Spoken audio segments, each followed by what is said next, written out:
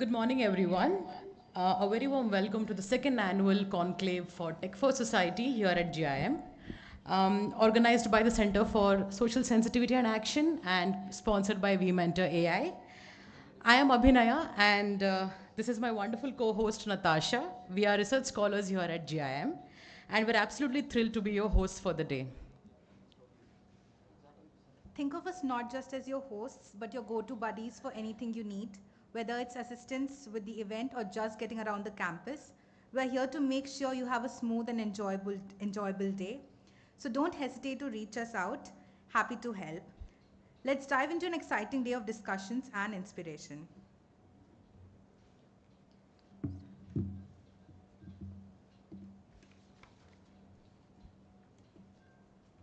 Good morning, everyone, and a warm welcome to the second annual conclave, Tech for Society, Leveraging Technology for Sustainable Development, organized by the Center for Social Sensitivity and Action at the Goa Institute of Management. It is truly an honor to address such an august gathering of industry leaders, policymakers, researchers, and change makers from the development sector, all brought together by a shared commitment to create a sustainable and an equitable future. We would also like to take this opportunity to extend our heartfelt thanks to our delegates for their participation and to our sponsor, We Mentor AI, for their invaluable support in making this event possible. This conclave serves as a platform to explore how technology has reshaped the landscape of sustainable development, revolutionizing approaches, and driving innovative solutions in critical areas such as healthcare and education, while fostering environmental resilience and social equity. As we harness its transformative potential, it is equally important to remain mindful of the ethical frameworks, policies, and regulations that guide its responsible and sustainable application, ensuring long term impact. Throughout today's discussions, we will explore the convergence of technology and policy, examine the opportunities and challenges of digital transformation, and learn from the pioneering work being done across sectors. I now invite Professor Ajit Parulekar, Director of Goa Institute of Management, and our distinguished keynote speaker, Dr. Bhaskar Chatterjee, to the dais.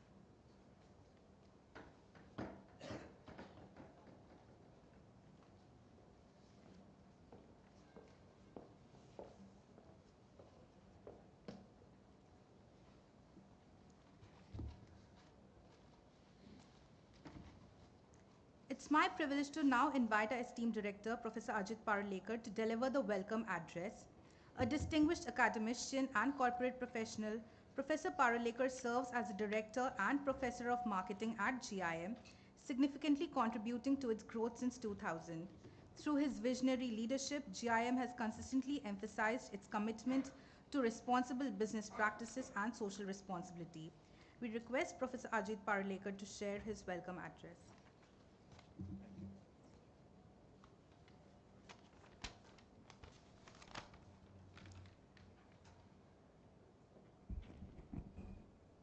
Good morning, everyone. A special welcome to Dr. Bhaskar Chatterjee. Dr. Bhaskar Chatterjee is the father of CSR, having a lot of impact on, the overall CSR activity through the landmark CSR Act, and through his life has had a lot of commitment towards this. Very inspirational for educational institutions, for, the UN Global Compact, PRME, and of course for a lot of industry too. So thank you, Dr. Chatterjee, for taking time and being here. You've blessed us. This is the second time, right? You're here at our campus. So thank you so much for taking time, and we really look forward to your keynote address. Immediately after I've moved out from here. Yeah. Thank you to all the panelists. We have 3 exciting panel discussions happening today. Thank you for the delegates who've come from different organizations, my faculty, staff, students. I thought I'll talk, whenever I get an opportunity, I must use it for talking a little bit about the Goa Institute of Management. So I'll just tell you a couple of things about the Goa Institute of Management. We are now 31 years old. We are primarily a standalone graduate business school. We run 5 MBA level programs. These 5 MBA level programs combined, put together, have a intake capacity of 840 students a year. So which means around 1700 students is what we cater to. In addition to that, we run a doctoral program. You just met the hosts for today are both students on our doctoral program. Responsible management is something that comes naturally to the institution. Partly because it was founded by a Jesuit priest and a not-for-profit institution run by Society for Society. So we don't have a investor owner. We have a lot of prominent people who decided that the Goa Institute of Management would serve a good purpose for Goa and for the country as a whole, and therefore they got together and they said we'll support this initiative.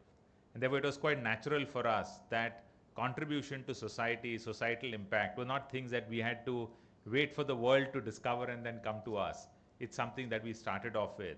And therefore when sustainability was really not as much in fashion, it already had started at GIM. So the Center for Social Sensitivity and Action, which is now 13, 14 years old, 13 years old or 14, something like that, right? 12 years old, yeah. So at that point in time, B schools, at least I know nowhere in the world they were talking about sustainability. But that's something that naturally came to us, and we set up that center.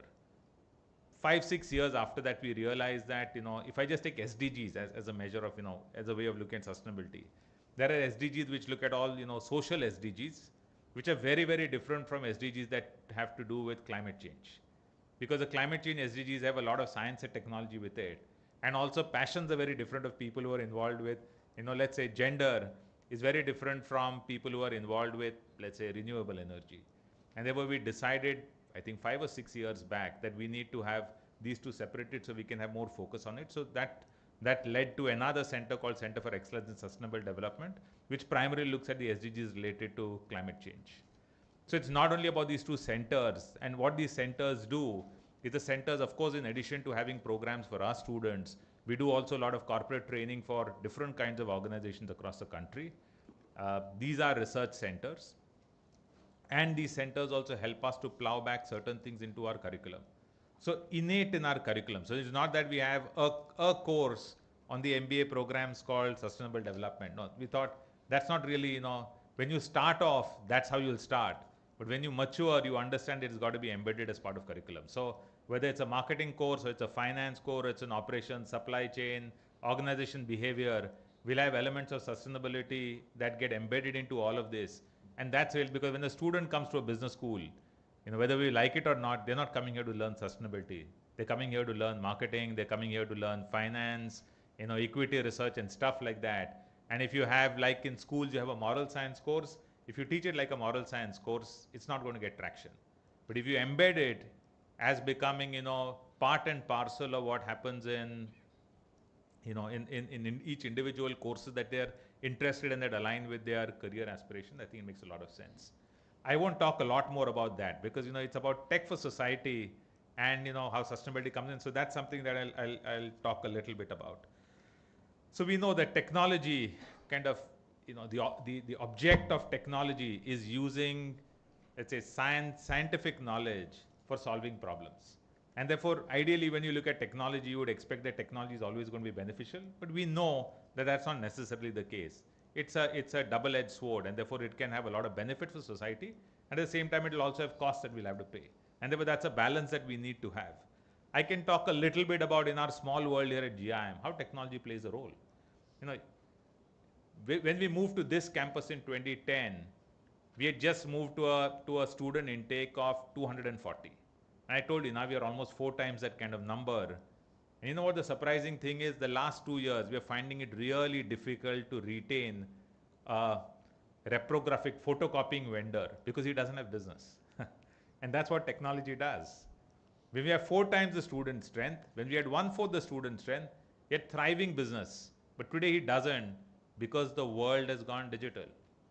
The amount of stuff so the students today, the preferred place to read, believe it or not, I can see a lot more grey-haired folks like me here, is not even on a computer screen, but it's on a phone screen.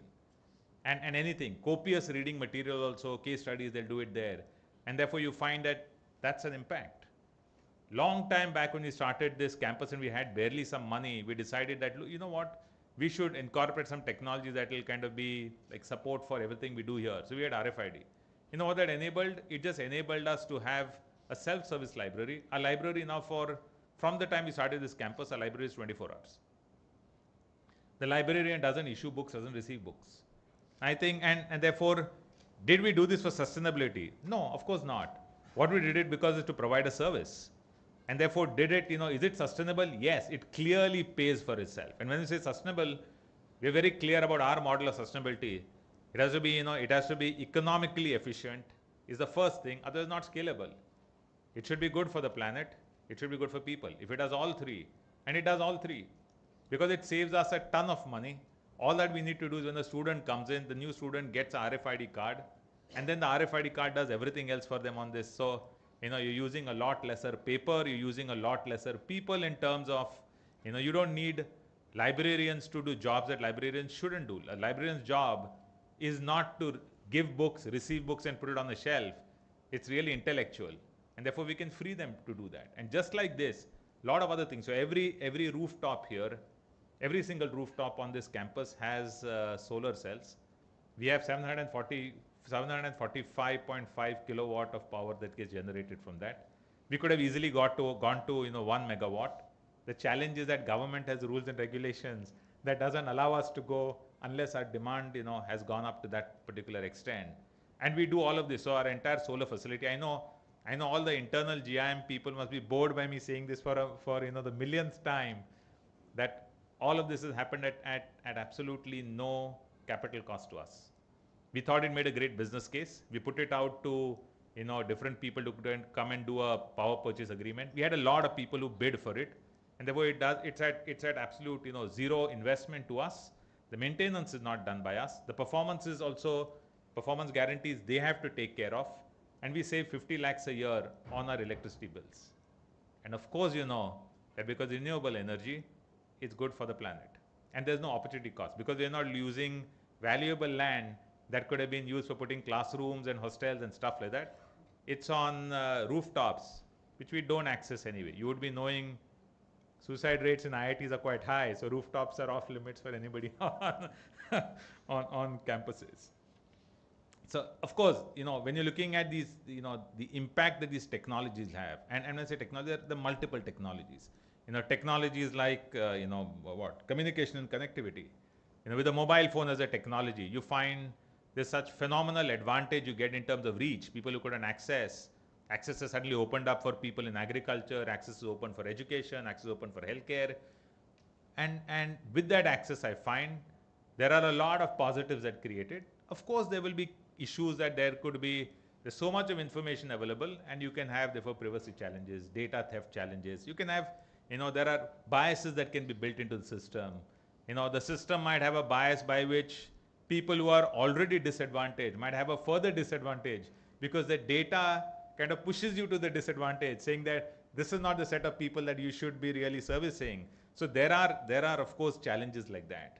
I'm not an expert on this because my area of specialization is brand management and consumption markets, which is far removed from this. I'm passionate about it as a leader of the organization and a couple of other organizations that I'm involved with. So I'm passionate about it.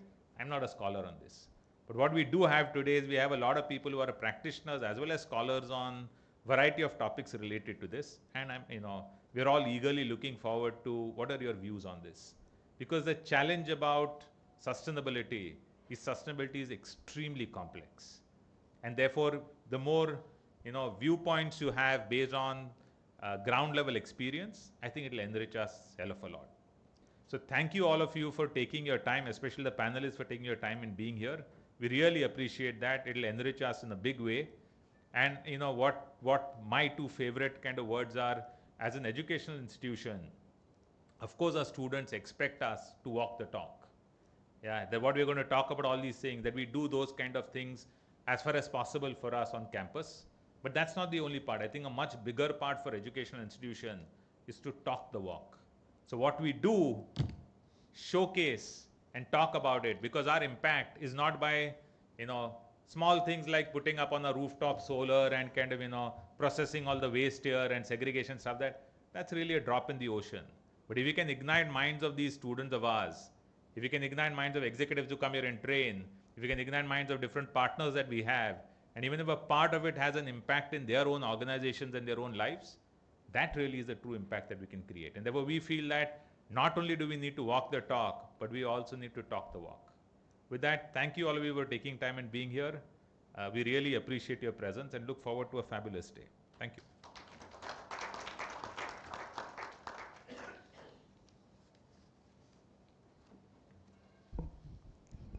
Thank you, sir, for your thoughtful and inspiring words. Your insights have truly set the stage for a meaningful and engaging discussions. May I now invite Professor Divya Singhal, Chairperson of Center for Social Sensitivity and Action, to take the stage and introduce our esteemed keynote speaker, Dr. Bhaskar Chatterjee. Thank you, Natasha. Dr. Bhaskar Chatterjee needs no introduction, but still, I'll try to introduce him. First of all, deeply honored to welcome you, sir. As Professor Ajit mentioned, he's revered as father of CSR in India, and his trailblazing efforts profoundly shaped not only the policy, but the practice also. And it has set the enduring benchmarks that continue to influence the corporate social responsibility landscape in our country. Dr. Chatterjee is a postgraduate in history, MPhil, MBA, PhD, and LLB. He joined the Indian Administrative Service in 1975, even before my birth, and has held many distinguished positions during his tenure as the Secretary to the Government of India in the Ministry of Heavy Industries and Public Enterprise. And as the former Director General and CEO of the IICA, Dr. Chatterjee played a critical role in sculpting India's CSR framework, as Professor Ajit mentioned. He was instrumental in the introduction of CSR guidelines for public sector enterprise in 2010, and also pivotal in the drafting of Section 135 of the Companies Act 2013, which mandates CSR activities for large corporations. His leadership at the National Foundation for Corporate Social Responsibility has significantly advanced CSR practices worldwide. Dr. Chatterjee contribution extend beyond policy making and to spearheading the SDGs on sustainable development initiatives. As Professor Ajit mentioned, he collaborated and collaborating closely with UNGC and NITI Aayog to coordinate the efforts of integrating SDGs into India's national agenda. During his tenure as CEO of Anil Agarwal Foundation, he led ambitious projects an influential voice in numerous national and international forums. Dr. Chatterjee has delivered several keynotes on CSR, sustainability, human resource, earning him as a recognition as a respected management practitioner, theorist, and educator. Some of you might have read some of his book. I can name just a few: Japanese Management, Maruti, and the Indian Experience, which was, I think, the first book. Then Human Resource Management, Leadership India, Leading Change, Changing Lives, and the Sustainable Future Imperatives for Managing the Social Agenda, to name a few. His remarkable contribution to CSR and sustainability have been recognized by several organizations. He has received Golden Peacock Award, the Nehru Award for Literacy and Education conferred by the Honorable Vice President of India in 2018, a Lifetime Achievement Award for CSR in 2018, and also the Sustainability Award for Extraordinary Contribution in Social Sustainability by Indian Institute of Sustainable Development recently in 2023. Currently, he's serving as a senior advisor at Deloitte and Dua Consulting, and he's also on the board of many prestigious companies. Dr. Chatterjee is also the chairperson of the MSD-10, which is the Social Responsibility Sectional Committee of the Bureau of Indian Standards, and also leading the National Committee for formulating the Indian National Standards for ESG. I'm privileged to be part of that MSD-10 committee under his leadership. Dr. Chatterjee continues to be a pivotal figure in the realm of sustainable and responsible business practices. We are privileged to have you here, Dr. Chatterjee, and eagerly anticipate your invaluable insight on the governance, society, CSR, and of course, the advancement. So may I now invite you to deliver your keynote address, please.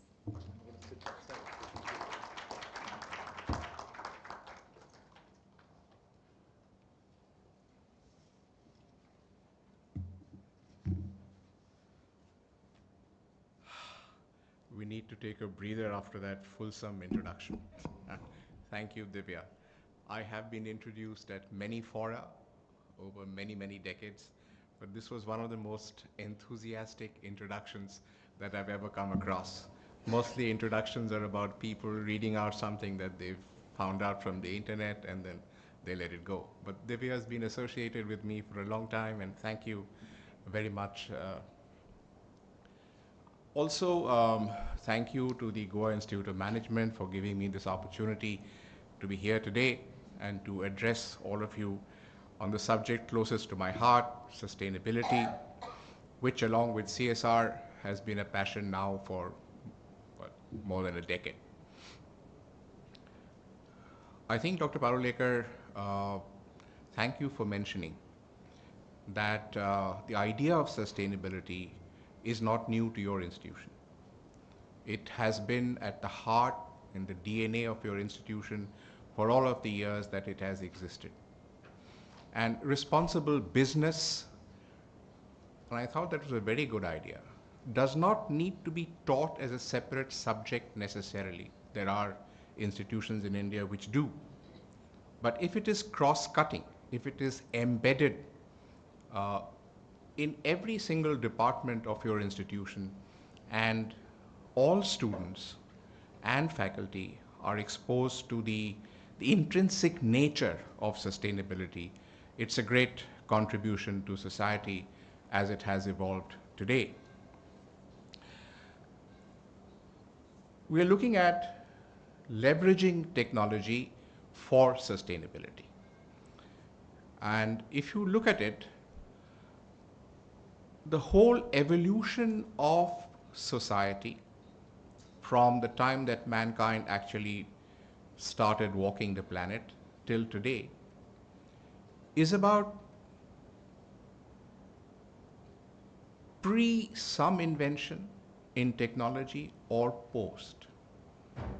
If we have a civilization before the discovery of the wheel, we look at one kind of civilization. If you look at civilization before the atom was split, we have another kind of civilization. Today, when we talk about holding down temperature increase to 2 degrees centigrade, what's our baseline? Pre-industrial civilization. So technology actually is about the ages of civilization. There is a pre-mobile era and a post-mobile era. There are technology differentiators that have allowed civilization to evolve. It's important for us to know this. 50 years later, if we ever have a sustainable planet, we may say prior to sustainability and post-sustainability. If we ever do live in a sustainable planet, I hope that will come true, but currently the fact is it's a depressing scenario. I won't go into that because it will set the mood wrongly. But then let's look at it this way. When I was drafting the CSR law, and this was, let's say around 2010-11, all we had were the Millennium Development Goals. There were no SDGs in sight. And those of you who are reasonably knowledgeable about CSR would know that CSR is not defined anywhere in any rule, in any regulation. And many have asked me why that is so. They said, Dr. Chatterjee, you gave CSR to India and to the world, but you never said what it is. And there is a reason why we did not. Because the moment you try to define, as many academics would know, interpretation sets in. The moment you write 2 sentences, people take each word out of context and define it in their own way. So all we said was, CSR is an activity which must be within the framework of Schedule 7. And Schedule 7 gives a list of around 14 activities or areas If you do work in that area, it is CSR. If not, it is not. Simple as that. In the MDGs, since we didn't have the future evolution available to us, even if you look at item 4 in Schedule 7, it talks about air, water, natural resources, preservation of the planet. All of that is contained in Schedule 7. And therefore, now we have come to see how CSR feeds into sustainability. And how between, let's say, 2021, just post the COVID era, and now, the share of CSR projects which are aimed towards sustainability has grown from around 5% to around 15%. More and more of corporate India and NGO India are putting CSR money into projects connected with sustainability, climate change. And therefore, one has dovetailed and moved, so to speak, seamlessly into the other. And that speaks a lot about the way that CSR was designed more than 10 years ago. Let's elaborate this a little bit more. How do we use technology in CSR for sustainability? One of the important things is to be able to track a project. It is a well-known Chatterjeeism that if it is a project, it is CSR. If it is not a project, it is not CSR. So CSR must be implemented by means of a project, start date, end date. And one of the real difficulties that we were facing is how do you really monitor a project, let's say lasting 2 years, on virtually a day-to-day basis, so that the person undertaking that project, the corporate undertaking that project, that CSR head of that project, gets real-time data as to the status of that project at one given point of time. If you do not do that tracking well, very often projects would go haywire. We now have a group of AI technology experts who are enabling us to get on our phones by means of digitization, real-time online day-to-day data on how a project is going. So technology solutions are now building into the efficacy of programs, of ensuring that when we get around to try and measuring impact, the first thing we'd need to know was, how did it go? Let's look at it another way. Recently, I was with Coca-Cola in their office in Gurgaon. And they said to me, Dr. Chatterjee, we'd like you to do 2 or 3 projects for us. And I'll tell you how technology feeds into this, related to sustainability. And Coca-Cola said, our concern is water. One of the things we want to do as a major initiative is to ensure that the water pipelines below the surface of the earth, we want to do leakage prevention and leakage repair. And how can we do this most efficaciously? And over a month or so, I talked to a lot of experts, and we came around to understanding that there is now a technology, and we're doing this as a pilot project. We're taking one ward of Pune municipality, and we asked the engineer, can you tell us, in this ward, small space, have you mapped the water pipes? Can you give me the latest map? And he said, sir, ये तो 50 साल पुराना है, sir, आप क्या कह रहे हो, sir? I said, you don't even map your water pipelines. He said, sir, I was not there. I will not be there. People before me have come and gone. People after me will come and go. Nobody is going to do this work. And that's a fact. So if there is a leakage in a pipe in the underground of that ward, of that municipality, when would you discover it? When the water leakage is so much that it comes above. There's no other way to get through it.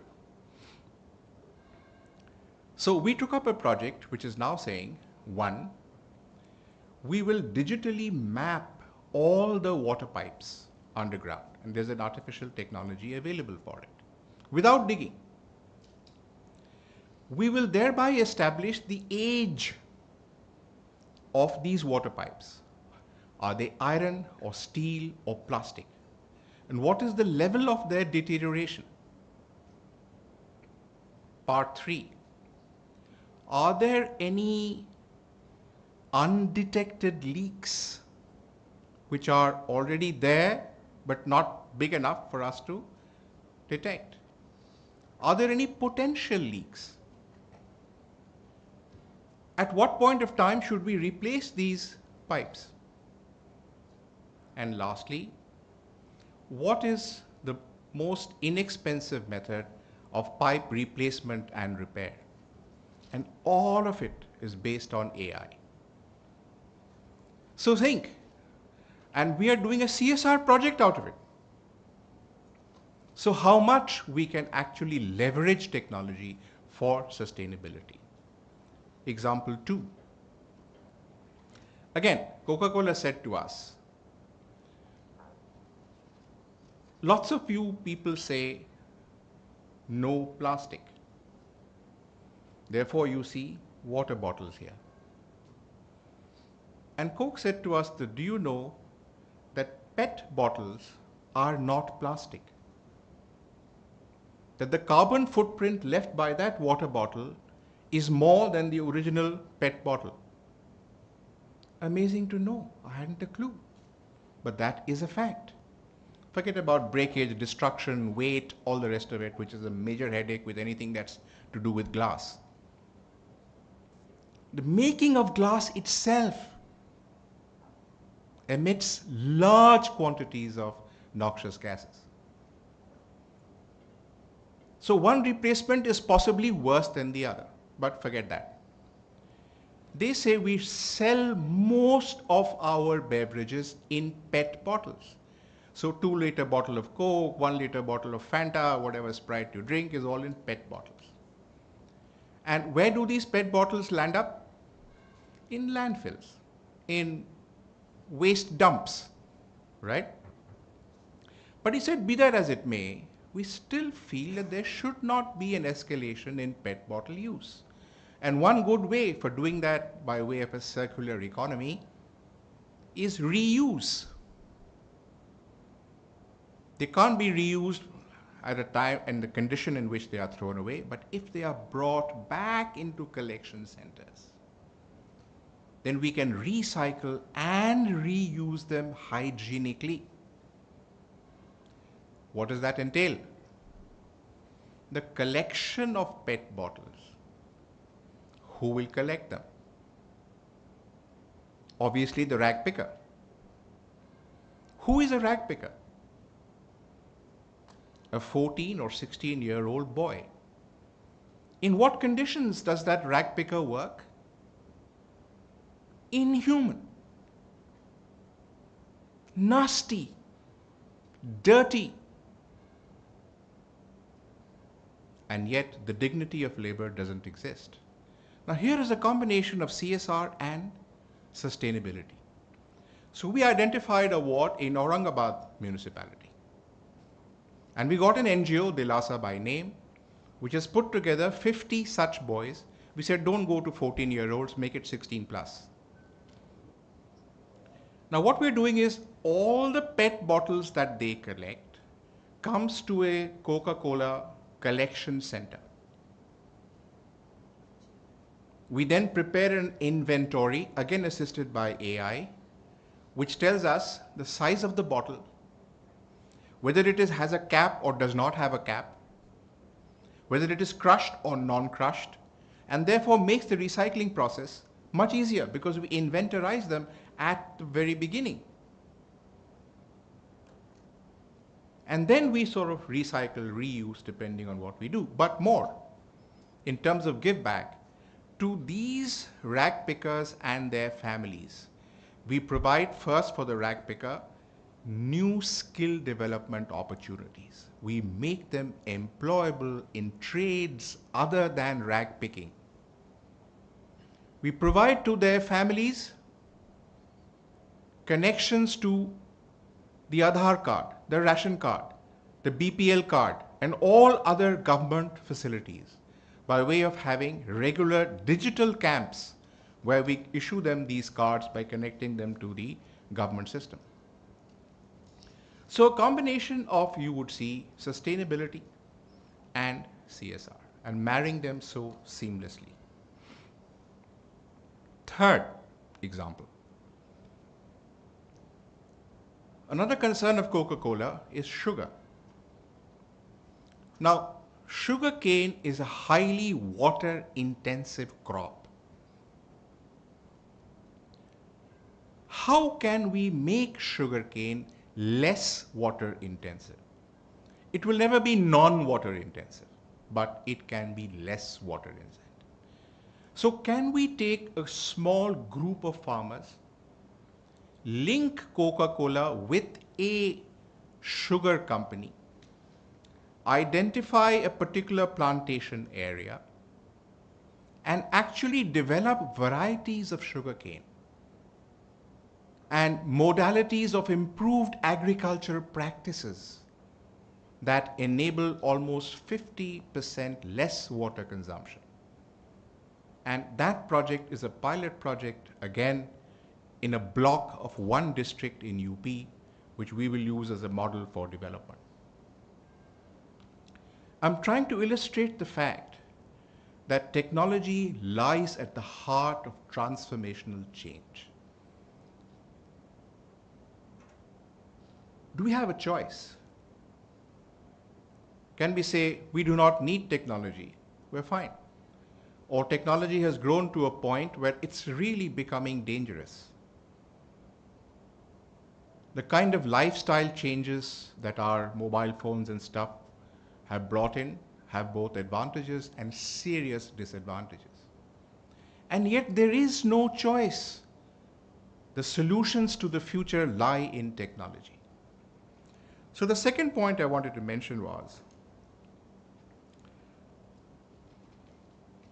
the commercialization of technology. Technology solutions have one inherent disadvantage. When they come, they are far too expensive. They are non-usable. Even when they're patented and they're tried to, the process of commercialization takes a long, long, long time. Look at non-conventional energies. Why does Dr. Parulekar have so many rooftops with solar?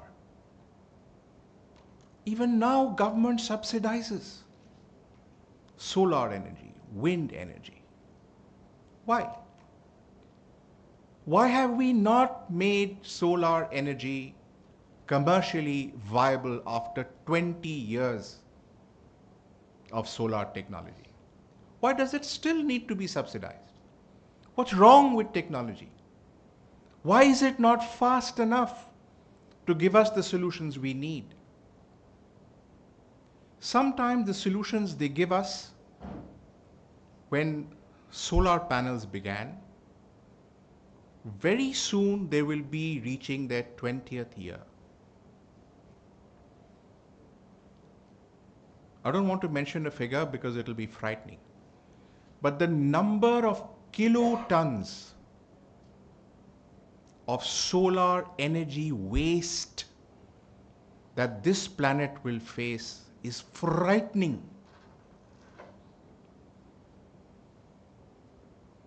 Something that is yet not commercially viable is going to create mountains of waste, which will take us so much more money to recycle, reuse, redevelop, whatever.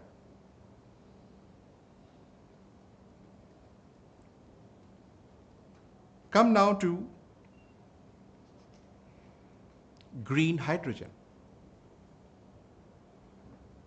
We looked at green hydrogen about last 4 or 5 years. We now have a green hydrogen mission in India. What's the cost of production of green hydrogen? The lowest cost of production on the planet. About $6 per kg. Completely unviable. Completely unviable.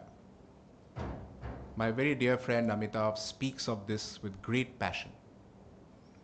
And he says we have to reduce the cost to $1 per kg.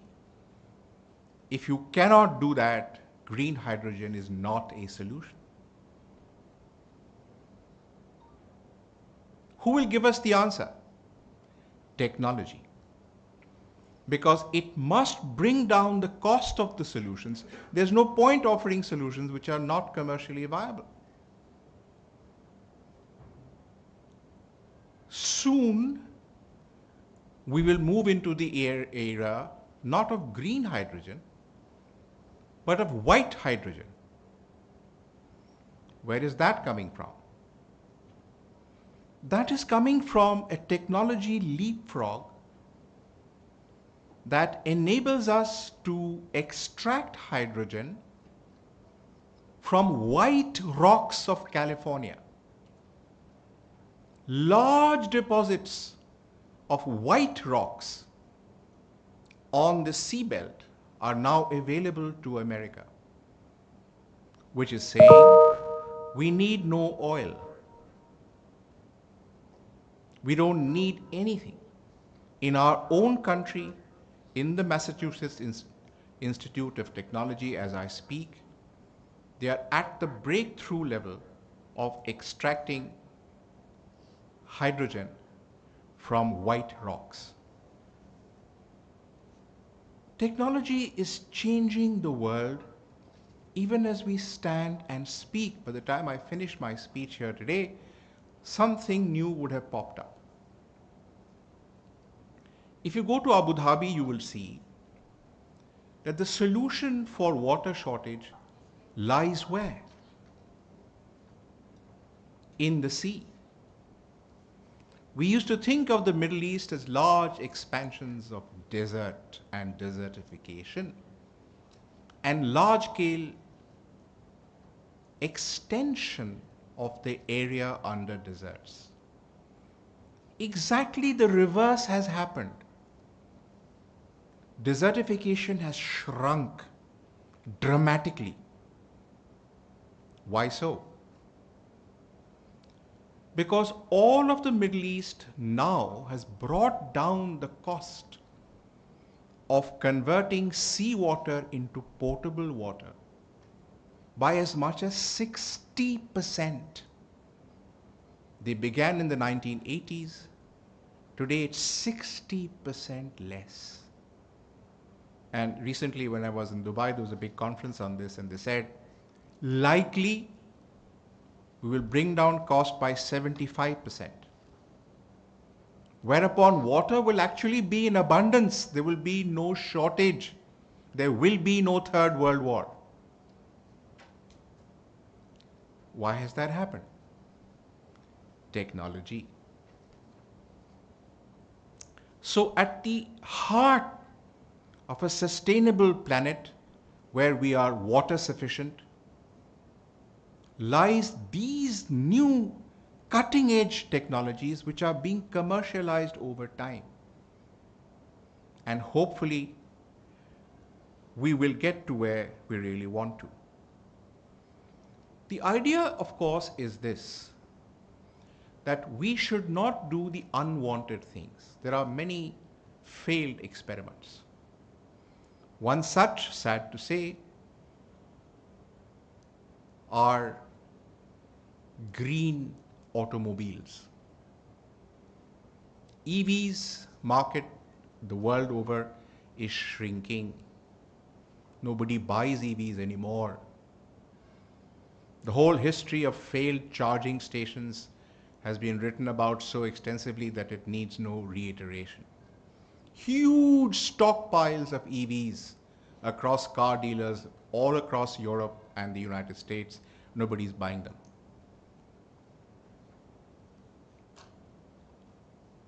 They are now saying that we will move into an era when we will leapfrog the EV part and go into green hydrogen or ethanol blended petroleum or other kinds of non-fossil fuel based energies that will have no use for much of the EVs, but of course in India we only plug in to dirty coal produced energy.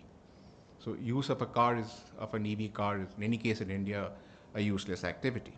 But what I'm saying is the kind of battery waste,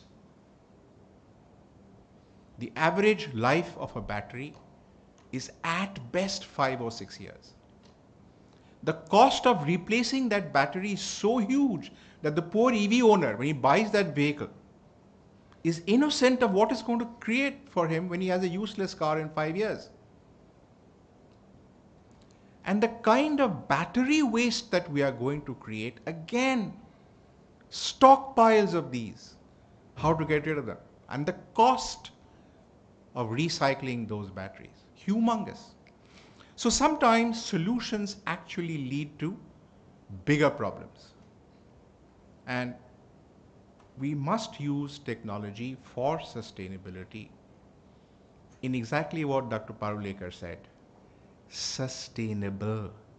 The technology itself must be sustainable.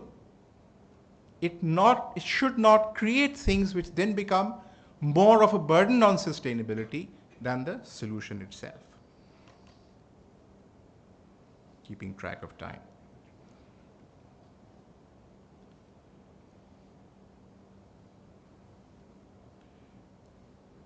Many of you are aware of what the human side is.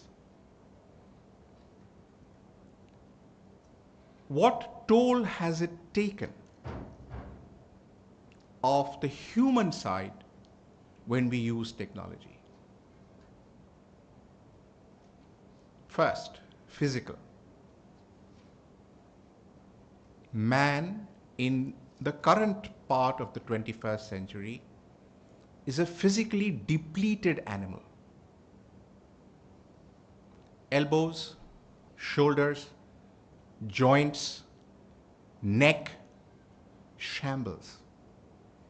By the time we reach our mid-30s, our physical specimens are really sad specimens because technology has made us so driven, but our postures have just gone completely berserk. We are no longer the social animals that we so proudly were. Individualized, isolated. I was talking this morning over tea and coffee to one very fine young person, probably she's here today with us now. Mental health. We didn't know about mental health as an issue in the workplace, staring you in the face 3 or 4 years ago. And if somebody had a problem, what was our solution? अरे ये तो पागल है यार, इसको फेंको बाहर. ये तो पागल है is not the solution. Why are our workplaces giving us the kind of stress that converts fine human beings into mentally ill patients who need treatment and counseling? What are we doing to ourselves by embracing technology that diminishes us as human beings? Is that the answer to a sustainable planet peopled by human beings who are themselves not sustainable? Why are we having a sustainable planet? For whom? For human beings. If we diminish the quality of the human being himself, why are we wasting our time? We keep chanting this mantra. Let's do it for our children. for our children? What are we doing to our children? Is the highest cost of technology. The human side, if we lose track of, it's a lost cause. You can save any number of planets, but people who people the planet are at the center of everything that we want to do.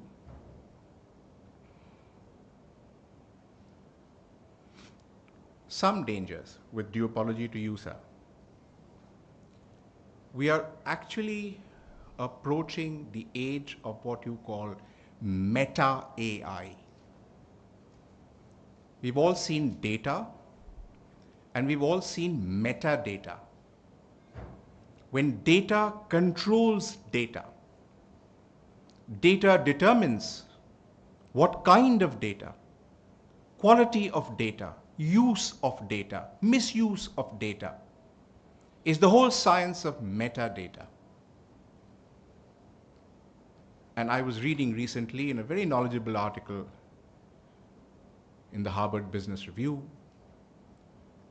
on the age when we will reach meta AI, which means that the use of AI will no longer be regulated by human beings, but AI itself will regulate the use of AI in the same way that metadata regulates the use of data.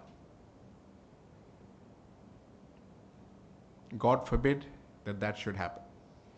And there are very strong writers across the globe who are warning us that technology is, of course, the answer. It cannot be anything else.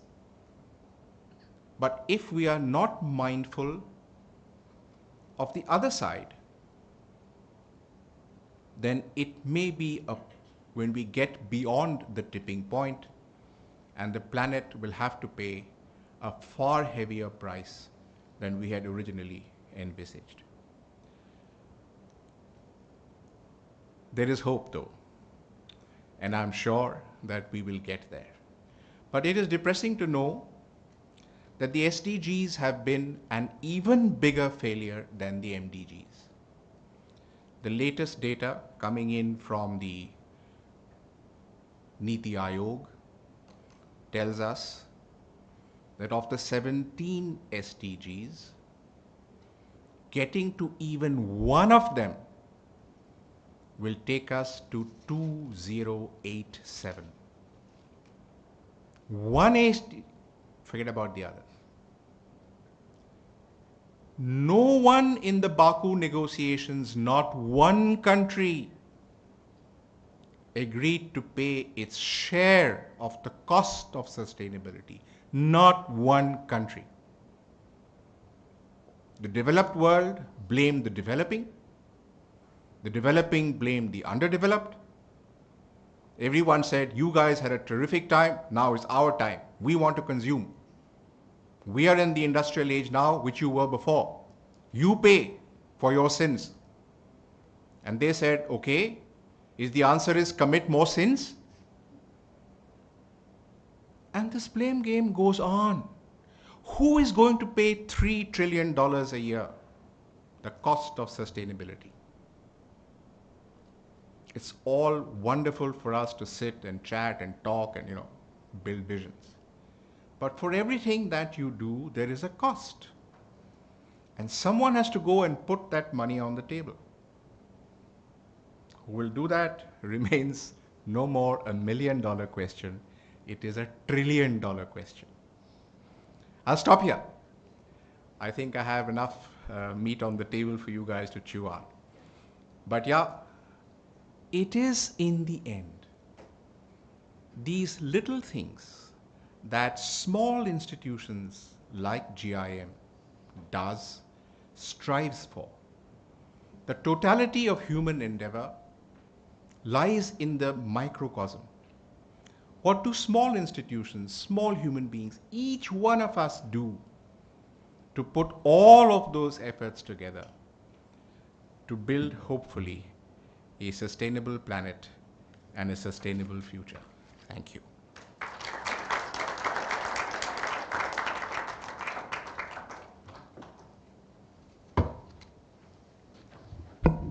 The floor is now open for questions and discussions. Dr. Parulekar, please join me because many of the answers you can give better than I. Can we also have you up here because you're the AI expert, so it would be nice to have. Thank you, sir, for the wonderful lecture. It's a, yeah. Good morning, sir. My name is Dr. Sridhar Samant. I am from TISS Tulzapur. Yes. Thank you for the wonderful lecture. I didn't know it was you who created the Chatterjee model. So I've been teaching that for a long time. So it's an honor for me to know you and hear you in person. Model is the Bhaskar Chatterjee model. Yeah. Now you know So I've the been last name. teaching it for the many times in my class, and it's an honor to meet you and thankful for creating CSR. I can see the impact in my very own place of Tulzapur.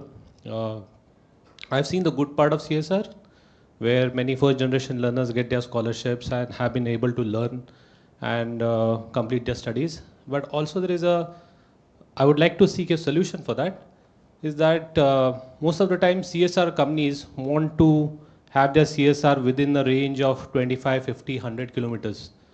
So Osmanabad, where Tulzapur is located, now Dharashiv, it's an aspirational district. We face a lot of problems. We try to make many projects, bring many projects, but many of the CSR companies दूर है हमारे से, हमें नहीं करना है. So that's so should we put a cap or something of 5% CSR should be above 200 kilometers or 300 kilometers from the location of the company or something, because this is what we are facing. Many of them, many of the people. So if you see the map of India, northeast, the western part, Maharashtra is lucky to have that. Karnataka up to some extent, but if you see northeast and these aspirational district parts, which require most of the fundings, but which don't get it. I'm not criticizing CSR. CSR has been a game changer. I've traveled to all over India through field works. I've seen the impact, positive impact. But what can be the solution for this? Good. Excellent question. Something that has been worrying us for quite some time. 10 years ago, when the law was written, obviously this was not something that was anticipated.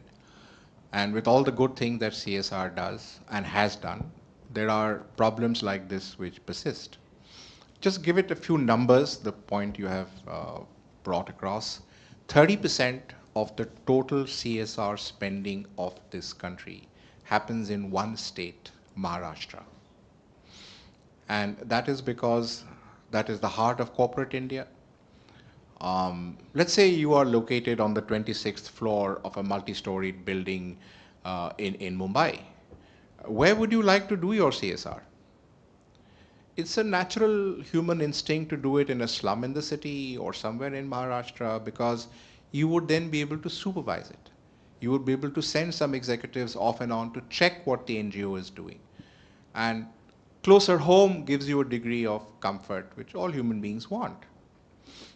Now, all the 8 sisters of the Northeast together receive only 0.9% of the total CSR spent. All the 8 sisters. Why so? There are no corporates in the Northeast, practically none. Except a couple of public sector enterprises, there's nothing there.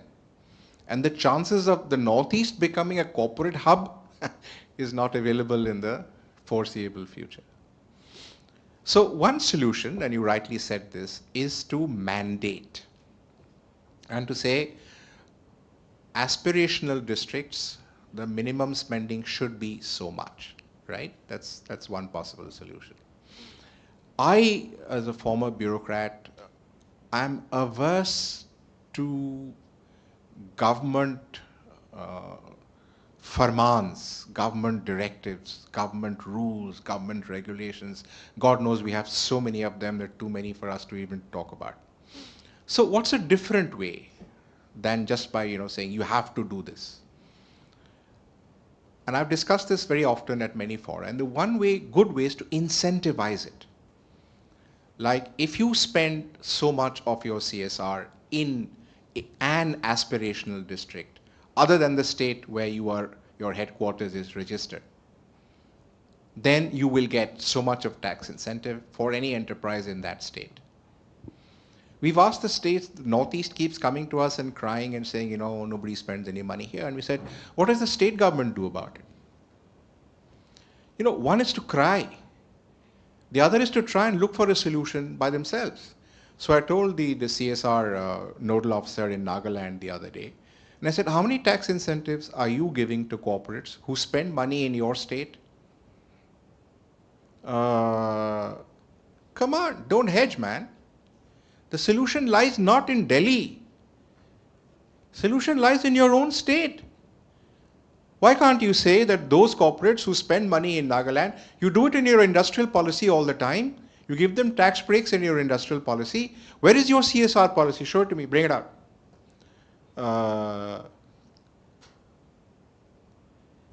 So I think rather than pure mandation, it would be worthwhile to try and get incentivization more than mandation. Thank you. Very good question, though.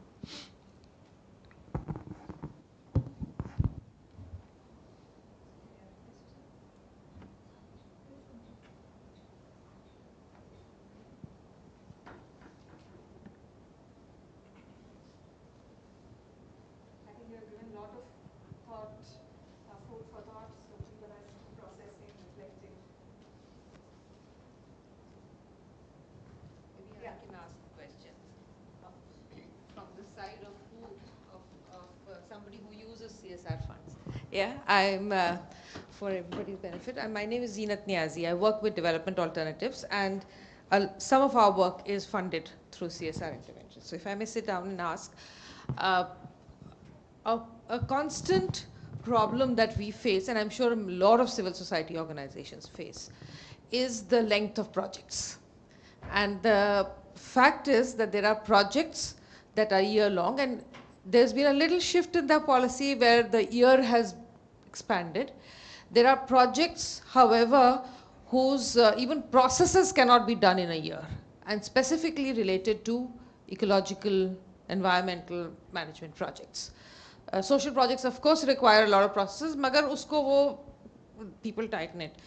And even though we have a situation now where you can move across multiple financial years, you still need to report and close and then move to the next financial year. And oftentimes the monies that need to move between cannot happen. So the project design in very many of these either process related or ecological related projects, it's almost an impossibility to say it. And I think, so you're doing a lot of financial jugglery, when you're designing your projects. What solutions, because I'm sure the kind of numbers that you were talking about in where the money is spent in terms of space, where the money is spent in terms of sector is also a misbalance, and maybe that's one of the reasons, because there are different typologies of projects and sectors. So any comment? So you've mixed about 4 questions in one, and I don't want to take an eon to answer that. So briefly, 1 is the duration of projects. Now, very early on, it became evident to us that in order to create real impact on the ground, you can't do a touch and vanish kind of system. You can't go there for 3 months and do something and say, we did a wonderful project. It means nothing. Because when you subject it to social impact assessment, you realize that the impact is maybe negative, not even 0. Because you raised expectations and then you moved away. And what the hell, you've done more injury to the community than you began with. So then we looked at 6-month projects. Of course, relatively better, but again, pretty much useless.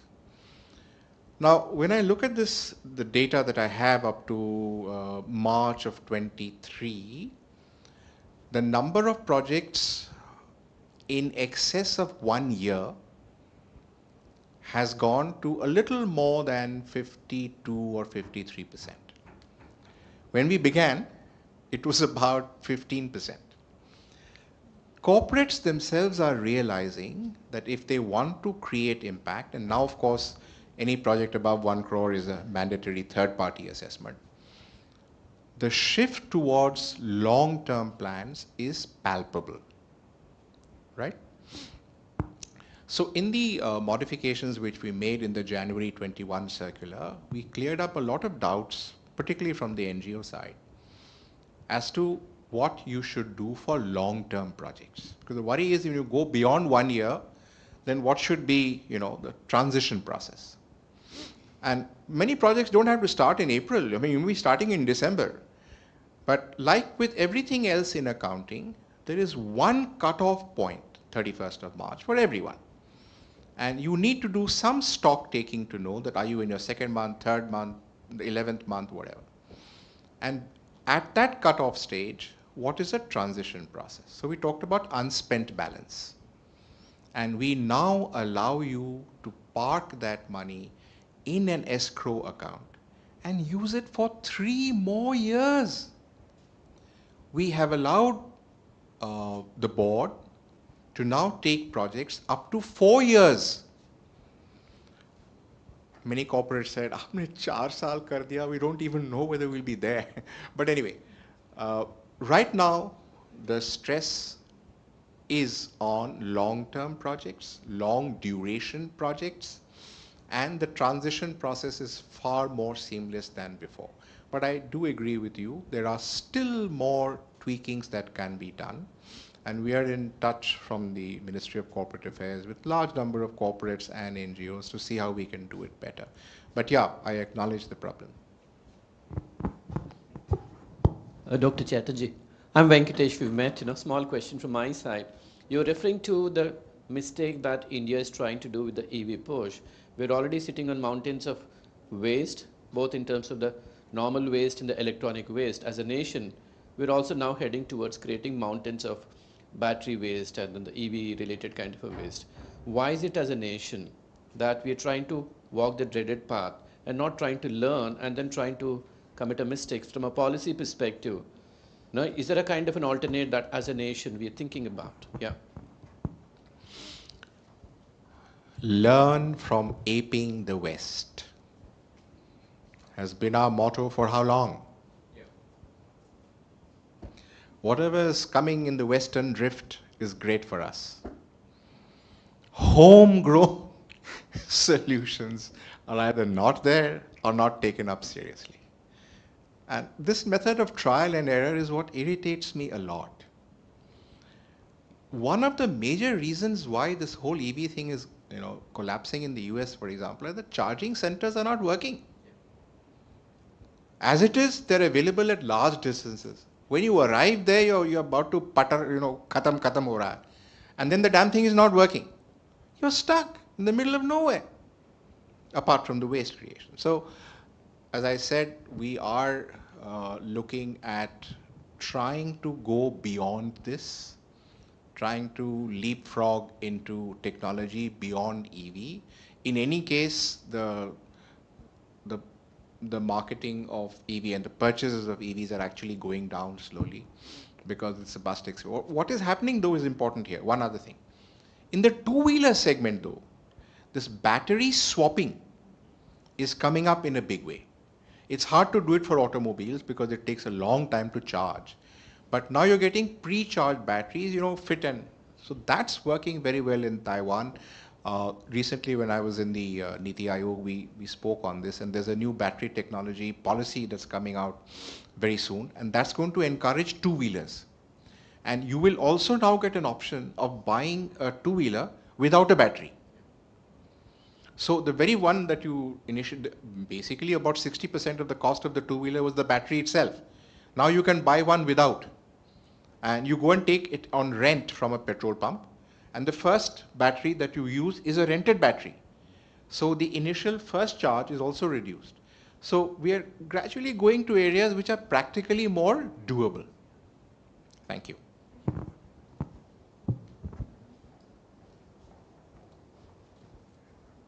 Thank you, Dr. Chatterjee, for your insightful and thought-provoking session. Over tea after this, I'll try and address. Your valuable perspectives on sustainability have deepened our understanding of how technology can drive positive change in these crucial areas. We truly appreciate the time and effort you've taken to be with us today. I would now like to invite Professor Ajit Parlekar to come forward and honor Dr. Bhaskar Chatterjee as a gesture of our sincere appreciation for the valuable insights he has shared with us.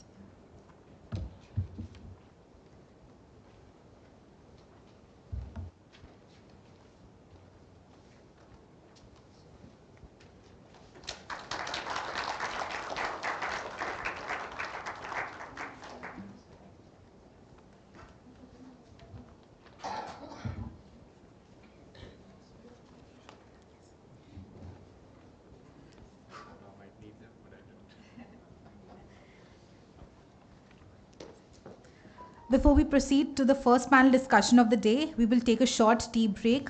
Please take this time to network and refresh yourselves. We have refreshments outside in the gallery. We will reconvene in 10 minutes to begin with our first panel discussion revolving around AI for social good, featuring distinguished speakers who will share the valuable perspectives on leveraging technology for societal progress. Thank you, and we look forward to seeing you back here shortly.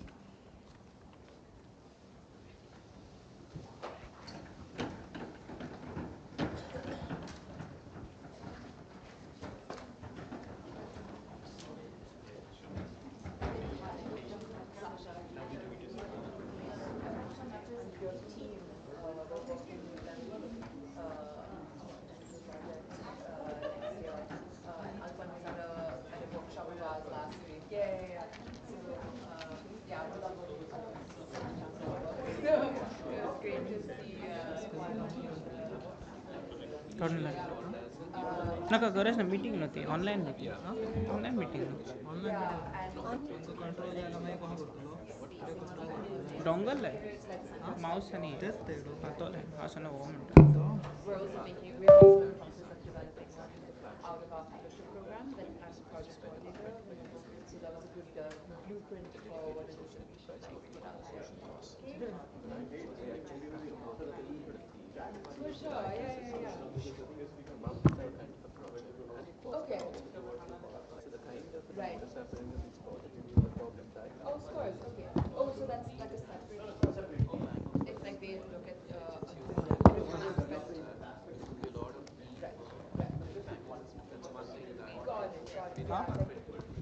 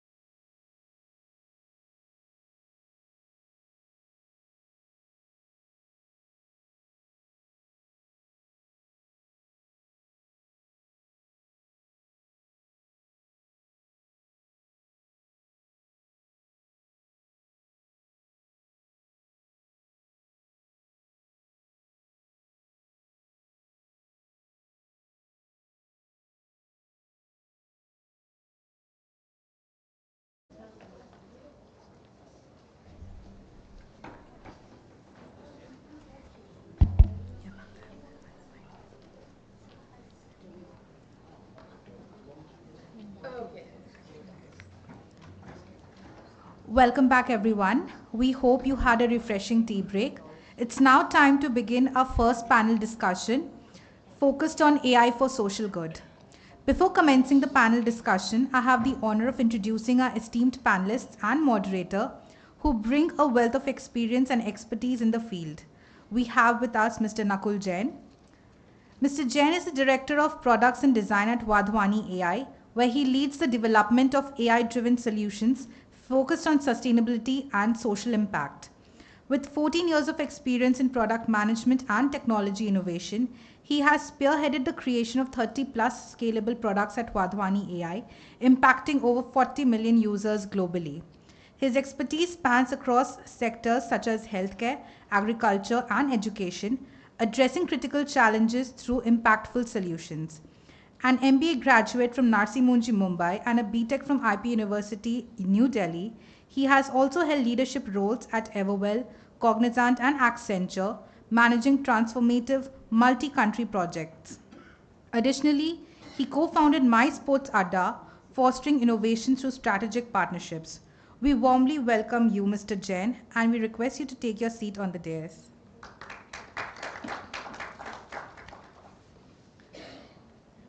We are pleased to welcome Ms. Sasha John, a researcher, writer, and curator of experiences committed to leveraging partnerships, knowledge, people-first narratives, and the arts for critical research on the impacts of technology on communities in the majority world.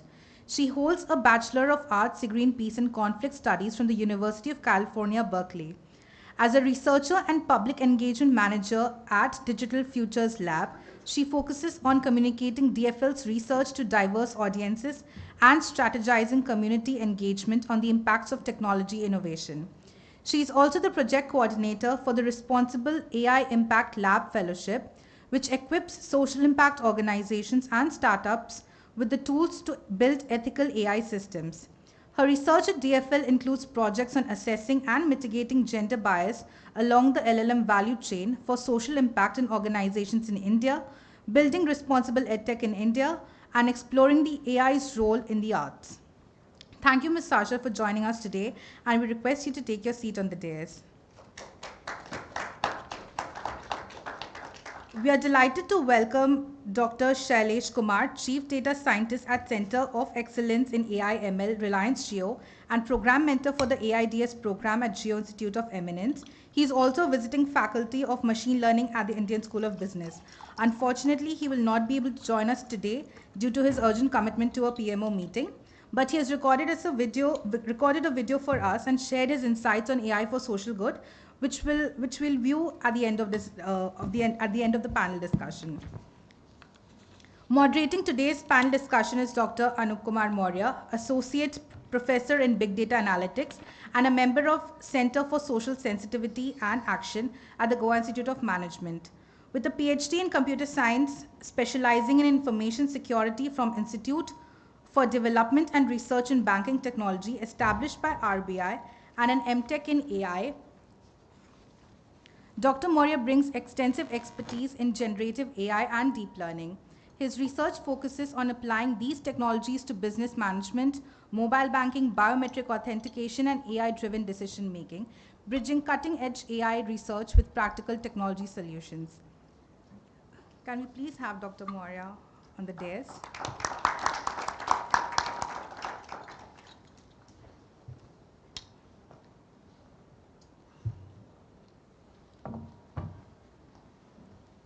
Over to you, Dr. Maurya, to lead this insightful discussion.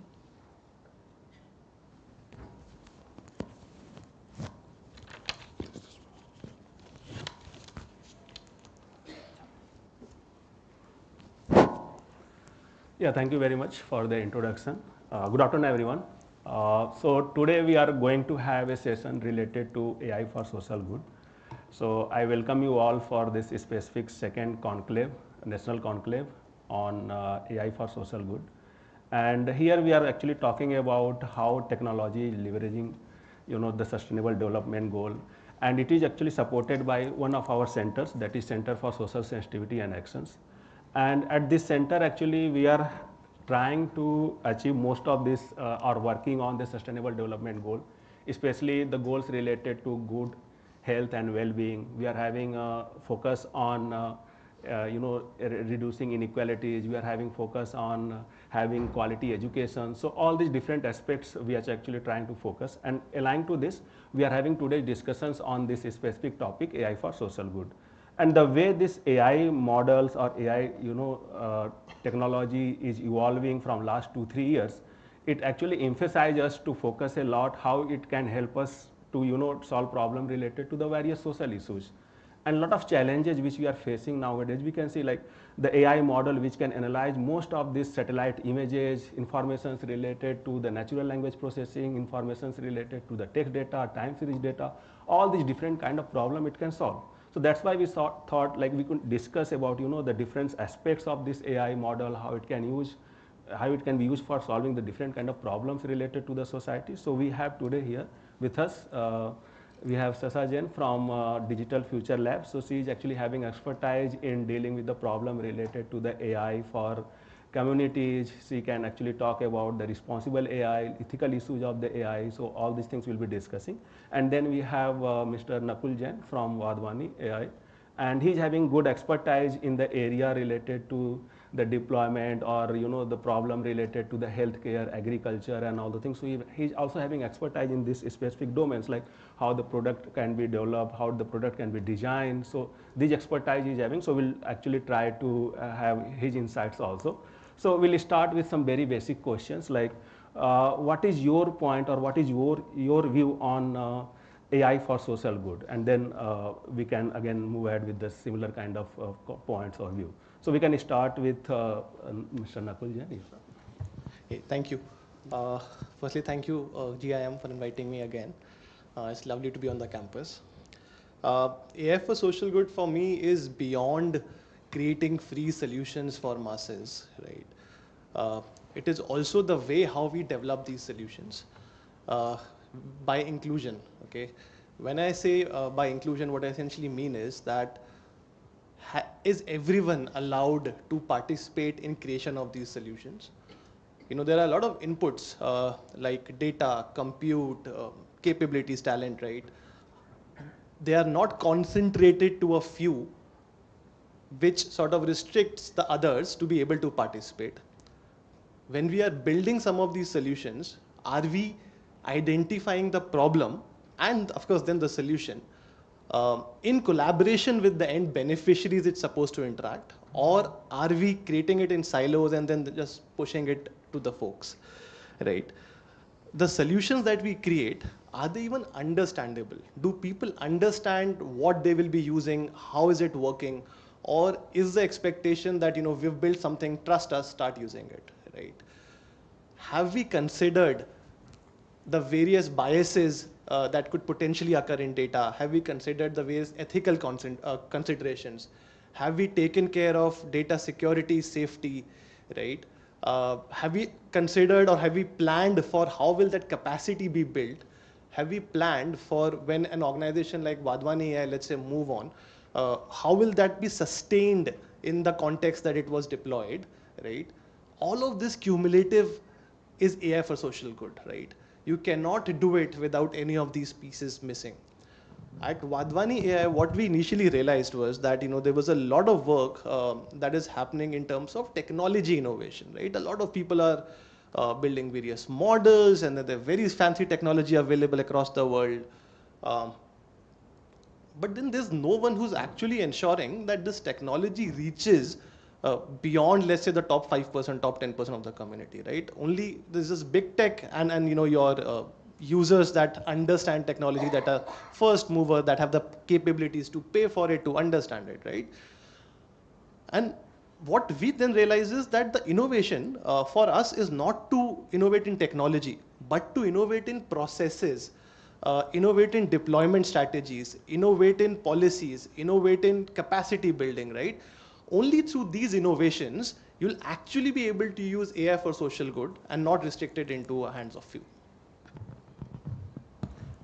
Yeah, thank you very much for your points here. So we'll have few more follow-up questions, but before that, we can have a view of Mr. John also, and then we'll have the follow-up questions accordingly. Yeah. Yes, thank you. I actually think and I speak as an individual and also on behalf of my organization to some degree, that AI for social good is almost like a little bit of a misnomer, where I think we should be looking at any sort of AI that is being built, like it should be built for social good. That shouldn't be a separate category that we are thinking of, right? Of course, in this context, we're talking about AI for development and reaching the next 500 million. We're thinking of reaching the most marginalized, low income, etc. But largely, I think the way that we should be approaching AI innovation in this country or just globally is that all of it should be in the public interest. And I say this because AI does not happen in a vacuum. AI innovation doesn't happen in a vacuum. It is a very socio-technological phenomenon, right? It is the data, it is the data centers, it is the people that work along that value chain. It is the people that it is being deployed to. It is the organizations that do the deploying, etc. So AI for social good or AI for development or AI in the public interest is really this all-encompassing sort of thing. And I think that approaching it in that way and not segregating it is the first kind of approach we should be taking to AI for social good. As an organization, Digital Futures Lab kind of tries to focus on the impact of these technologies on the most low income marginalized communities, right? Because when people are building these technologies, even the most well-intentioned, they're maybe not building for the lowest denominator user. They're building for like a very generic persona. And sometimes that persona doesn't track across that entire community. Even within your low-income marginalized communities, you have people that are more digitally savvy than others. Some who have an imagination for what AI is versus others. There are some people that are still figuring out how to use WhatsApp, and you're building like a technological WhatsApp-based chatbot for them, right? So I think for us, when we think of AI for development, it's really thinking about that lowest sort of like at the end point sort of user persona and how to build for them and how to make, I guess, responsibility and an ethic of care something that's built into your design and deployment and not something that's added on or tacked on at the end because that's something that you feel like you need to add to kind of push your product or make it something that people will be more inclined to use. So yeah, I hope that answers that question. Thanks, Ms. John, for covering the topics related to how people are going to, manage with this AI trends and all the things.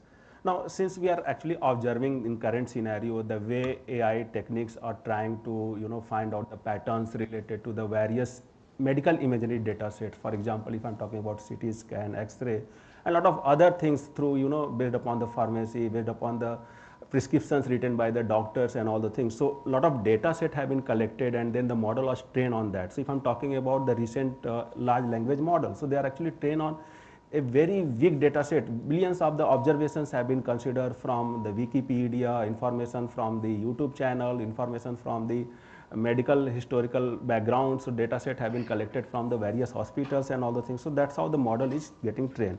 Now we are actually having some excitement to understand how Vadhwani AI is actually trying to use this specific concept, especially the AI model to deal with the healthcare system. So I will have this similar kind of discussion with Mr. Nakul, like how he is going to provide an insights like Vadhwani AI, how they are trying to deal with the various kind of project, what kind of projects you are having in your organizations and how it is going to help to the society, especially in the field of healthcare. Yeah. So I think the problem, like I said, the problem statement starts by interacting with your stakeholders, your end beneficiaries, and understanding the challenges. Okay. One of the problems that I'm going to talk about is in context of tuberculosis, which is something that India wants to eliminate by 2025, which is 5 years ahead of what the world has decided in 2030, right? We are sitting at almost at the beginning of 2025 now, right? Now, a lot of us who've been in this domain would already know that India currently has 25% of the global burden of TB.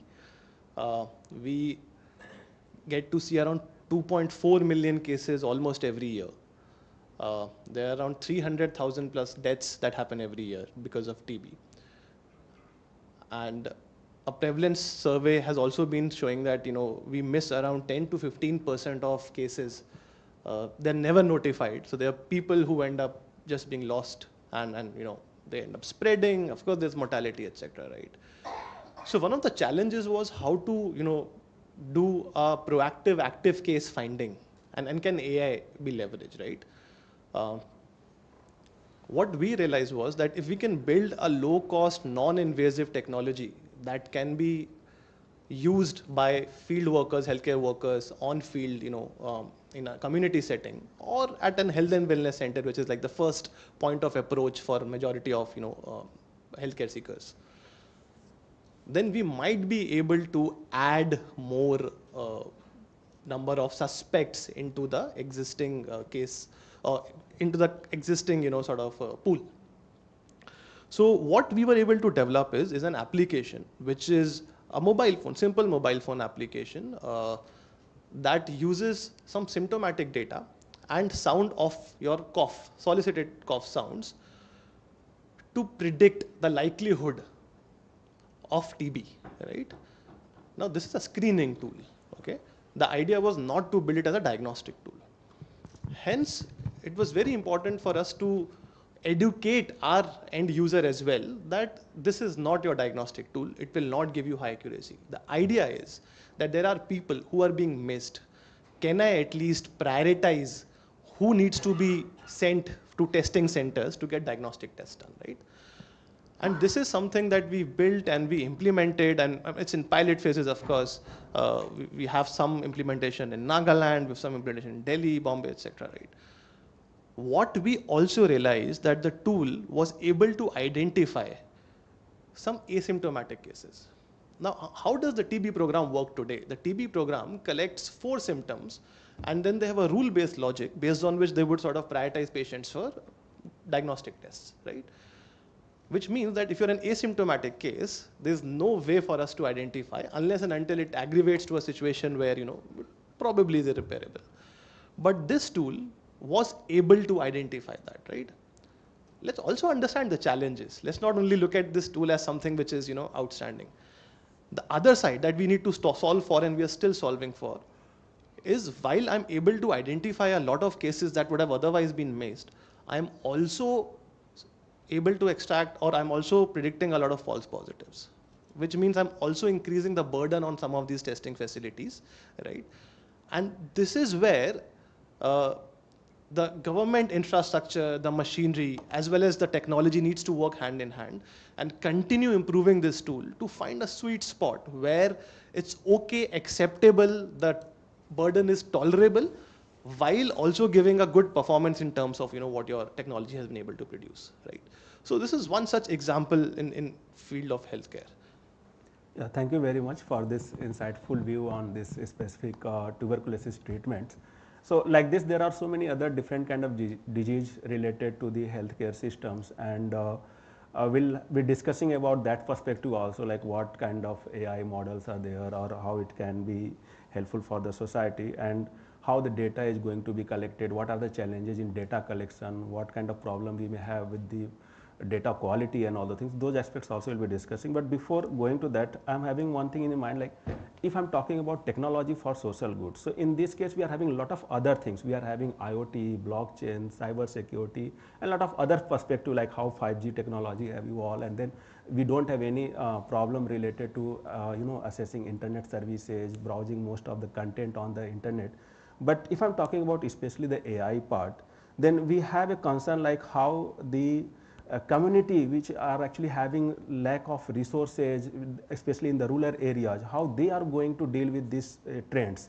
So that actually we need to discuss, and for that I just want to have a view of Ms. John, like what is your point on the impact of this trending AI or different kind of technology on the marginal sectors, if I'm talking about the community, those who are having a problem related to the resources, constant resources they are having. So how they are going to deal with this kind of issues. So please go ahead here. Thank you. Before I respond to that question, I think the use case that you mentioned around tuberculosis and kind of this initial sort of screening, I think some questions that are coming up is, I mean, we've seen kind of examples of how data sets that are trained on non-Indian data might not be able to kind of be contextualized to the Indian context. I'm so curious about, like, what was the audio sample for your cough data set?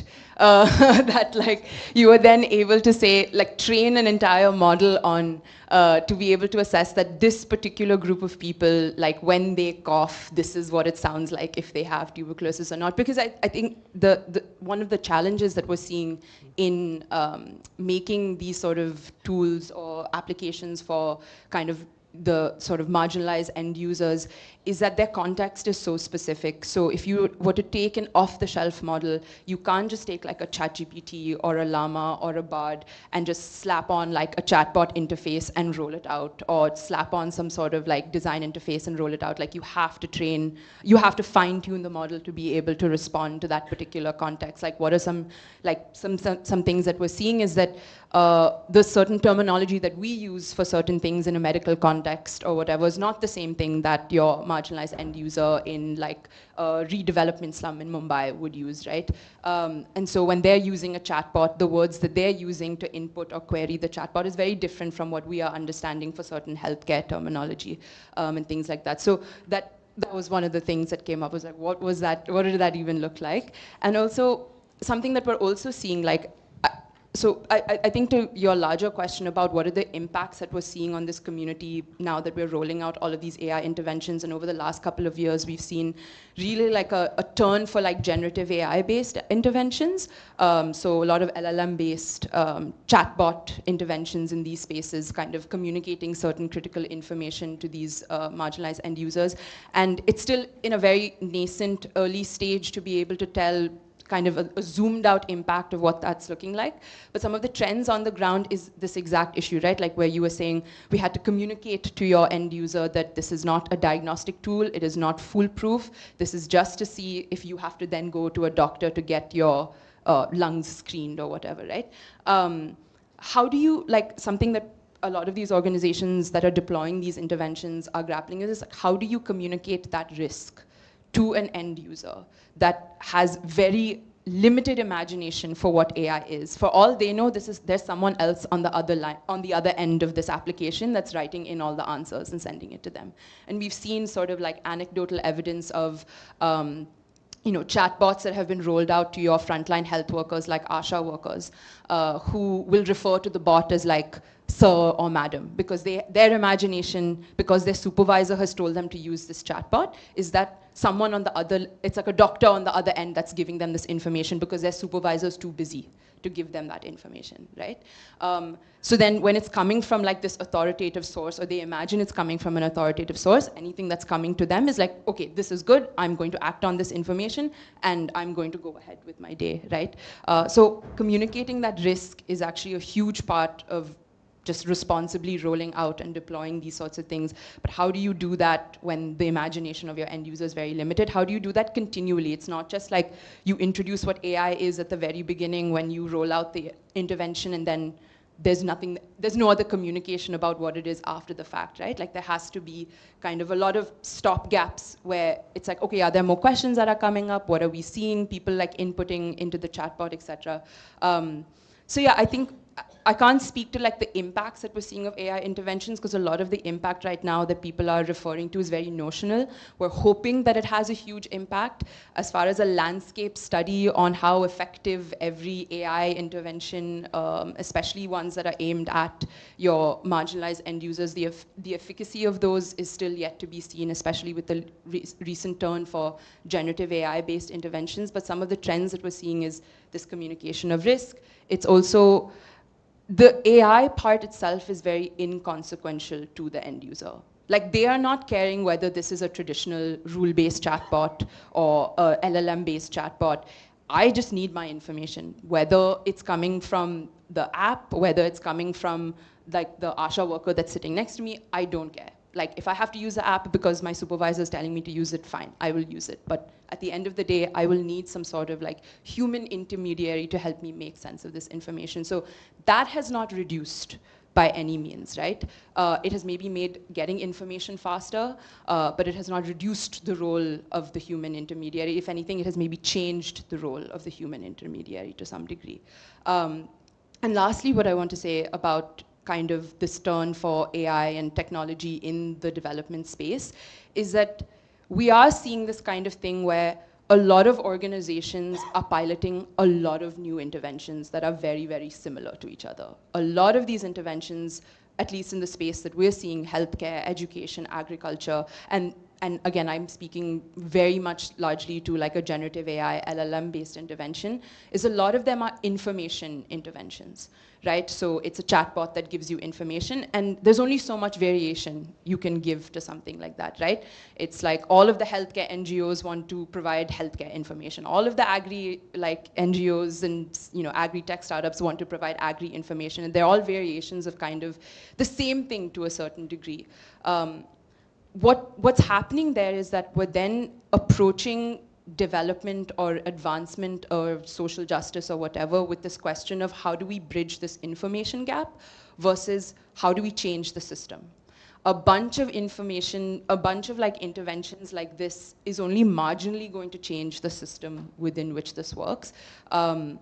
So there has to be like really like a concerted effort around who is doing what are the gaps that you're filling, then if those are the gaps that you're filling, what are the gaps that we can fill? If we're all doing the same thing, are we actually pushing along the system and transforming it, or are we just all doing a bunch of the same? So that's kind of what I would comment on. Yeah. Yeah, so these are very valid point, and just aligning with this similar kind of view. If I'm talking about the quality of the data, either the sample which you were just talking about, the sample for this tuberculosis, what kind of samples we should collect, and then what challenges most of these healthcare systems are actually facing, especially in terms of the data quality and data collections. So like what kind of data most of these healthcare organizations are collecting, what are their concerns, should we believe on those kind of data set or not, what is the quality of the data set. So that kind of thoughts we are having in our mind, and just we want to have a view on this specific point, like from Mr. Nakul, like what is your view on the data quality and the data collections methods which most of these healthcare organizations are trying to achieve, or what kind of strategy they are following? Yeah, no, I mean, data is a challenge. It is a challenge. I can't try to hide that. I'll also answer your question about how the COF was built, right? I mean, to be honest, Vadhvani has been fortunate enough to be able to collaborate with the government. So a lot of data collection gets done via the government. For the specific COF application, there was a nationwide effort that the Central TB Division put in, where they directed the field staff to collect cough sounds. And of course, at the facility settings, where there would be TB patients, and while they collected much more, and there were data issues which we'll speak about, but then the model that we were able to build was based on 15,000 cough sounds, out of which 50% of them were TB positive. And because we work with Central TB Division, we get to know which of them actually turned out to be TB positive, because they have access to Nikshay, which is a patient management application, right? So yes, I mean, it's built on Indian context, but I totally do agree that there are a lot of products out there that would be just off the shelf, an existing model that has been launched with some context of some other organization or some other country, and they'll be just sort of pushed to the market and doomed to failure, right? So we internally, we do ensure that whatever we roll out, we make sure that we contextualize. I'll give you another example.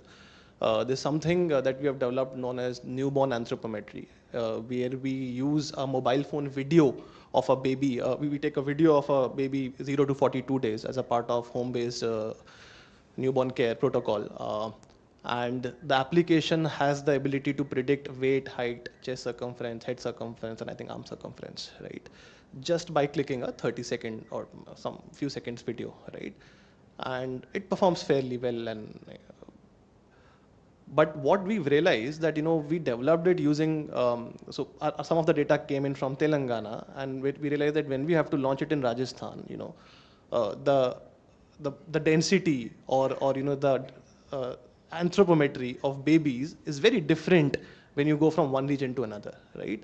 So our tool in this specific case that you have built for babies, let's say in Telangana, might not work for your tribal areas, might not work for your babies in Rajasthan, right? So everywhere you go, while the effort is incremental. I mean, you don't have to develop a model from scratch because a lot of training has already been done. You will be able to leverage that, but you will need to collect some local data to be able to contextualize it to that settings. And you cannot avoid it. I mean, unless and until you don't want to build a good system, you cannot avoid it. And it's an extra effort, it's additional cost. People in that particular geography will have to wait. There's a lot of pressure you get from your counterparts saying that, you came with the product, why didn't you deploy it tomorrow? You cannot. AI needs to be contextualized. Similarly, you spoke about large language models, right?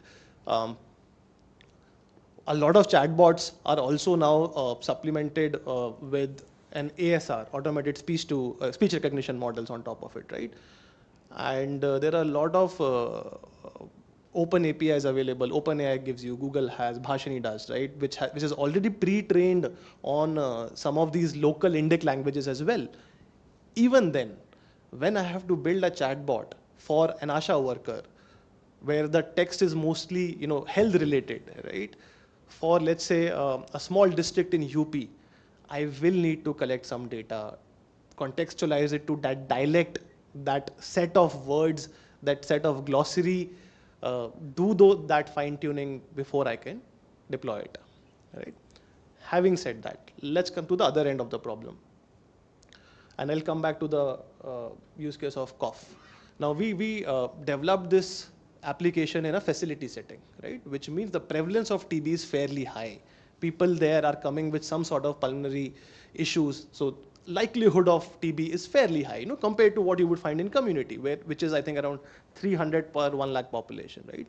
Now imagine if I need 3,000 TB positive cough sounds, I will need to collect at least 10 lakh data points, right? Which is expensive, which is very expensive, right? Over there, what we traditionally, or we do is we bring model to a certain point where it performs fairly well, where it has been able to beat an existing baseline, which is existing in the field today, and then we collect more data in deployment, so that the deployment itself is able to collect that data set and the model continues to improve, right? Every process of deployment is nothing but a risk mitigation activity, right? AI can never be able to give you a foolproof system that works 100% of the times, right? Which means you need to assess your risk. It will change from use case to use case. You will need to build in the component of capacity building. You will need to build in the component of providing enough disclaimers, taking informed consent, keeping them informed. Even capacity building needs to be in a sustainable way. You cannot just go there one time, train them, come back, and then forget about it that I did my part, I trained the users. No, it needs to be repetitive. Those notifications to the users about how to use the system needs to be repetitive. So it's way how you design not just the product but this entire process of deployment, right? So that you're mitigating your risks while ensuring that you've taken care of the product beating the baseline at least when you've deployed it, right? To your point with respect to challenges, I mean tons and tons of challenges when you're collecting data. The systems, the traditional information systems that have been positioned in the country, they've not been thought from a point of view of collecting good data eventually that can be used by AI, right? Again, a quick example, we were working on something known as a clinical decision support system. We tried to get data from eSanjeevani only to realize there's a lot of free text available, right? Now, if I need symptomatic information to be extracted, you will, have things like, "Acha nahi lag raha hai." I don't know what symptom to extract from that. I mean, medically I can call it MLS, but it's difficult. There's a lot of pre-processing that is required, right? Which means that at some of these times, even for existing systems, you will need to first install a good data collection mechanism even before you can actually start using that data to build AI. AI comes in very late, right? So what we did was we created a fresh rule-based chatbot. So no AI, nothing. Just rule-based chatbot that will ask you some questions, and the logic of that question was validated by medical professionals. AIMS Rishikesh gave us a go-ahead that this is the line of questioning, that's fine. And then whatever answers we got, we mapped it to a SNOMED CT, and now this data is structured. that once it gets collected over time, then it can be used to build AI, right? And thankfully, we live in a country where we live with huge population, so then no one can collect data faster than us as long as we have good structures in place. Yeah, thank you very much. So 2 points which actually I just noted down here, that is related to the data collection, and most of the time, as you mentioned, you don't have enough data for most of these different scenarios. So in that case, what is your point on synthetic data? What if you are generating that kind of data from this most of the generative model, and what stage this specific customized AI model is there, especially for the healthcare? So these 2 points, if you can just share your view, especially on the synthetic data and the current stage of customized AI model for the healthcare system. So what kind of developments are going on, what kind of industries are involved in this kind of things, and what will be the future in this specific domain. So if some points, if you can add on this one also. Yeah. Yeah, no, of course, synthetic data is a good way to go about building some of these solutions, and we've tried them out, and we have been able to build some of these solutions. And this is our experience based on a small set, no? So this cannot be set as a rule, but then we've realized that a lot of these systems that get built on synthetic data unfortunately end up not performing so well in real ground situations, because yeah, let's also appreciate the beauty of the nature, right? It gives us so much diversity that sometimes it becomes very difficult to actually mimic what the actual world would be like, right? What has also been happening, and I'll talk in terms of in the large language model context, a lot of content that you've started finding online is created through chat GPTs and the likes, right? In fact, I was taking up a session on how to use LinkedIn effectively, and they actually taught that what you need to do is you need to just connect 4 or 5 tools and build some rules around it, where automatically your LinkedIn feed would have a post which makes you look very smart. It'll be about a relevant topic, and I have done nothing about it. There'll be a tool, it'll extract latest kind of hot topics from. Then there'll be something that will be able to extract some pointers from. Then there'll be something that'll be able to contextualize it. Then there'll be something who has over time learned my tonality, and then there'll be something that can post it on LinkedIn, right? And people are using it, right? The problem with this is that now when you train your model with new content, you are training the model on synthetic data, which earlier was trained on a lot of human data, right? So the creativity and the human factor in a lot of those responses will continue to go down, given your amount of training data will be synthetic in nature now. So that's why synthetic data, it's okay to aid, supplement some of your existing data with synthetic data, but then that cannot be the major part of your training data. Yeah, I just wanted to add to that as well. And we're seeing like there is like a proliferation of synthetic data, sort of AI generated content kind of polluting existing data sets on the internet, all of these LinkedIn posts, people are chat GPTing like huge chunks of text that are then being used to train these models. It also has a bearing then on future AI applications. Like if future AI applications are then going to scrape the entire internet, and in let's say 25, 30 years time, everything on the internet is AI generated, then the quality of those AI applications, as we've seen, right, also then deteriorates, because they're now not being trained on human generated data. They're not being trained on data or content that we have put out.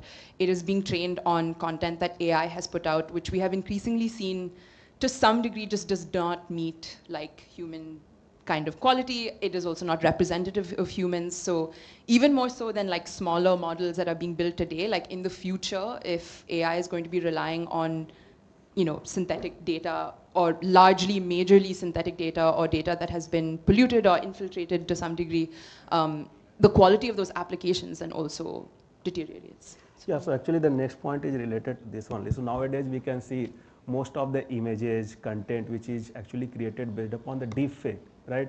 So it can actually impact somebody's image also in society. So most of the content, if suppose somebody created a fake image, fake content on behalf of somebody else, And apart from that, in educational field also, we are facing challenges. The way students are trying to solve the assignments, the way they are submitting, we can't verify either this is really written by them or not. So a lot of other challenges are there. So the ethical issues, the response, who is going to take responsibility of each of these things, how we are going to ensure the authenticity of this kind of data set, how the legal concerns is going to taken care. So those perspective also we need to think. So if Ms. John, if you can share some points on this responsible AI, and then ethical issues of using this AI techniques for various kind of scenarios related to the educational field, related to the problem of the society, or a lot of other concerns which we have already discussed, which comes under the various SDG. So if you can just put some point on this also, please. Yeah, I think I can speak to sort of application of responsible AI largely, and maybe not specific to education, but I'm sure, I don't know if this is something that faculty here is grappling with students kind of using ChatGPT, but it is something that is a prevalent issue. And also because, I mean, these AI systems, detection systems are not foolproof either. There are university students who have generated their own essays, who have written them from start to finish, that are being flagged as plagiarized because their writing style is so similar to AI's, right? For various reasons. Maybe there's like a certain disability or like a whatever that makes their writing a certain way, and then AI flags it as writing that is AI because it doesn't fit like this narrow interpretation of what human writing looks like, right? But as far as responsible AI, I think largely within AI for social good context, or AI for any sort of context, I think, again, responsible AI in some degree, I hope we're moving towards a space where we no longer have to classify certain AI as responsible AI, and it is just like a framework or a value system or an approach that we take to every sort of AI intervention that we build, or even in the decisions that we make to not build them. Like sometimes the responsible thing after we've assessed a situation is to decide that AI is not the best use case here, and that is also responsibility in and of itself, right? What we do as an organization, of course, we refer to a lot of frameworks that have come out from the OECD, UNESCO, much smaller organizations, feminist organizations that are putting out these responsible AI frameworks, but we also you can have your principles of like transparency, authenticity, accountability, etc. But what that looks like on the ground in a specific sector, context to context, use case to use case is so different. So there's, as much as you want to have like a sort of guiding framework, it is just not necessarily practical to have that force fit onto each and every single organization based on what it is that they're doing or what it is that they're trying to achieve. So what we try to do at Digital Futures Lab, and we're trying to build sort of a responsible AI playbook based on the learnings from our fellowship program, is that we're trying to look at the life cycle or the value chain of an AI intervention from, problem scoping, theory of change, getting the data, building that sort of pipeline of who does what, to deployment, to whatever. We're trying to see what are some things that you can do at each stage that are like practical, actionable things that are kind of couched in an ethic of responsibility and care going forward. And we don't try to map this on like, this is, if you want to achieve accountability, this is what you have to do. If you want to achieve transparency, it is just good best practice based on what we are seeing from our experts and also from people on the ground. But I think largely, and I think this is, it might seem very obvious to people in this room, but I think it really, really comes down to like, what is the problem that you are trying to solve, and who are you trying to solve it for? And really understanding the basics of that. It is not, so a lot of the organizations that we work with have also said that, the grant came out, that they are going to fund an LLM-based intervention, so we put in a proposal, and now we are like caught in this cycle of having to prototype something. That shouldn't be the way that we are thinking of development, right? Like it shouldn't be that money is coming, so we should build this, and so then we should just test to see what's happening. It should be that there is a real need for something in the community. There's a gap that policy, welfare systems, etc., is not able to meet, and so technology is then an enabler for that sort of thing. that's not necessarily the direction that it's taking. And it's hard. We understand that like development organizations need to continue to be funded, and so they have to stay relevant. They have to build things that their funders want to see, and so they are put in this sort of box. But really, the responsible thing is to start from there. What is the issue that you are trying to solve? Is AI the best? Is there other technologies, or is there a lack of technology that might also be able to shift this? And also not working in silos. I think a lot of organizations tend to work within their specific field, like we only focus on this like cadre of worker and nothing else, and that's what we're going to focus on. But when you zoom out, you see that there are so many organizations working with different levels of workers, working at different levels of policy, work on the ground, research, etc., that I think there should be more of a concerted effort to bring them together to build these systems. Yeah. Really, these are the things on which we have to think a lot, like how we are going to ensure the authenticity, the source of the data set, whatever have been generated. The other point which came into my mind is related to the solar system when our director was talking about. So we have now medical imaging system like this. We have a lot of other advanced technology through which we can actually process the images. So for example, we can detect the snow cover, or we can even dust, if there are any kind of dust cover on the solar panel, likewise bird drops and all those things. We are having different technology. So since Mr. Nakul is having expertise in the area of agricultural also, and a lot of projects was actually managed by, completed by Wadhwani AI. So I just want to understand how this image processing techniques are applied in agriculture field, like how you are trying to detect that disease related to the various leaves of the different kind of plants. So do you have any kind of mechanism, any kind of projects on which you guys are working? So please, you can share that. Yeah, so we did one project on cotton on cotton crops. Essentially, the idea was pink bollworm, American bollworm, are pest that troubles the farmers and infest their entire crop, leads to of course crop damage and reduced yield for them, and then of course reduced earning for them, right? So what we were able to do is we were able to come up with a solution where we had them install some traps in the field, and the next day they were supposed to empty out that trap on a sheet of paper and just take a picture of it, and the application that we had developed would tell them the level of infestation, right? Once you have the level of infestation, then of course, with agricultural expert, we were able to come up with a rule-based logic that, if this is the level of infestation, this is the advisory you'd be able to give them, right? And this actually helped them increase the yield. This helped them increase their own earnings, and there was a report by EY that said that they were able to increase. They did a small cohort study by 20% because their usage of pesticide decreased. Given it's become very easy for a farmer to just start using pesticide, right? They're not well informed. They're scared for the entire crop getting damaged, so they end up overusing these pesticides and fertilizers, etc. Right? If a guided advisory is provided to them well in advance through their own data set, that gives them sort of an extra layer of confidence on how to use pesticides in their field. So that is something where we used image-based system to provide some sort of advisory. Now what we have been trying to do is do it without a trap, because then procurement of trap, etc. becomes difficult, and a lot of farmers don't want to do that. You'll always need a third party to help them. So now we have started moving towards model where just simple pictures of crops could potentially diagnose for diseases as well as pest. That's interesting, and I hope in future also you'll have a lot of other similar kind of interesting projects to solve various kind of issues related to the agriculture fields. So since one of our speakers couldn't join here personally, so we are actually having a message in the form of a video clip. So we want to just play that, and after that we'll have the next follow-up questions from the audience also, and then after that we can conclude this panel discussions. Yeah, so you can play here, please.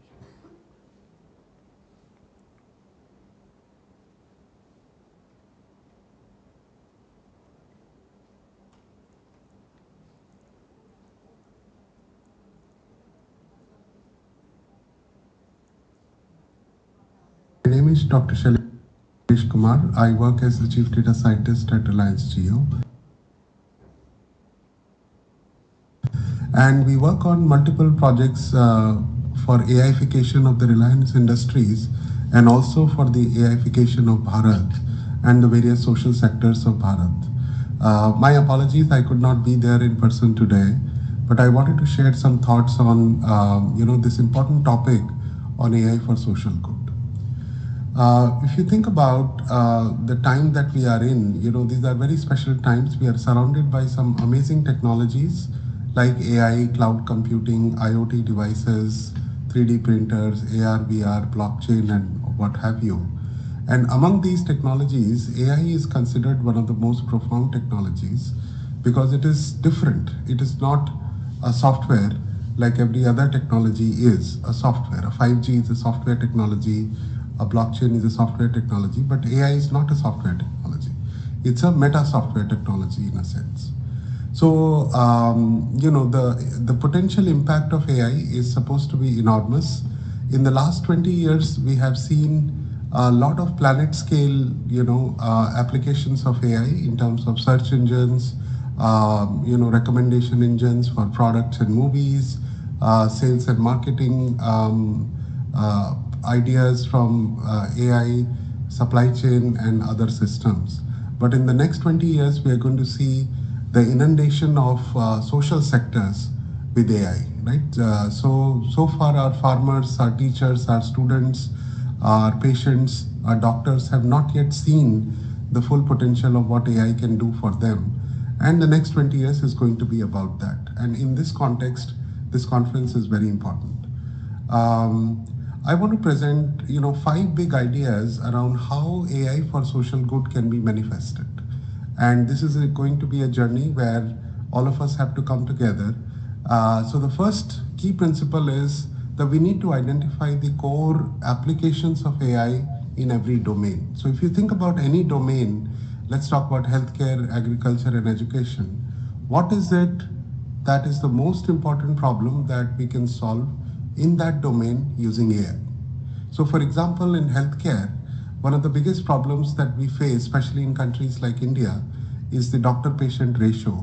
And a lot of times we fall sick and continue to become worse because of wrong diagnosis or delayed diagnosis.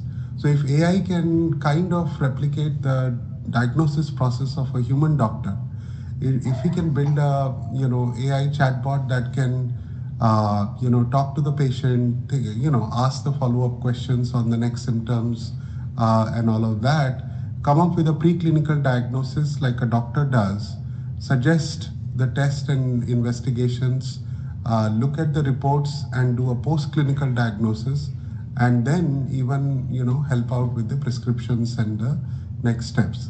I think if we can AI-fy a doctor, and obviously there'll be a doctor oversight at every step of the way, but this can scale a great doctor to the masses, right? And this is an example of what is possible in healthcare.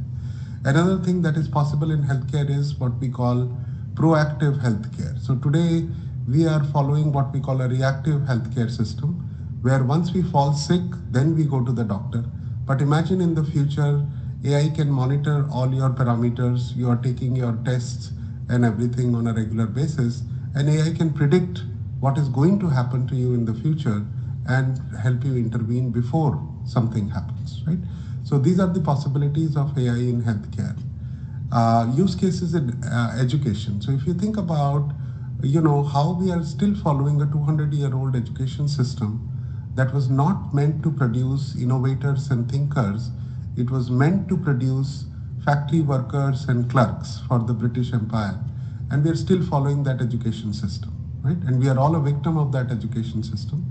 And with the new education policy and with new technologies like AI and all of that, I think this is a very good time to completely disrupt the education system. Now, education is one of the most personalizable journeys for a student, right? Every student is at a very unique stage in their learning journey. And if we could identify where a student is in their learning journey, what does he know, what does she not know, what can he apply, what can he recall, the student should consume for the concept that the student is ready to learn next. And third is what I call homework or practice personalization. Not every student should be doing exactly the same homework.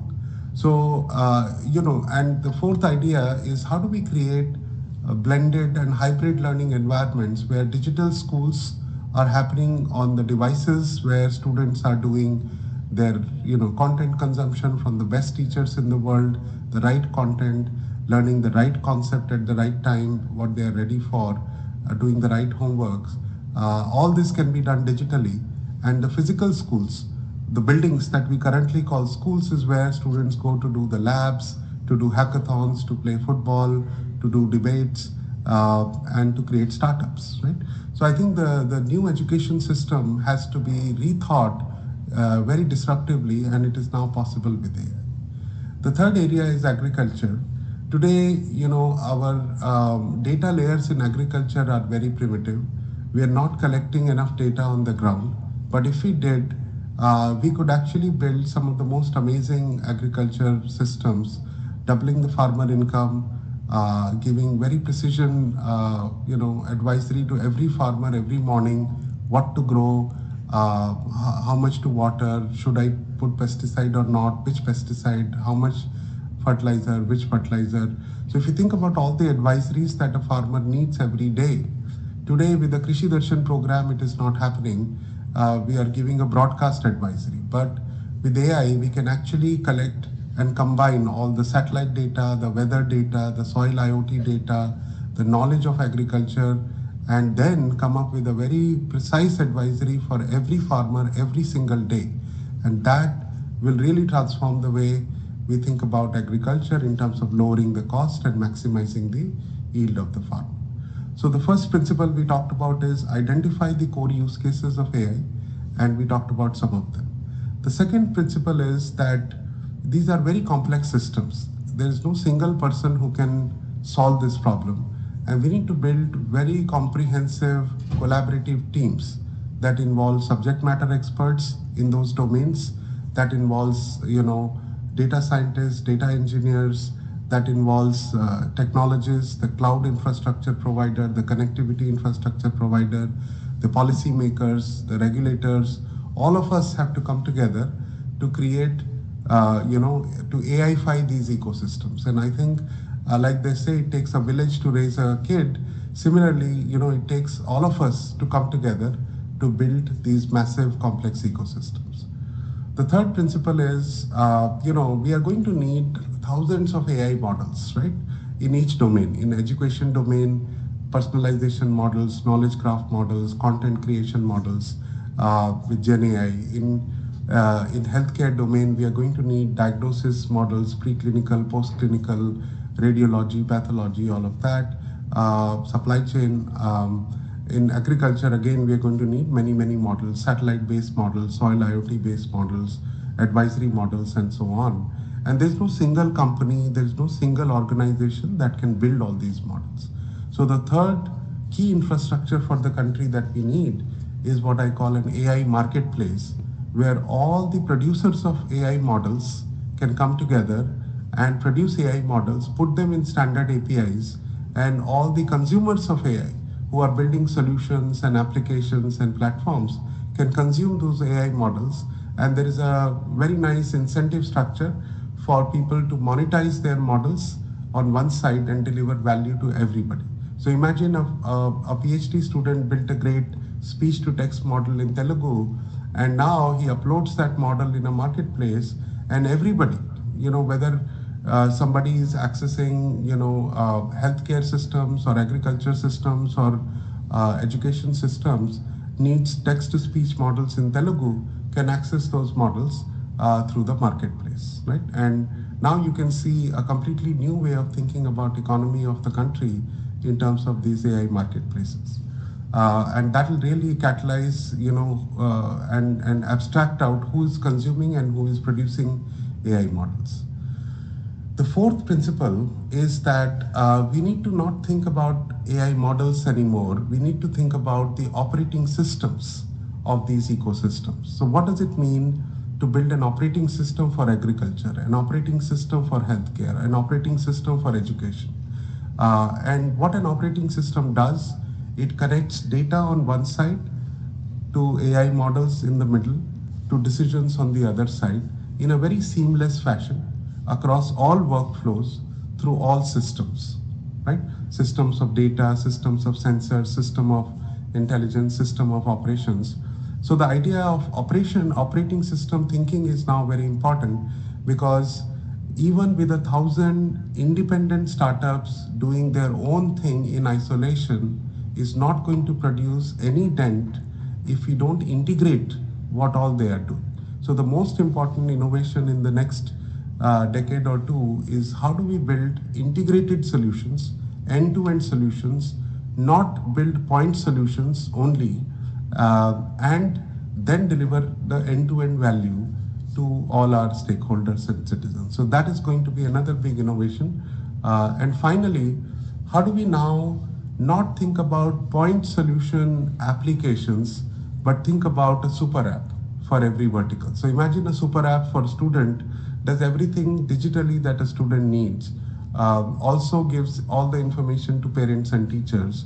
So think about a super app for education with student at the center, with parent at the center, school at the center, and teacher at the center. What does it mean?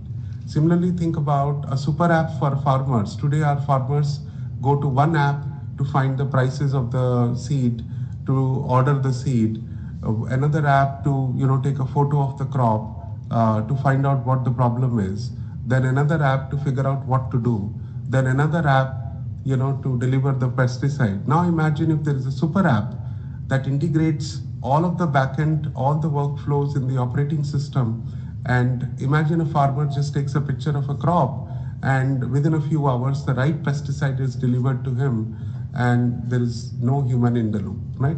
I think that kind of an experience, an integrated super app sitting on top of an integrated operating system, which is powered by an AI marketplace. I think this architecture is what we need to really, transform these sectors. And, these are amazing times. Hopefully some of these thoughts resonated with you. And I wish to see you all in person sometimes and discuss how we can make progress in this. All the best with the conference, and thank you for listening. Thank you. Yeah, so this is really a wonderful points which you have put actually related to the various aspects of the society and how it can be actually solved, or especially the problem related to the society and how it can be solved using various different technology. So that is really interesting. I thank Professor Sailesh Kumar here. And since now we have time constraints, so we are actually having a lot of other points to discuss, but because of the time constraints, we can't go ahead again with this similar kind of question. But yeah, we are actually going to take question from the audience. So this floor is open for the audience questions. If you have any question, please raise your hand and then we'll try to answer it here. Yeah, please.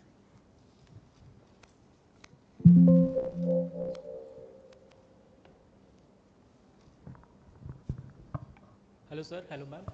I'm a PhD scholar here at GIM, working on the same thing on the chatbots with the consumer interactions.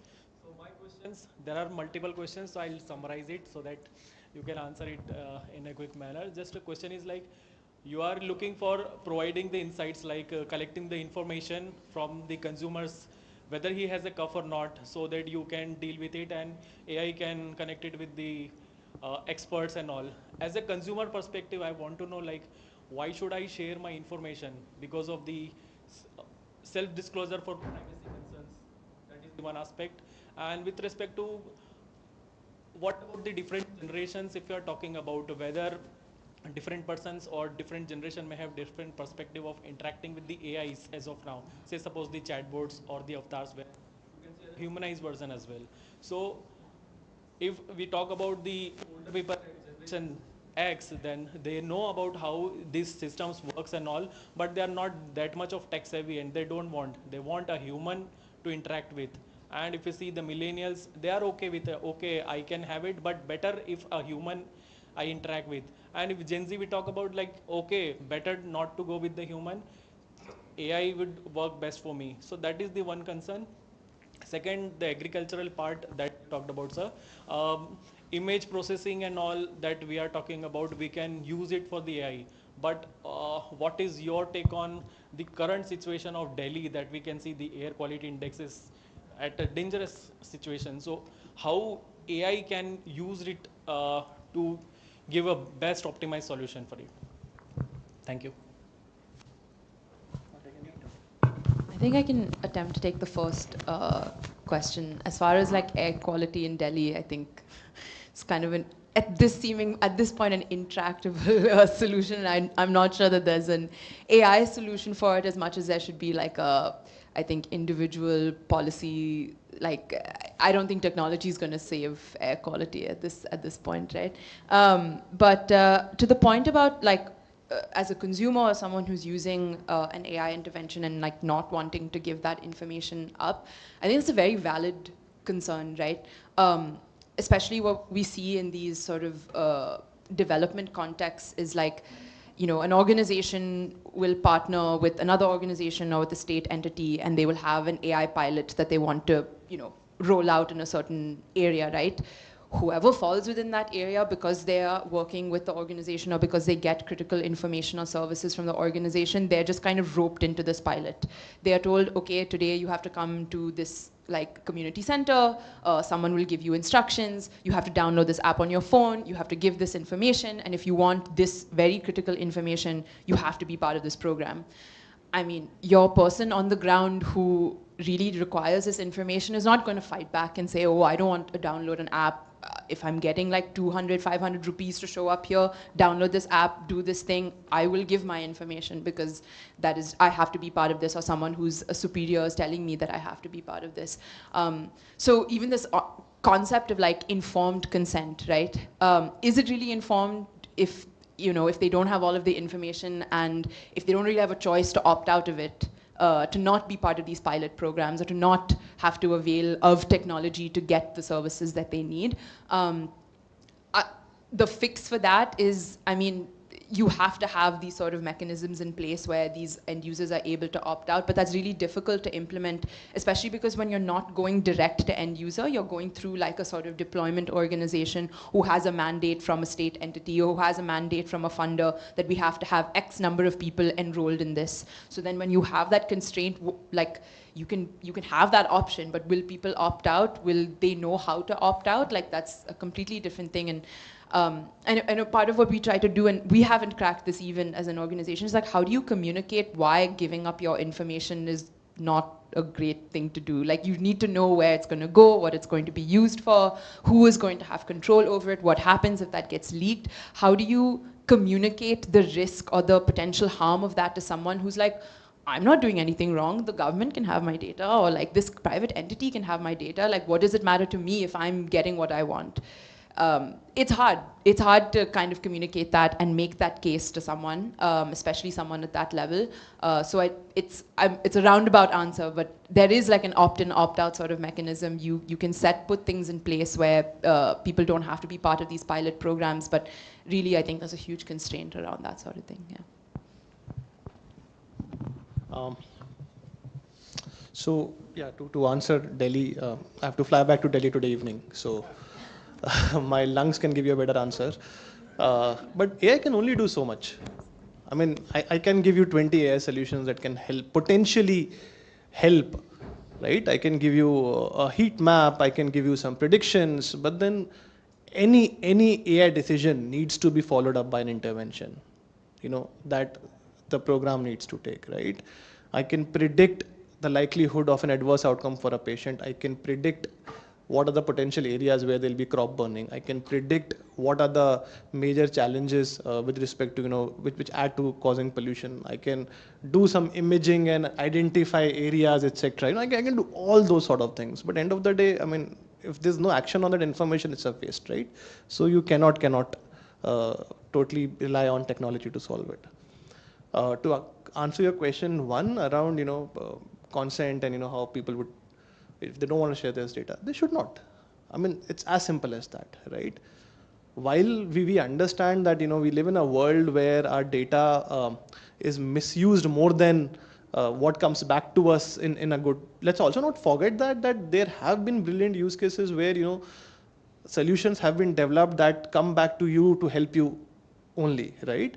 Which essentially means that it also is a equal accountability or responsibility of a consumer as it is for the program who's running it to make each other aware of how their data will be used, how will it be shared, what will be used for, how does it benefit them, do they get anything in return, what are the potential misuses.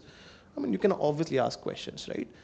And no one should be forcing you to provide your data. If you feel that you would want to opt out, in this case, from giving your cough sound, you should be allowed to do that. And that's how, at least when we work, we design it in this way. And this is how it should be designed, right? With respect to, I think one question you asked about, how different people would want to deal differently with respect to their comfort with technology. I mean, that's how it goes, right? Um, I used to use Facebook at a time. Now my grandmother consumes more Facebook than the entire family, right? So it's a process. It's traditional change management. I mean, there's nothing that you can do or counsel them overnight. But over time, you tend to shift towards technology when you start understanding the importance and the comfort, the convenience that it brings to you. So it takes time. Yeah. We have one more question. We had 2-3 questions, but I'm looking at the time. So I requested them to clarify. Yeah, so we can have this in offline mode. I mean, you can share it through the email. We will share that email ID of each of these panel members, and then we'll have that discussion later. And because of this time constraints, we are now going to close the sessions. Okay, I thanks a lot Mr. Nakul Jain and Ms. Isa John for this insightful discussions. Okay, most of these points which they have shared, that is wonderful, and it's actually very impactful, right? If you are following that specific strategy, a lot of other things, then we can solve a lot of other problem related to the society. So with this, I thank you all for your attentions and for attending these specific sessions. We'll again continue, we'll work together. You can collaborate with us. Okay, we'll be working on the various other aspects of this problem related to the social issues with technology and AI, of course. Yeah, thank you very much. Yeah. I would like to thank our esteemed panelists for such an engaging and insightful discussion. Your perspectives have been truly enlightening, and we deeply appreciate the time and effort you've taken to share your expertise with us today. The knowledge you've imparted has undoubtedly given us all much to reflect on. I would also like to extend my gratitude to our moderator, Dr. Maurya, whose skillful facilitation has made this session so seamless and enriching. It is my pleasure to invite our Dean Academics, Professor D.N. Venkatesh, to the dais to felicitate our distinguished panelists as a token of appreciation for their valuable contributions.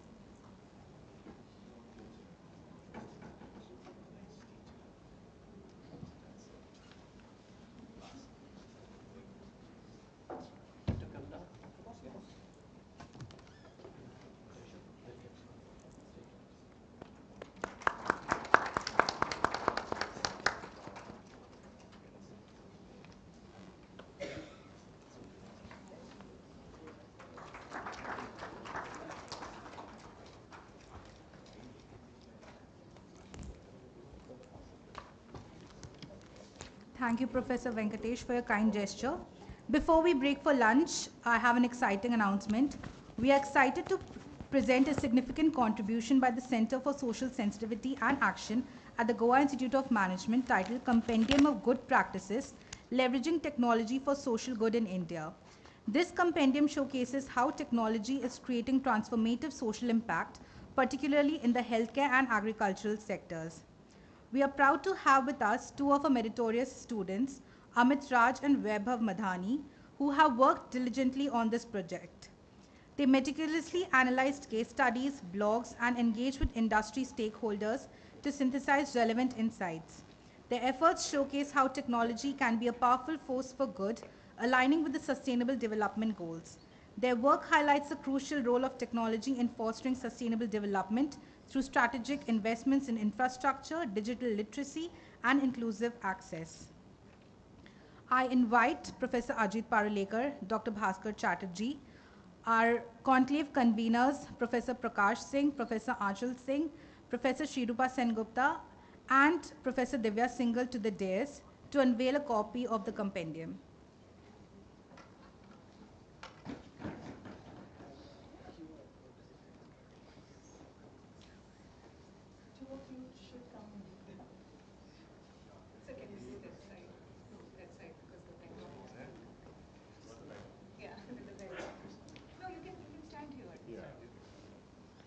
GIM is incredibly proud of Amit and Vaibhav's hard work, and we are pleased to acknowledge their efforts, which have been supported through an assistantship.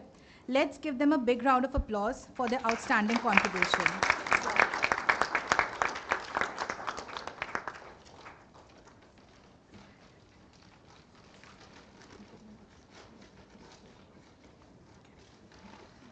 Digital copies of the compendium will be shared with all the participants for their reference.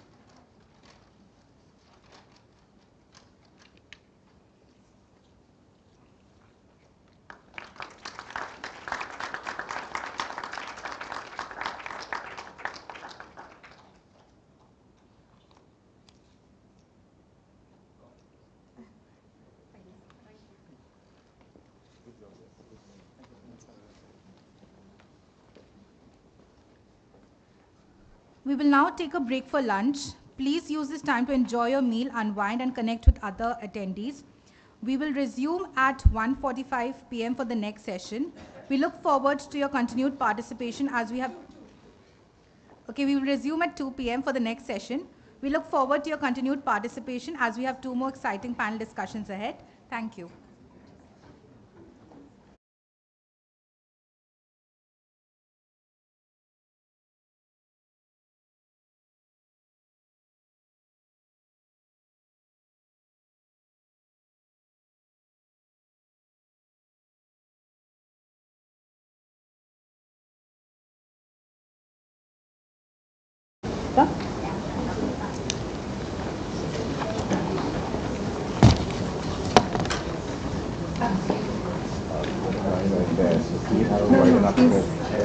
इधर आके आगे से लो Nikita you can also take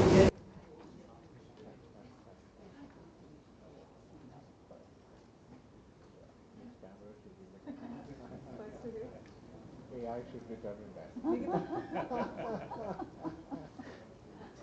are relevant for that. Yeah. After physical depletion, mental depletion, lockdown. So I think students are waiting. Good, good. I thought this session was phenomenal. Really looking forward to this one. And something new for us. Technology is kind of completely revolutionizing old stuff. So I know that my brother is a pediatrician. I know that traditionally when you have a, when you have a baby, they take all the measurements and all of that. Nothing. 30-second video. You do a 30-second video, and a 30-second video they've got, Horrible education. That is something you have to really look at it. The only danger is misuse of it. Misuse. And how do you come to know what is the right thing and what is the wrong thing?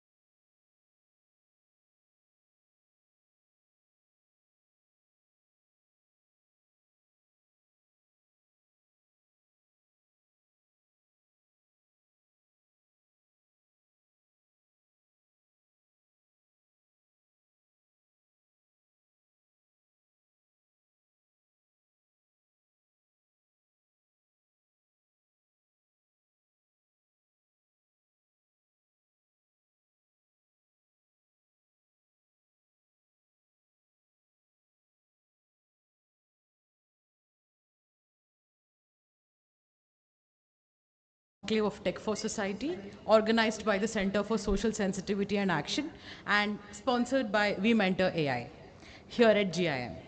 I hope you had an enriching lunch and opportunity to connect, explore new ideas, and perhaps even find new direction in your pursuits. So now to kickstart our afternoon session, we have an exciting discussion ahead. It's about leveraging technology not just for efficiency but for equity as well. So this session promises to uncover transformative potential of technology as a catalyst for positive change. Panel 2, titled Digitalizing Development, Technology. Together a distinguished lineup of speakers who will probe into the intersection of technology, policy, and how to drive sustainable development.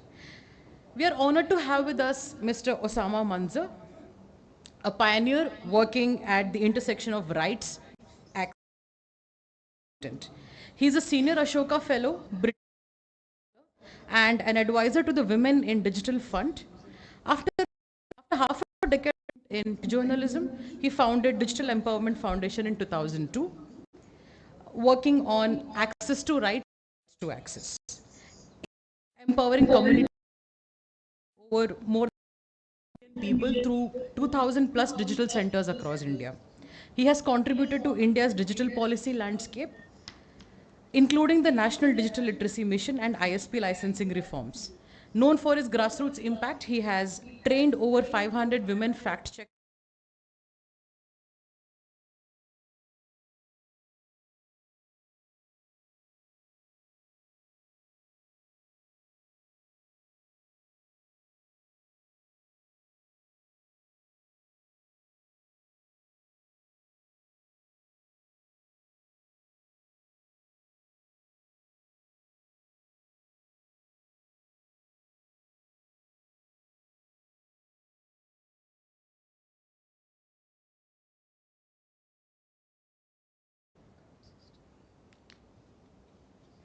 Our next panelist is Ms. Zeenat Niazi, Chief Advisor for Circular Economy and Climate Resilience Programs at Development Alternatives. She's an architect and development planner specialized in sustainable consumption, green circular economies, and climate resilience. Key contributor to global initiatives like Green Economy Coalition and UNEP's PAGE program in India. She's currently researching. We look forward to many more fruitful collaborations with you.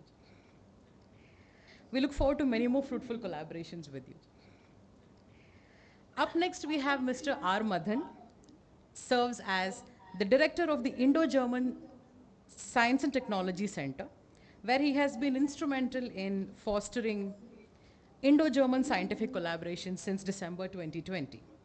Under his leadership, IGSTC has expanded its program portfolio to include initiatives such as the IGSTC Industrial Fellowship, Women Involvement in Science and Engineering Research, and Paired Early Career Fellowship in Applied Research, all aimed at enhancing bilateral scientific engagement and strategic partnerships. Prior to his tenure at IGSTC, Mr. Madan was a chief scientist and head of the Marine Instrumentation Department at CSIR National Institute of Oceanography in Goa, contributing significantly to the development of marine robotics and autonomous underwater technologies. Mr. Madan's contributions in the field of international technology collaborations have played a vital role in fostering innovative solutions and partnerships across borders, driving impactful results across science and technology. Happy to see you here, sir. May I now request you to take your seat on the panel.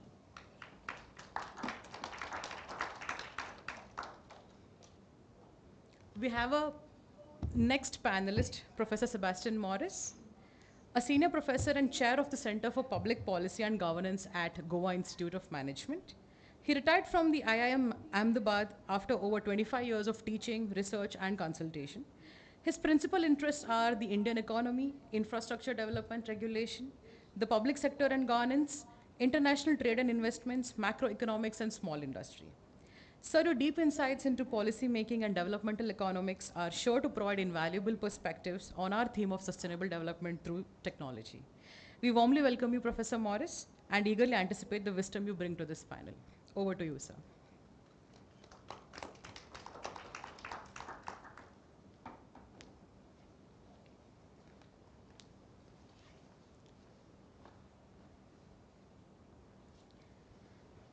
Moderating the session is Professor Venkatesh Naga, Dean of Academics at Goa Institute of Management. Professor Venkatesh is a seasoned HR professional with nearly 3 decades of experience in diverse leadership roles across sectors such as logistics, banking, IT, ITES, and social services. He has managed teams exceeding 10,000 employees globally and has been instrumental in organizational transformation and growth. Dr. Venkatesh has designed and delivered executive learning programs and provided HR consultancy services nationwide. At GIM, he serves as a professor in organizational behavior and HRM. May now invite our moderator, Professor Venkatesh, on the dais.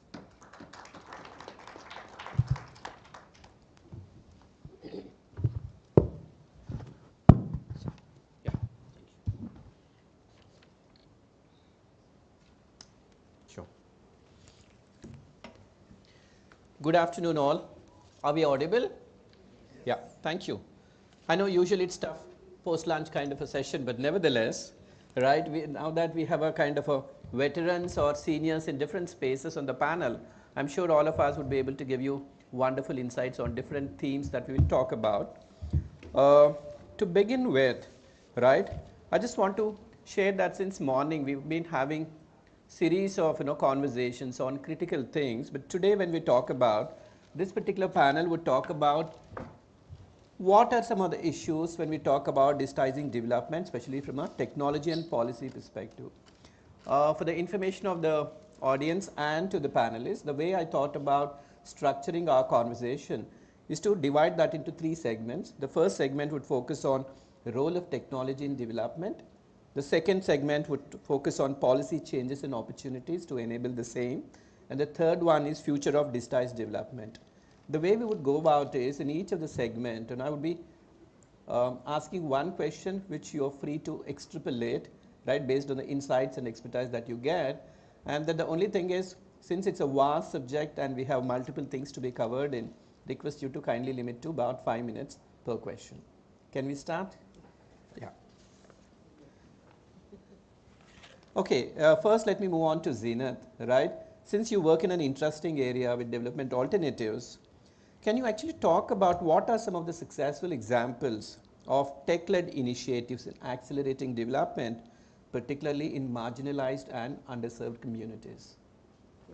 I think, thanks. I think to begin with, first, thank you very much for having me here and the opportunity to listen since morning to very interesting, insightful sort of thoughts and ideas on this very significant change that we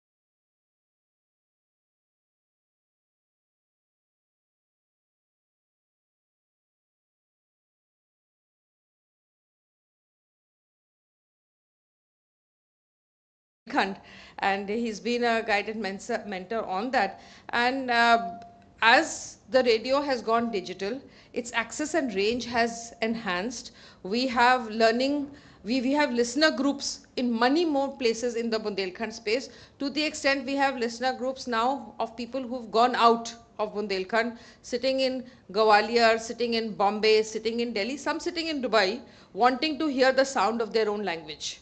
Yeah, and that radio as a technology, even when it was analog, has created a platform for change. And we've seen the Bundelkhand radio bring on that platform, on that very audio platform, policymakers, experts, local farmers, villagers together to solve problems, to address issues, to make changes in the area of water systems, agriculture, now new enterprises. So that's been a major, I think, change where we see a very interesting small decentralized technology making a change on the ground. Thank you so much. I know you have a lot more to talk, but then I think we'll have to pass on the baton. Before I move on to Madan, let me pass on the baton to Dr. Osama there, right? Which is, Dr. Osama, can you hear us? Are we audible? Okay, great. Wonderful. The question that I want to, you to address is, since you work in the area of digital empowerment, have you seen the transformation of delivery of essential services in the space of education or healthcare or financial inclusion at the grassroots level in remote hinterlands of the country? If you can share some instances of the initiatives that you're associated with. Yeah, good question. Am I audible? Yes, you are. Thank you. Okay, great. So thank you for still allowing me to be participating without being there. Thank you very much. And I really wanted to be there in person to meet all the faculty and students, but nevertheless. And listen, the question that you are actually asking about the relevance and the examples of technology inclusion or the access to services or access to these kind of opportunities in the area of education or let's say in the area of financial inclusion, there's no dearth of example. And that is not the issue that we need to discuss actually, let me tell you. Because there are two aspects, and we have enough experienced people to realize that if you see the digital revolution in the last 20-25 years, the first 10-15 years were very aspirational, right? Like if you want technology, great. If you are a great example, this villager is accessing, paying online. That person is doing business online, great examples, right? Very fascinating, very inspiring and all that. But if you see in the last 10 years, the question is not that who is getting included. The question is that who is left behind and what is the scale of those numbers. And the reason why I say this is that technology has transformed from being an aspiration to become a necessity.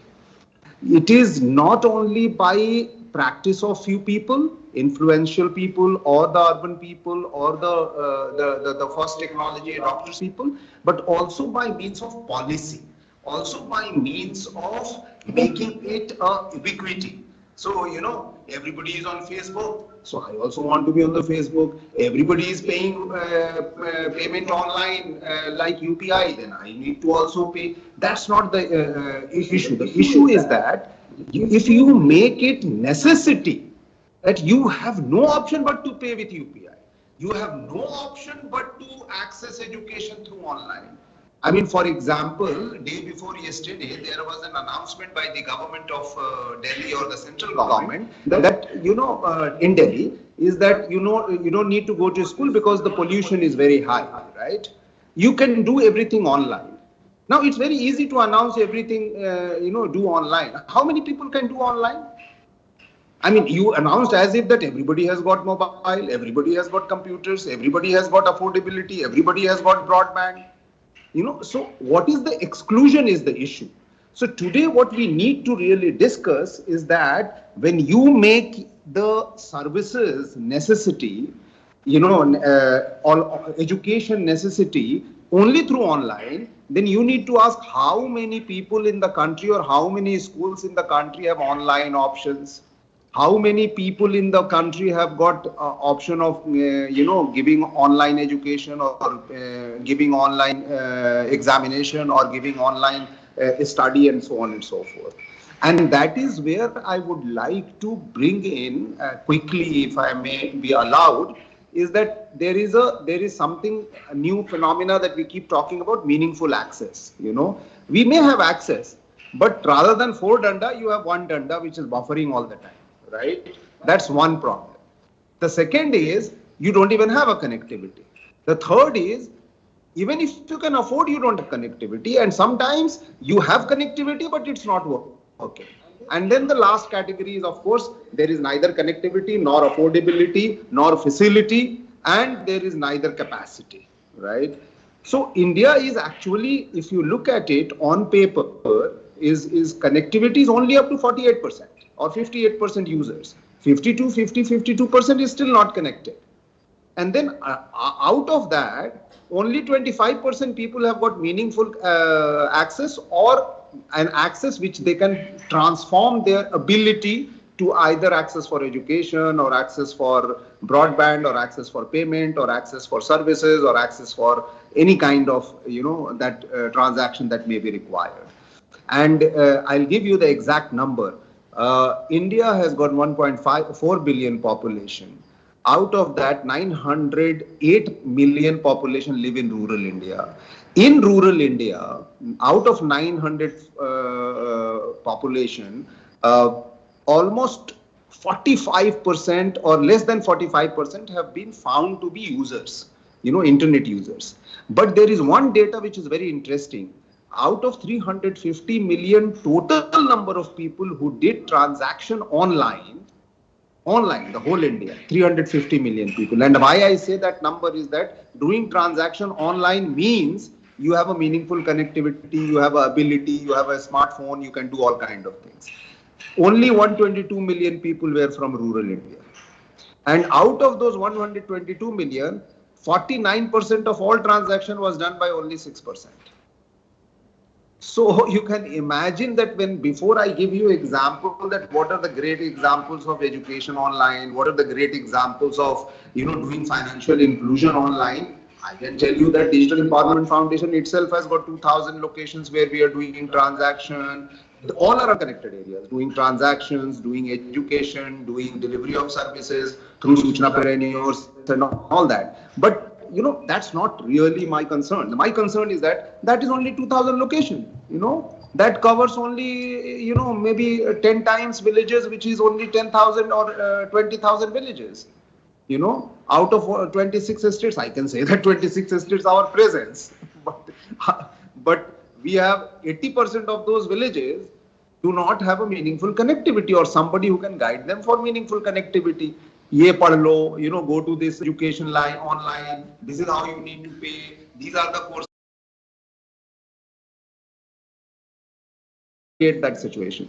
So that is the issue that I would like to brought in with your question, is that I'm basically directing your question.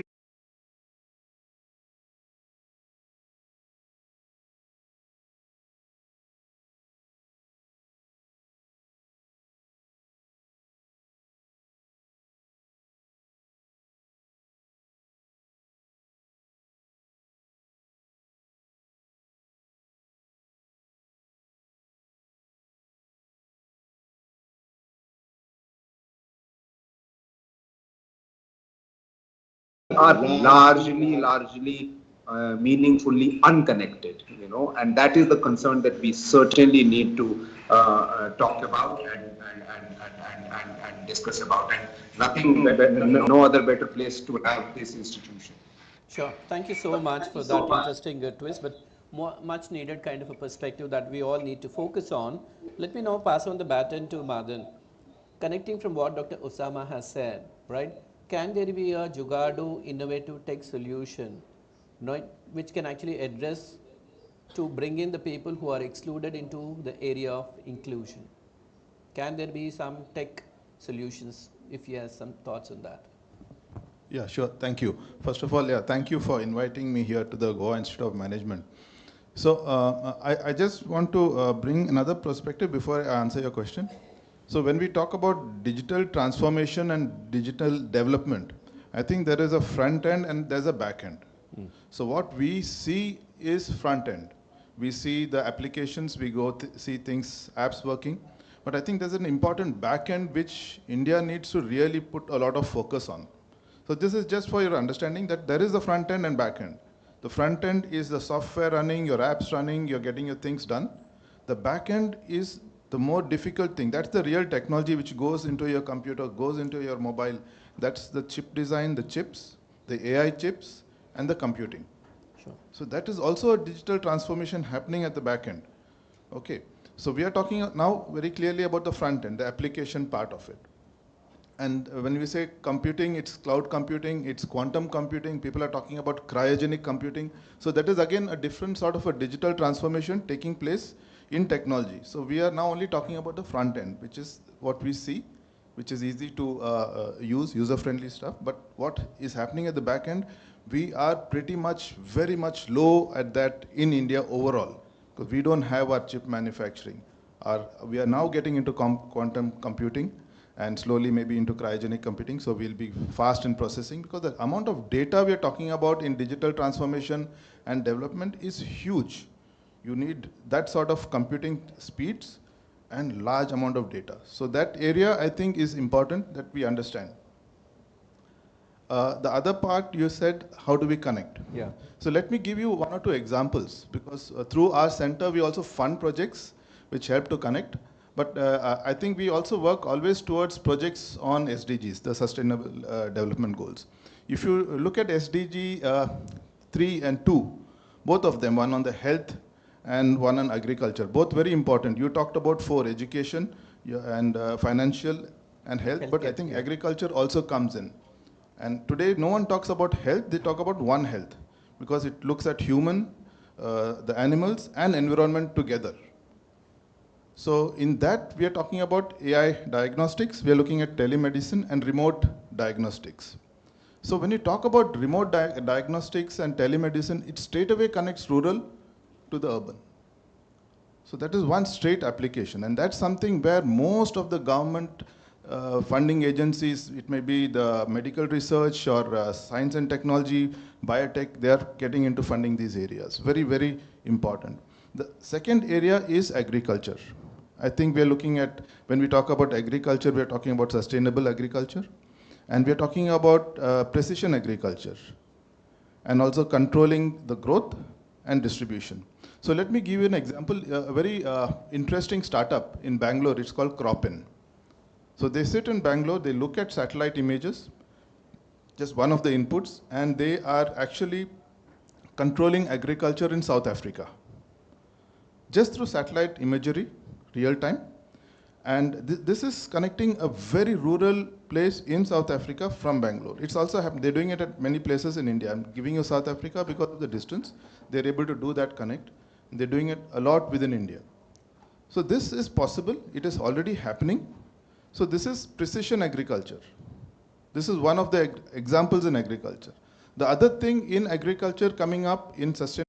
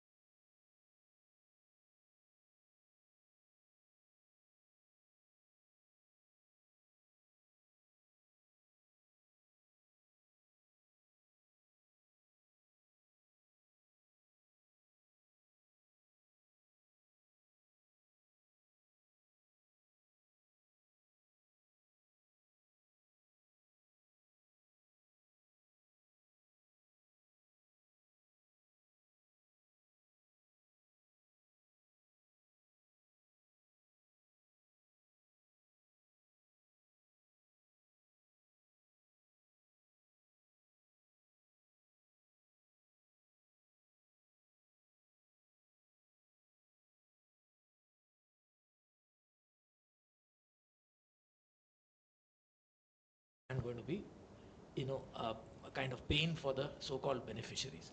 Let me illustrate. See, there will be an example here or there like telemedicine and so on, which can work. The point is not that. The point is that, let me say that I have my daughter. Would I like her to be educated the way you plan to educate a rural person? The answer is no. So if I am going to send her to a nice, good school where there's a human, whereas a village child has to go through, tele-education, then I have a problem. Okay. So in India, this is one of the biggest misuse of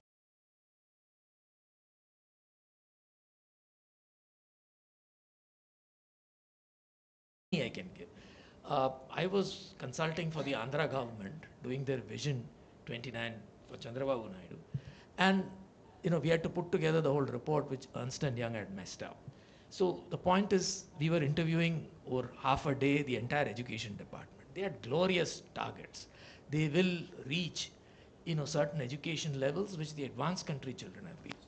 Okay, by 2029 with a laid out plan. Literacy, they were one of the worst actually in the country. How are you going to do it? The first answer was that we'll give iPads to all the children. Why? Because they'll be able to mark the teacher's attendance. I said,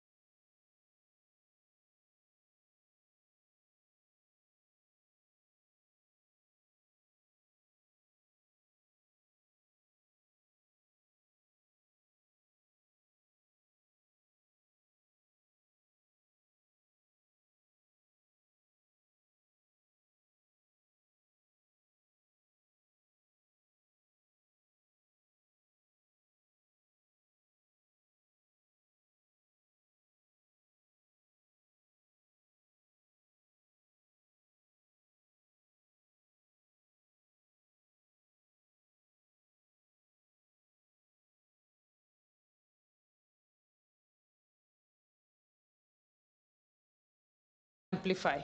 And so, at the end of the day, it is, there's more than just the connect, no? You have to also deliver the service of actually doing that thing. And if you do not have the availability of good content and good teachers, good doctors, or you do not have the water supply system, how are you going to deliver it just through a digitized technology? If you can only inform, in fact, you might actually create more Tail can't frustration. wag the dog, okay? Yeah, The tail can't wag the dog. Yeah. Okay? If you don't have inclusion, if you don't have incomes at the lower level, if generally they are excluded in an economic sense, okay? You can't bring them in by giving them technology. No sector can solve the problem of what we call an endowment failure. Yeah. Okay? I can lower the price of electricity to zero, okay? But that is not going to make Indians richer. Okay, I can make a mobile phone equal to zero. You can have pictures of a young boy sitting on a railway line, doing easing off and watching porn on the mobile. Okay, the point I'm trying to make is there is Maslow's hierarchy of needs, which you also need to understand. Okay? Government of India does not understand. Sure. Let's move on now. These are interesting conversations. So, Dr. Osama, I'll come to you now, especially trying to focus on the policy changes, right? All of you have actually spoken about the delivery at the fundamental level. For example, while we talk about the deficiency in terms of the teacher availability in the government schools, right? That's one challenge that we have. There are a lot of unfilled positions because of political reasons or court battles that they get dragged on. And even in the schools where the teachers are recruited, right? We have examples where the teachers are not traveling from the urban areas, but they tend to outsource the teaching job to some of the local youth, right? So God only can save in terms of what happens in terms of the quality of education delivery, right? With these kind of complexities that India has, right? I want you to talk about, right, what can be some of the policy changes, right, which can address these primary issues, right? And in the process, if possible, because the first priority for all of us, as we've been talking about, is addressing the bare minimum issues or the fundamental issues. And if there is there a possibility to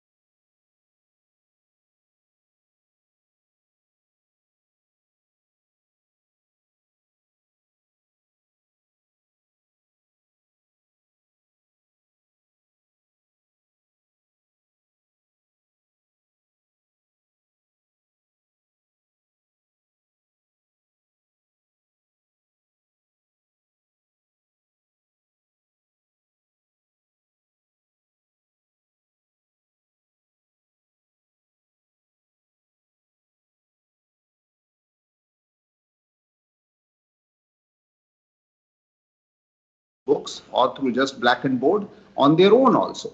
So let's take technology as a tool to minimize the dependency on many other public service infrastructure, for example, schools, for example, teachers. So, we need to first understand that at a policy level. For example, there are 1.4 million schools in the country, right? There are about 7 million teachers in the country.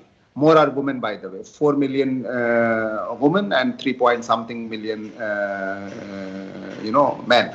And 1.4 million schools, if you really go and see, it's a public access point. But almost 80% of the schools is not enabled with broadband facility or a technological tool facility or a technology as a facilitation facility. We don't have open access to computers, we don't have open access to software, we don't have open access to programming, we don't have open access to content, we don't even have that infrastructure available. I mean, mind you, let's say there is a school in a remote area and there is only 2 teachers and one hardly going and the other is not going. But if this infrastructure is properly working, you will see the students will organize themselves to use that infrastructure to educate themselves. That can be made possible. So the policy should be that Ministry of HR department should have a policy that each and every school should be unlimited broadband facility. and unlimited, technological lab, pretty much like a maker space, pretty much like a digital open lab, where they can what they call as Atal tinkering lab or something that should be available with broadband connectivity in each and every school. It was a good success story, but it should be in every school, and every teacher should be first made digitally enabled and digitally educated, rather than you think that out of 5 teachers, one has to be a teacher of computer, and therefore if it is not, the answer from the teacher is that आज computer का teacher नहीं है इसलिए lab बंद है. अरे, this is not the answer. And the lab should be open to everyone. They can work on their own. Why do you always need a teacher? And why only one teacher is computer or digital enabled? Every teacher should be digitally enabled. So this has to be approached. And by the way, not having approaching this as a policy today, you are 30 years behind, because your student today will be only capable after 20 years or 20, 30 years to do something. If you are not implementing today, you are already 30 years behind. So you can imagine how backward in terms of approach of making digital at a public infrastructure in the area of education or in the area of many other sectors is that is the main level of understanding of the need of technological inclusion in policy level. That is what I would like to say. I have many, many more examples. I can give you how many colleges, how many university, and how all that. But the fact is that today, digital is utilized by the group of students and youth only if easily available through their, family, or highly paid educational institutions, not the major, large, big public institution at a grassroots level.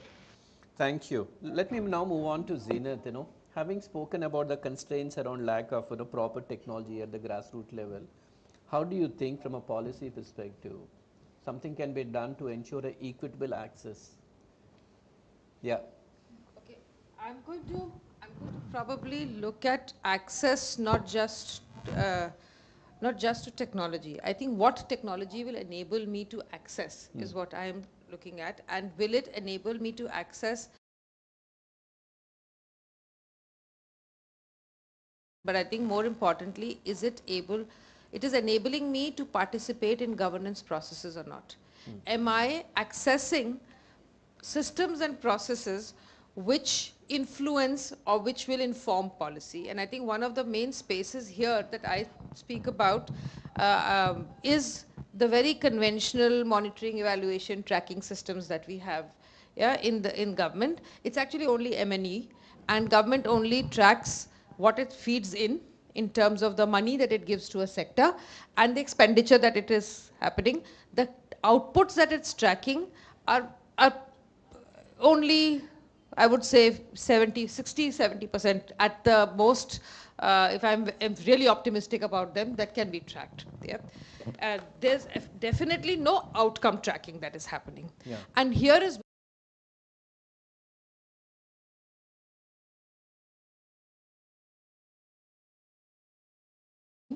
to the quality of their water, I mean, now we are all screaming because we are coming from Delhi, we know what AQI is, and yet if you look at how the different platforms report AQI, you know what is happening. I mean, you have let's say a ticker on the US Embassy wall, which is giving you an AQI of 1700 plus, whereas a newspaper will not report more than 460, 496 or whatever, because beyond 500, then you have an issue.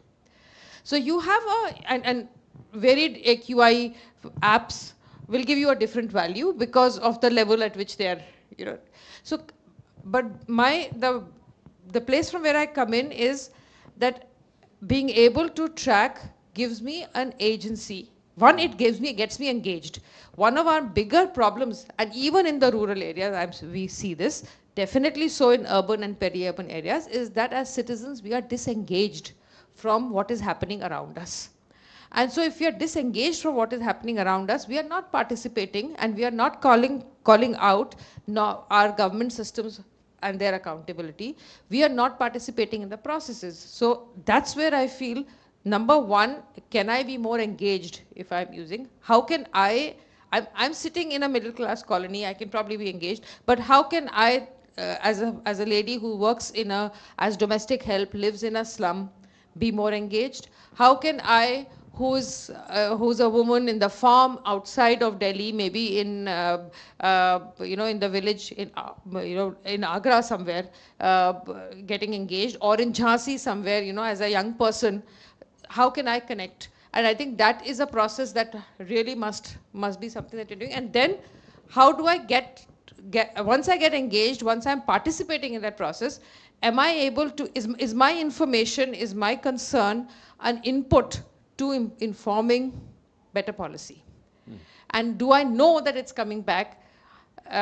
Sometimes, a lot of that information enables you to advocate. Governments don't like citizens coming together to advocate, because then you have people's movements. But you desperately need people's movements in this country to make change. If there have been major changes happening in this country, they've happened when there are people's movements. And so I think that technology now can enable you to have that localized and at a larger space. Sure, thank you. Moving on to Madan, now the nation at large is now talking about, we've tom-tommed enough about the UPI, stuff like that. But today there's a discussion around the DPI, the digital public infrastructure, stuff like that. So do you think the so-called DPI, the policy around it, how can it actually enable the development, the true development, which has been for the segments which have been excluded so far? Yeah, it's a good question, but yeah. See, you talked about policy. Yeah. I think there are very, very challenging issues when we talk about policies in the digital world. And I think it was also mentioned somewhere in your write-up, especially on the cyber security. We're talking about AI. What about ethical AI? How do we control this? So it is good going to DPI, but we need to have these policies in place. And how do we make these policies? It's a big challenge to the government. By the time they are looking at UPI, things are changing rapidly. Okay, technologies are new. What about data security, privacy? And these are big challenges and issues, because we are fully dependent on international products also. Here is where the big challenge comes in on data security, privacy, ethical AI, and application of these. So I think these policies need to come out as bilateral frameworks when we are getting into big applications. Otherwise, you could have major legal problems. And I think government should really enforce this in a big way before announcing schemes. These policies should be black and white on paper. Sure. Otherwise it can be a really doomsday when you start implementing these facilities. Yeah, thank you.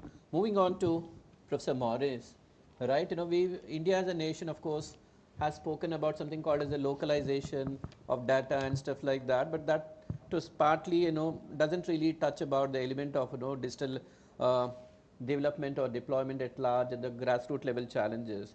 As a policy expert, how do you think, we would look at this? How do we, move to the next level of making a difference? Well, first of all, I'll start by saying that governments have been on the back foot. Governments have been laggards, and it's not just in the digital world or in today, but even in the era of normal development of technology, governments have been the last to respond. Yeah. If you just think back, that, let's say, use of tetraethyl lead resulted in probably about 100 million deaths. Yeah. And so on, use of lead in pipes and so on. So technology, frontier technology always has a way of, advancing with a great price and cost being paid by lives and people. But once governments come to know of it, they take a position, and then, in the second round and in the further unfoldment of the same technology, those are prevented. Like today, asbestos is banned. So there is an ascendant character to government regulation. It's still too early fundamentally to go hard on regulation, okay, of IT and so on. Nevertheless, I would make some points more speculatively, not just for this audience, but for an international audience. Okay, now first of all, some of the very interesting low-hanging fruits which can be picked. you know, one of the things that technology has done is it has created what I would call the power of little bits of information when aggregated. Okay, so it's like, you know, my waste product has no value to me, but if it's picked up by a Musk or by Google Maps and then put together, there's tremendous value which can be created. Okay, now whom does this value belong to is the first question. Okay. So there, I think that's a debate which is going on. I won't get into it. But look at India. Come down to the government of India. Today, Google Maps give us a very good picture of traffic, of how erroneous our networks are in terms of their design and, you know, their grid. If they're not grids, they're anything but grids. We can identify where the value losses take place on the roads. Okay, we know where the slowdown points are, where the accident-prone areas are. We know that this can be a cheap substitute for OD, origin destination, in urban design, in urban planning. Okay, we can do a lot more simulation if we network with, if a government agency or an urban authority has direct links with Google or similar, you know, Indian software is also available. But who the hell is interested? Okay, that's my question. Do they even know? Now the point is, using Google traffic data, you can even set up a dynamic pricing model by which congestion can be avoided. Let's say there are multiple roads, as happened not everywhere, but in some places. So, you know, with online data being made actually available on the dashboard, the driver can choose to take a path where the congestion is not there and pay a price for it and so on. You know, road pricing can be. Multimodality is much easier today. But multimodality was cracked organizationally by the Western world in the 20s. And we are still thinking that we can use IT alone will provide the solution. IT alone cannot.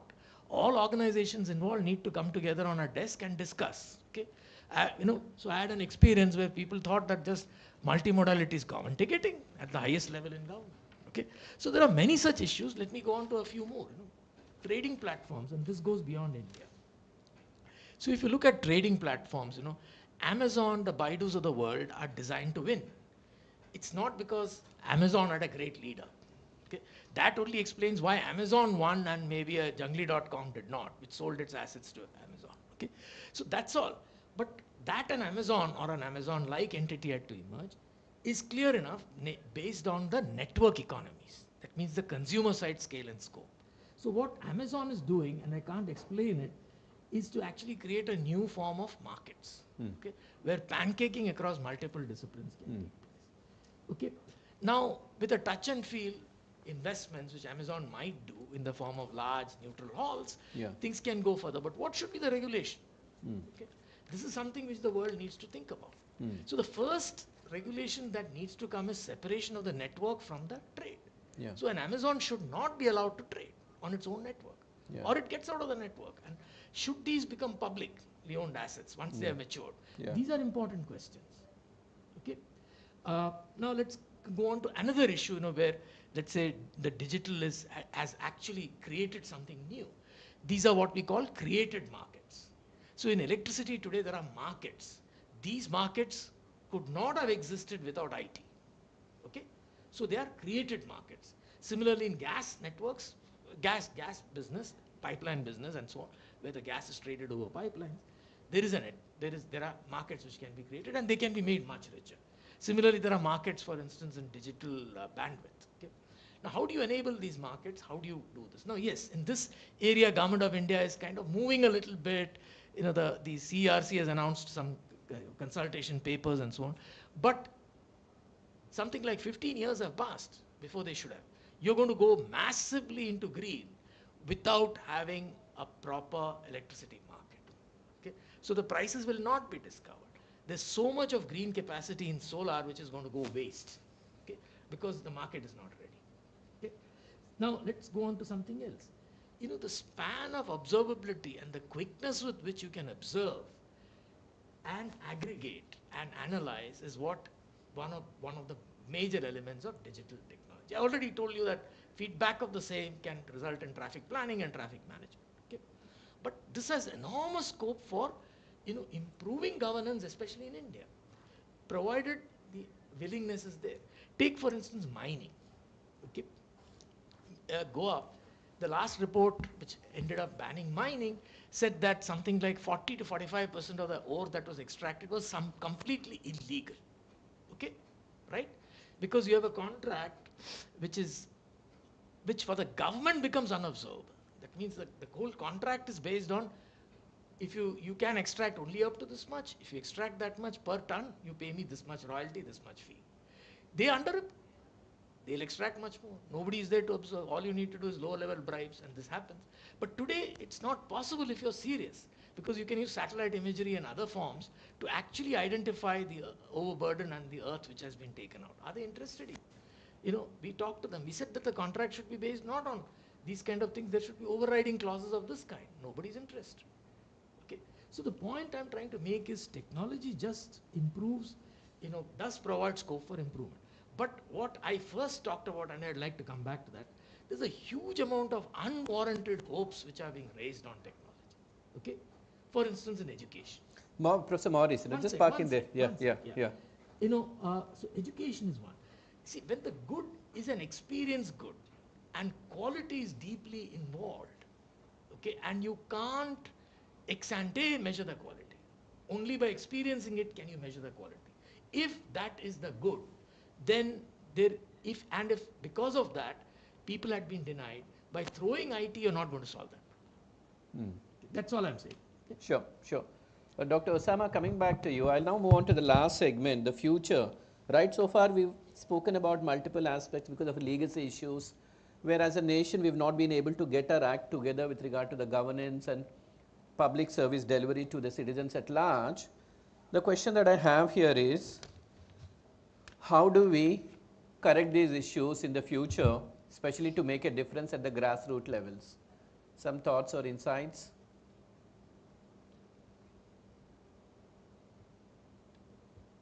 Yeah, I mean, there are two very important approach that we must think of when we are saying that how do we go forward and how do we make it work for all of us.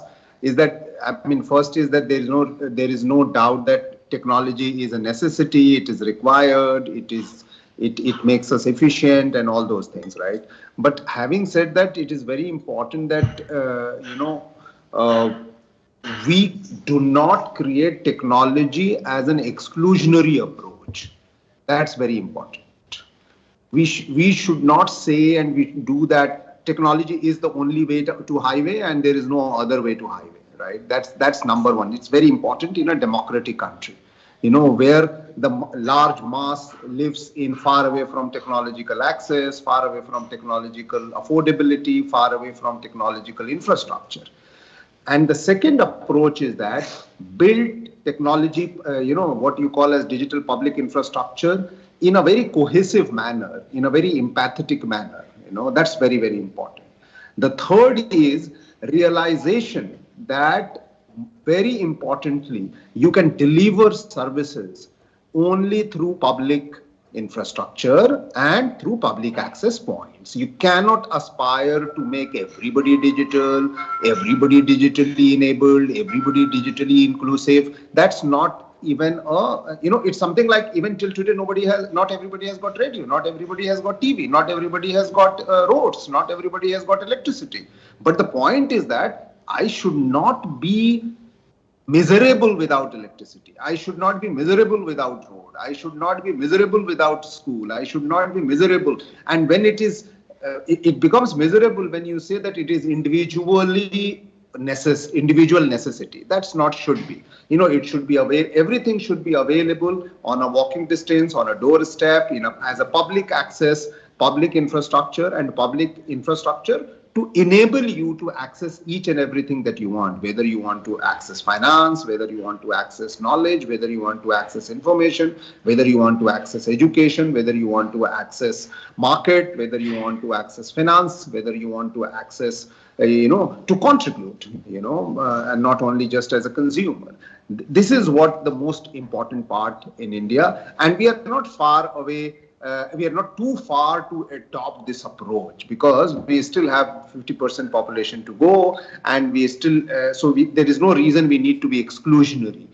This is all the approach that we need. And if you do this approach, it will be cheaper, it will be more inclusive and accessible, and it will be non-exclusionary, and it will be more participative. Sure, thank you. Zenith, trying to pick up from the conversation that we had on the lunch. In the current scheme of things, as you said in the earlier rounds, right, where you said there's a kind of a apathy of citizen being an observer from a middle class, and at the lower bottom of the pyramid, there's a kind of a fear factor or the social pressure.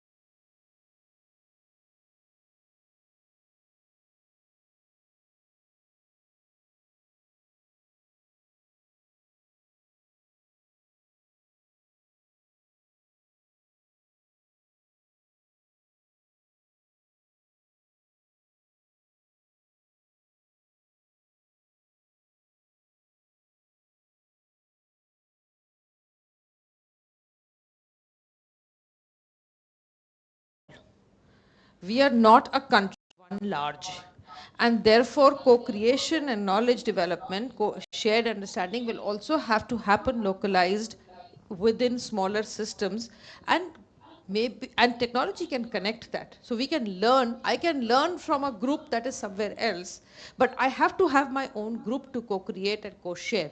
I think that becomes a very important thing for any action, and it's only when I am together with this group can I also advocate for change and be part of that whole process. And I think that's a very important thing to have. Otherwise, I've become a bot in a large network. I don't think I would like to dehumanize myself. Nobody wants to dehumanize themselves after a while. It starts having an impact on you. And I think that is one sort of point that I wanted to make. I wanted to actually come to a point that Dr. Morris was also making in the earlier thing with an example of what we see as unintended consequences of models that we pick up, shared models that we pick up and we adopt here when the fundamentals are different. For example, and I will use a very, very popular model of shared economy, and I'm working on issues of equity and circular economy, and I'm seeing this very popular model of Uber. Goa doesn't have Uber. I would say it is an opportunity space at the moment for Goa, given the Indian circumstances.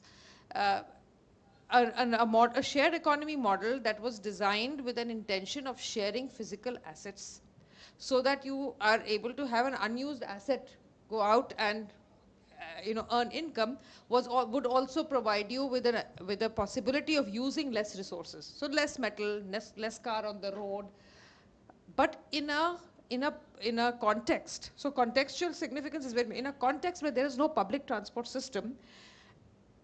When the Uber model in the current market mode comes in, you actually have created a consumer mentality where they will not go to a public transport system even if it comes in, because it is much more convenient and to do what they want. And you've basically disincentivizing people from moving to a potential of a public transport system. So instead of advocating for a good, efficient public transport system and maybe using the Uber only as a last mile multimodal space, even that. Given up on public Yeah. transport, given the So capacity of the government. so the public service system has given up on the public transport. The consumer has given up on the public transport, and this model has come in. What has it done to cities, to our spaces? It has actually brought more cars on the road. The roads are always, the Uber is always moving on the road because it has to be available to you within a few minutes of your calling for it. So there is more emissions. So we are all coughing much more. The market model for it is that it's no longer a shared, unused asset being shared, but you're actually purchasing the asset in an extremely exploitative model. if you go deep down into questioning the Uber drivers, I think 60-70% of them will tell you how debt Ridden are there. Yeah. yeah, the burden of debt and the number of hours they work to be able to get just that little margin that they have. So you've created a very, very exploitative system Yeah. because you plugged in something into a context which was very different. Sure. And this is not just India, this is happening in Africa as well and in Latin America. It doesn't happen so much in the United States and in Europe, where where the models are very different. The same thing is being seen, we are seeing in the shared economy of the Airbnb. And I think Goa is already witnessing it. You have gentrification, you have people, so you have an initial burst of local economic growth, but you have a long-term impact, which is far more damaging. So I think in our spaces, what I would like to suggest is a little bit of foresight thinking is very important to mitigate. Because we can't say don't have a model that's not going to give people an income. I mean, that's not something that can happen. But what can we do to maybe have a foresight on possible unintended consequences that can be mitigated? And I think that's something that we need to probably look at. Sure, sure. Moving on, Madan, I have a question here for you. One element which, of course, I spoke to Zenith, the same question I want to reiterate because that's critical for us as a nation. In the 80s and 90s and early 2000s, we've experimented with a concept called as a social audit to check on the delivery and the quality of services which are rendered to the citizens at large. Given the fact that in spite of a so-called developmental model that we've adopted as a nation, we're still far away from actually delivering the true service. So in the emergent future, how can technology actually help to give a voice to people saying, it's not done, right? We're not getting what we should be getting in. So can technology enable that, process, especially for the people at the bottom of the pyramid? Yeah, so I will take it in a larger perspective for future of digital transformation and development. So there are 3 or 4 points. I think one of the points you had already mentioned was how do we involve innovators and youth, number one, in this system. Innovators definitely required. We can't keep buying technology, assembling technology, and just implementing a black box. We need to create that innovation system here. And how that has to be done is only if academia, research, and industry work together. You can't have one silo working and just implementing something. And I think that is a big challenge in India, governments are facing. Governments fund industry or they fund a research organization or an academic organization. But now I think they've realized that it should be joint. There should be a joint funding for innovation. Basic research is different. I think that is very important for the future. The other important aspect is digital literacy. So I think Maurice mentioned it. How many people really know about it? And digital literacy is not very difficult. It's practical. There's not much theory. So it's easier to explain and get people literate on it and how you go from rural, urban, different demographic areas. I think that's another very important area for the future. And the third important point, I think we definitely have to align with the Sustainable Development Goals. These are well written out, thoughtful goals which have been put. I think instead of finding something new, we need to just follow these guidelines. And I think that is where we have to put in our efforts. So I think getting youth and innovators in, youth definitely, because I'm talking about startups and deep tech startups for digital transformation. I think that will be the future. Software development, yes, these are all services, but I think the real crux of the matter is deep tech startups for digital transformation in a bigger way. Sure, sure. Yeah. Moving, Maurice, trying to pick up the discussion thread that we had so far, right? Trying to move from the past to the current to the future. How do you think policy making can be future ready to enable the development using AI and digital technologies?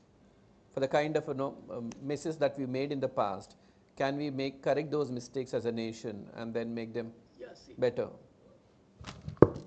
I mean, I can't deny an obvious truism that digitization, technology, and so on can help everywhere. Okay? So it's a truism. However, that is not the issue, okay? The issue is something like this. Yeah. The real elephant in the room is the government's capability. Yeah. Okay? Because governments have a seminal role here, not just in inclusion, which he talked about, laying the digital public infrastructure, and one cannot disagree with that. Yeah. In regulation, where is the government's capacity in regulation? In its own capability as organizations to do something. See, the world solved its 30 problems and education problems much before digitization. Okay? You didn't require any computer to solve the problem of open defecation. Today, the open defecation is 23, 24%, and falsely claims it's zero. Okay, so there are many significant problems which need to be addressed, and digitization has got nothing to do with it. Okay, in the first instance, however, digitization can enhance, can lessen the load, can improve, and so on. But to start with digitization is like taking your hair and trying to move you. Okay, so I'll repeat that. So where is it that the government has failed becomes the key issue. And I think, if I may put it, there are, this is systemic failure. But if I ask what in the system has failed, then I think there are 2 or 3 key things. One is when government people sit down to discuss, they don't discuss public or social value. They never see it from the point of view of the consumer or the relevant citizen or the relevant person. They always see it from their turf.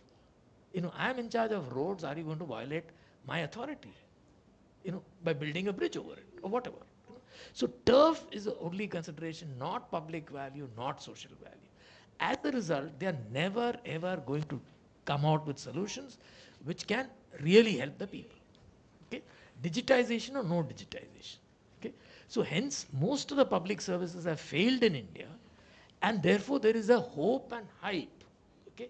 Remember, the hope comes from the lower down, and the hype comes from the elites who somehow are able to survive, okay, or cope up. I won't say that they're enjoying life or anything because of this government failure. Okay? So the key thing is the government failure, and the lack of coordination. If you need to build a bridge with value, you can build a bridge anywhere. Okay? But if you need a bridge with value, that means where people are actually going to use it the right way, and it's in the right spot, you need to coordinate, and that capability is not there with the government. Okay? So what has actually digitization come to be in India? I'm not saying it has not given value. Certainly it has given value. You can go now instead of writing a check, you can do all that. So all that is well known. But what is not known is the pain that digitization by government in India has caused. I'll just list out for want of time. I can see that. The regulatory overload on the financial sector. If you are part of a bank on the board or of, let's say, a broking firm, the only discussion that can happen in the board is, have we met the regulations?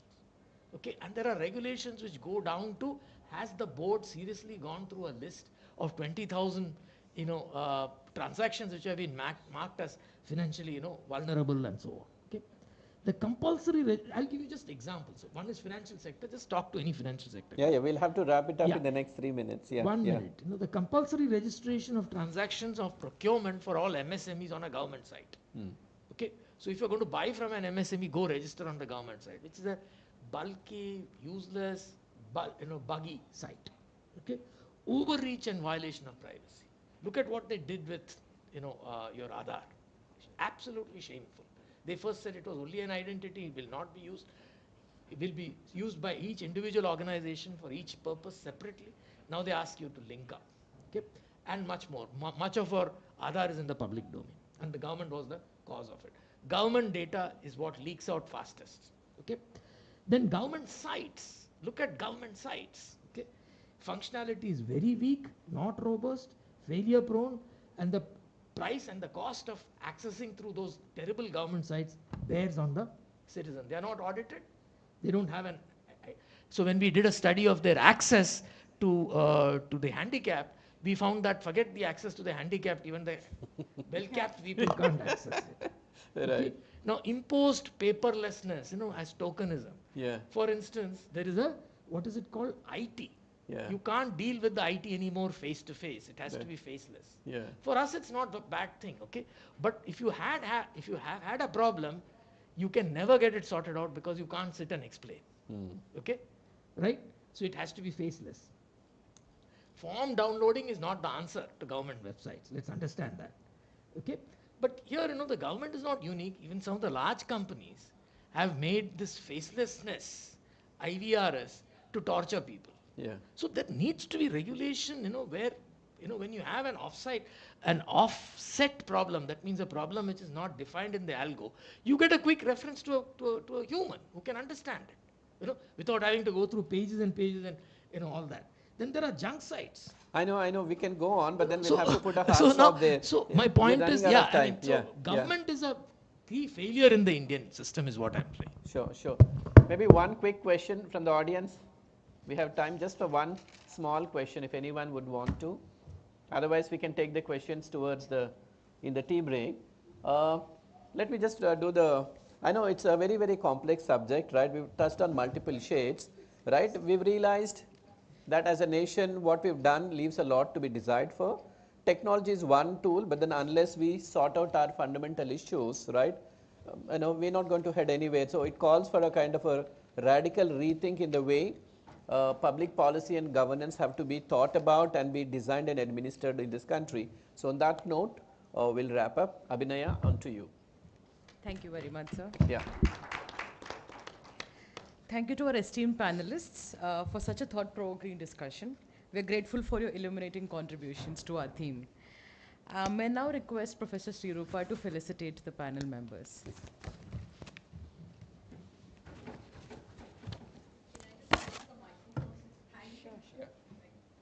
Just take 1 minute to thank you.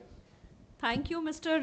Osama Manzar. It's been an absolute pleasure listening to you.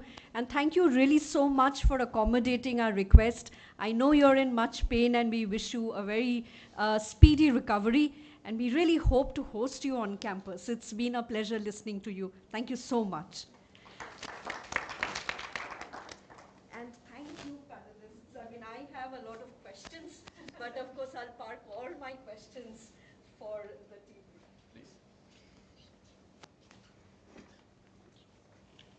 They also noticed the color difference from the morning. Yeah. Oh yes, strengthening feminism discussion we shall have later.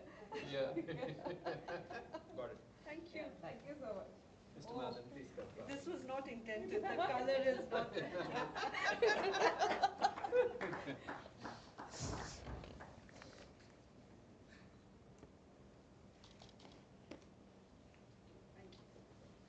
Mr. Morris, yeah, please come back. I'm really sorry for showing you that, but thank you so much. And maybe a group pic for the panel. Yeah, please.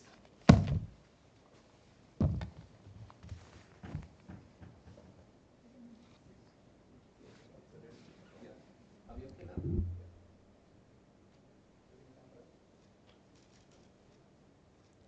Participants, we can now take a short break. Tea is served outside and we shall reconvene for our next panel discussion in about 10 minutes. The topic for the next discussion is Voices from the Field, where we'll hear first-hand insights on leveraging technology.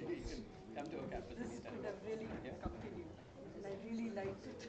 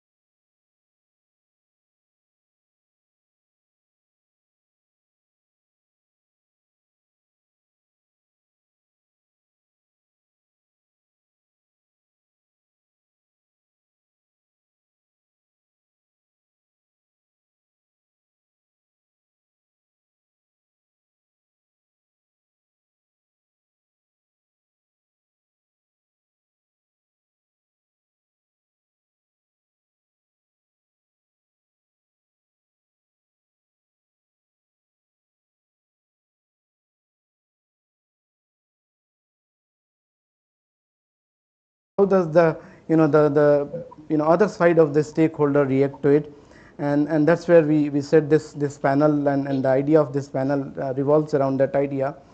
And to start with, given that we have like lots of talk which happens around the issue of agriculture, where a large number of Indian population rests on. So I'll start asking like with Nikhil, who works in the area of using technology and AI on solving agriculture related problems. So I just want to start with asking Nikhil that you have been working on field. So in your understanding, what is the most pressing thing you feel like when it you felt like using technology to solve the farmer's need? Thank you. First of all, I thank the organizing committee and for having this wonderful event. And coming to directly to your question, before that, let me just explain, what we do. So, I'll set the context. So we started as a design studio. We wanted to understand what problems are being faced by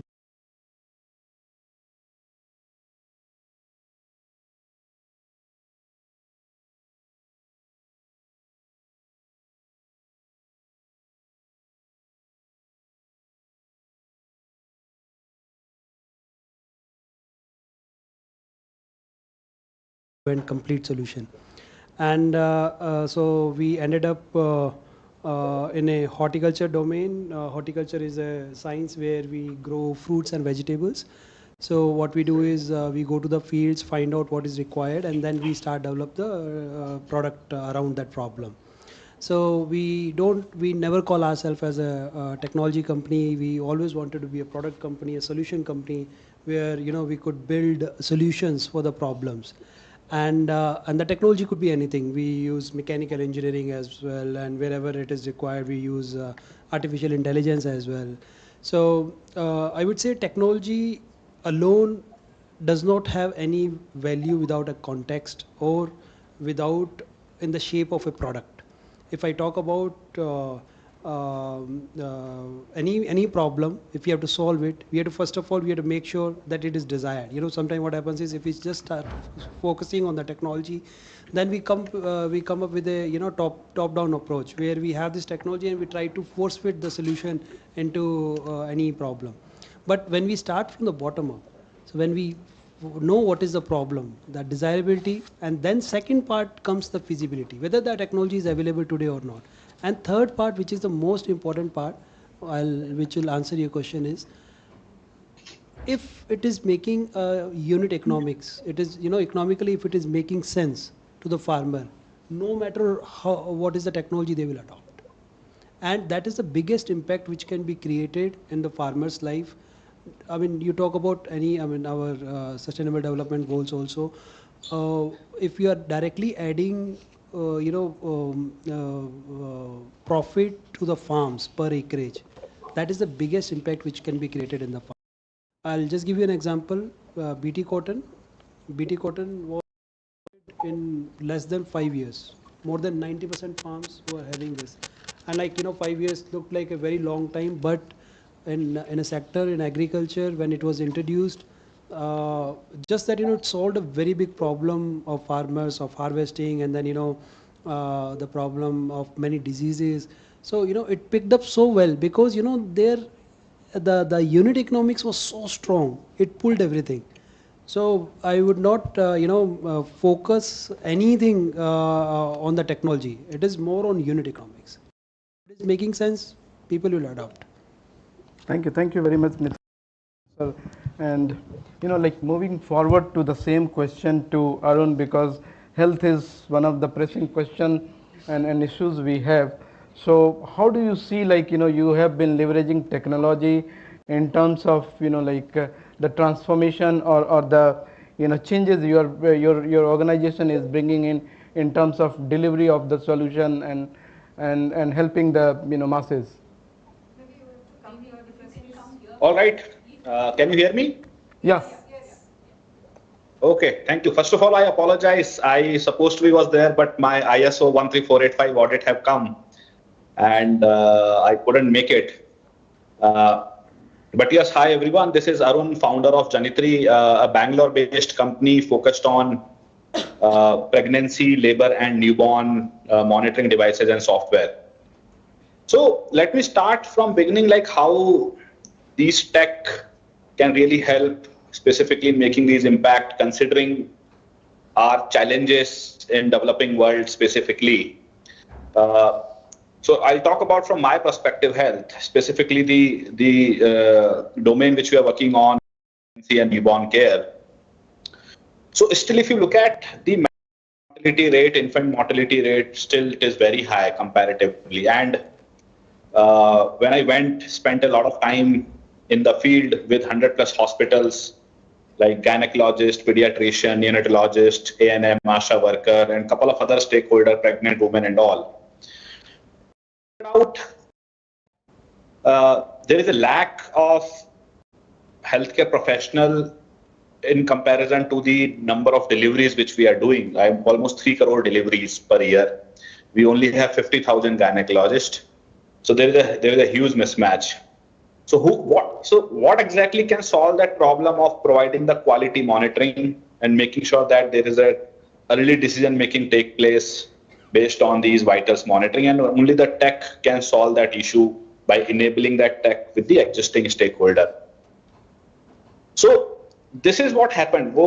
We figured out a challenge and started working on this first problem statement, which was related to the labor pain. So now I'll give you one story, like a pregnant woman who was completely fine, a good ANC checkup, everything was fine. In her last month of pregnancy, she started getting the labor pain, and she just got admitted to the nearby primary healthcare center. And but what happened as an outcome? She had an stillbirth, unfortunately. What could have prevented this stillbirth? We tried to figure out the reason. There was a staff nurse there, there was a doctor there. What was not happening? There was a vitals monitoring was not getting measured, like fundamental parameters of heart rate of the baby, labor pain and all. Otherwise, they could have known before, like what's going wrong, and they could have taken decision on time. So we validated this in a couple of settings across the country and figured out a lack of vitals monitoring and early decision making as one of the problem statement.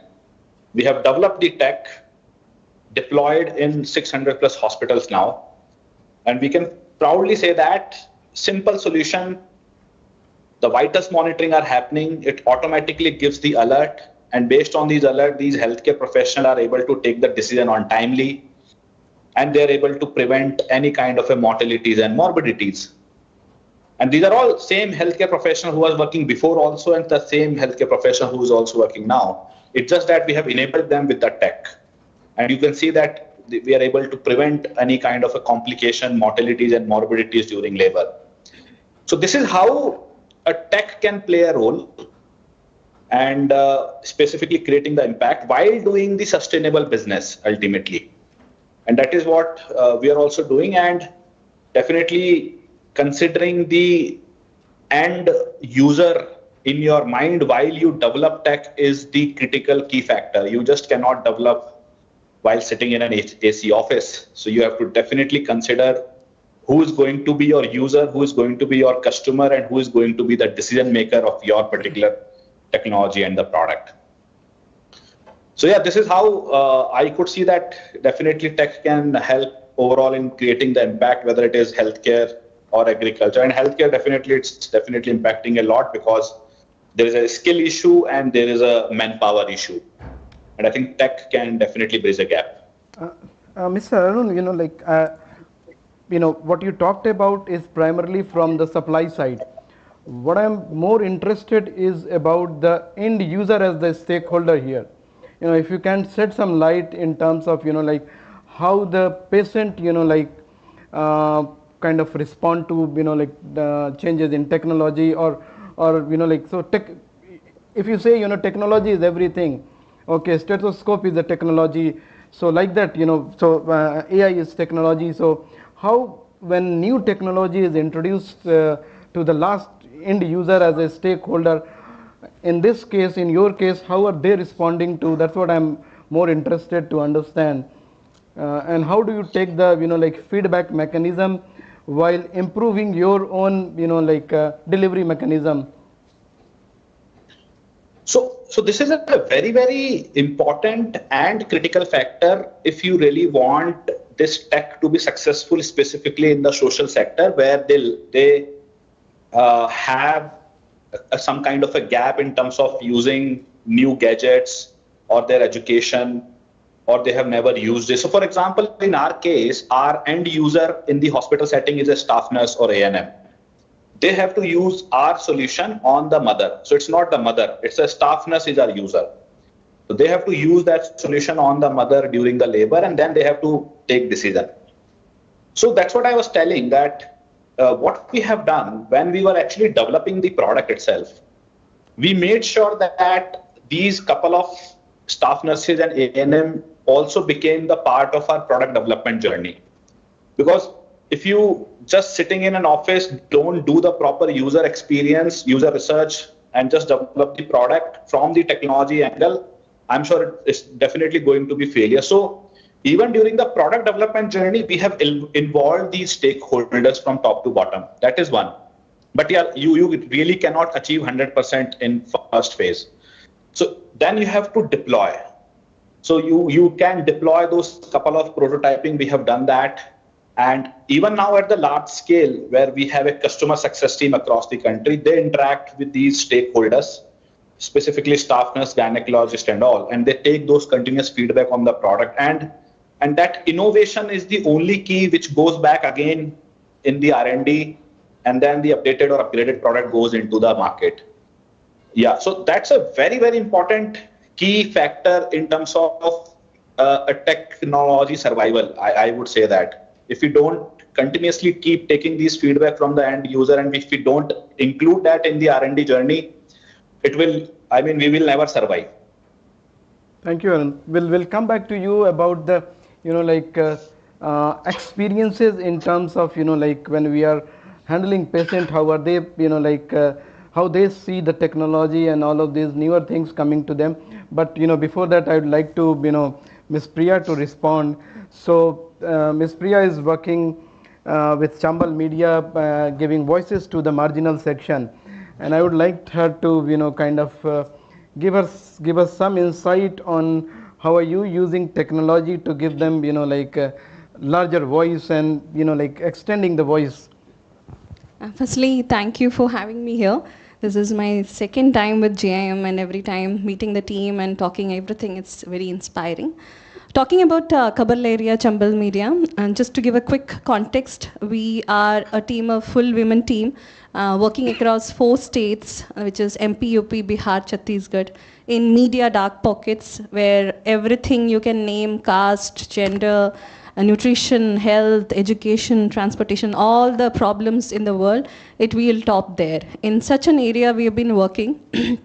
We are a 23-year-old organization, started as a feminist experiment to encourage women who are newly literate, their new learned skill of reading and writing, how to encourage women to continue that. We created a newspaper. It was a handwritten newspaper made as a monthly by women from marginalized communities. And I think if we have sustained 23 years, I think that owes because we adapted, we accepted technology, and I can say that this journey was not an easy one. We were a newspaper, and we were publishing like a bi-monthly, then weekly. But in 2015, we decided to sustain, because even the publishing cost was not getting in. So how do you sustain such a platform?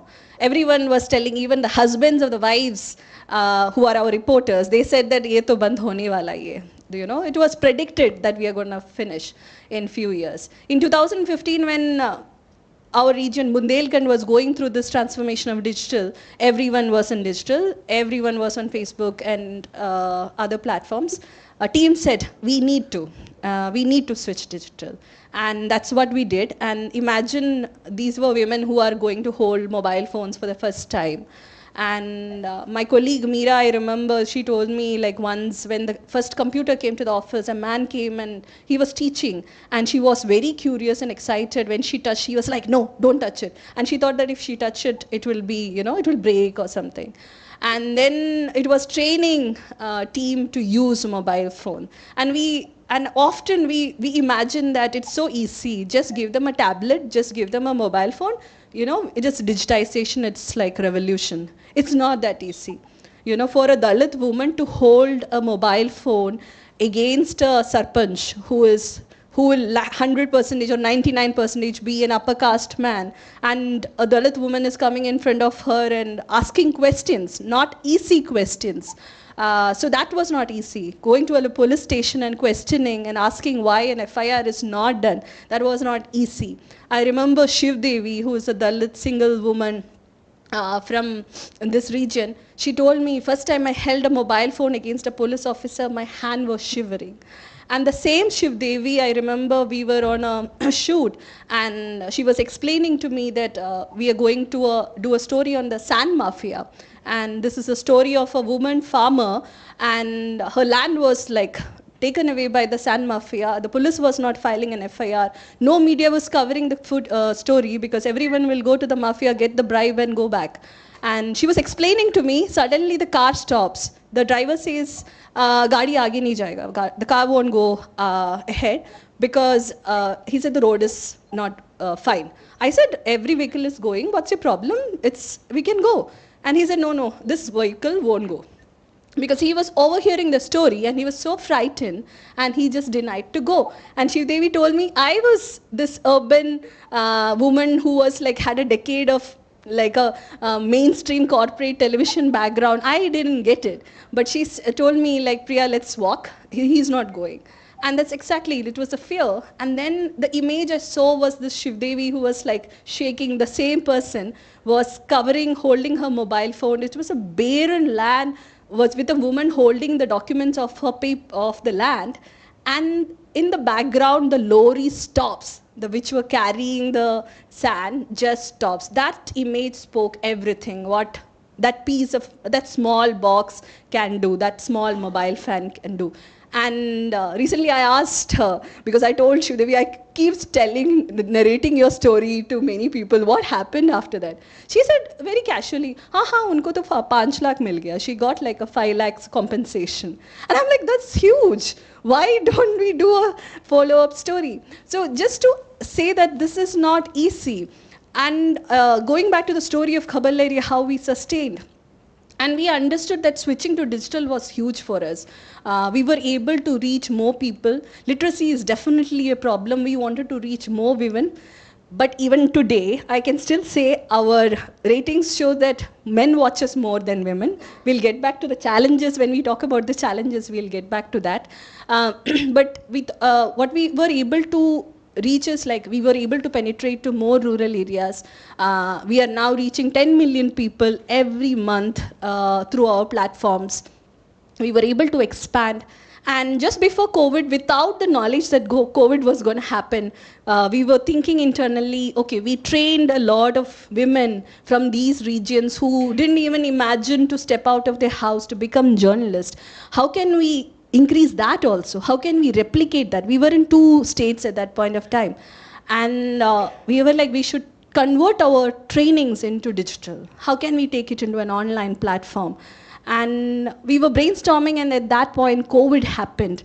And I remember during COVID, I was sitting and working on designing the training, which we were giving offline, converting into an online thing. And we did it, and we piloted it across 3 states, training 270 young girls. But we also understood just switching online is not enough. We decided this is going to be a full online platform, but we felt that the hyperlocal realities are much more complex. So it became a hybrid kind of course. And Now we have an alumni of 500 plus. We train girls across 9 states. We were able to create young girls who are reporters locally, not just working for us and other platforms. And looking back, I can clearly say that we were able to do it because we accepted and adapted technology. Thank you. So, very, very interesting, insight.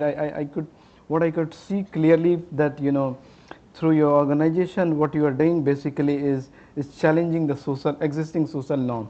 So before I come to, Nitin on kind of, changing the life impact of, whatever we are doing, I would like to understand in continuation that how do you see you have really, in terms of measurable way, your organization has transformed the life and livelihoods in the area you are operating. Do you see that happening? Because, like what we are right now seeing is that, these many followers, these many people are listening, but has it really translated into real impact? Can we come up with that?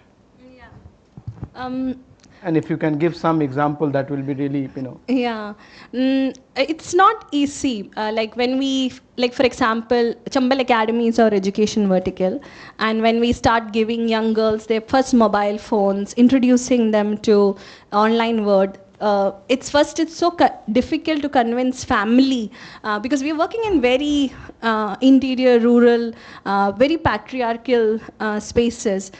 Where women, when they are on mobile phones, they've been told, "Tumhari bahu mobile mang rahi hai. How dare she? She is asking for a mobile, your daughter-in-law." Or, our academy students, when they come back home after a first orientation with their first mobile phone, they got this magic box, right? A digital world, a new world opening to them. Then they often get to hear, "Ladki bigad gayi."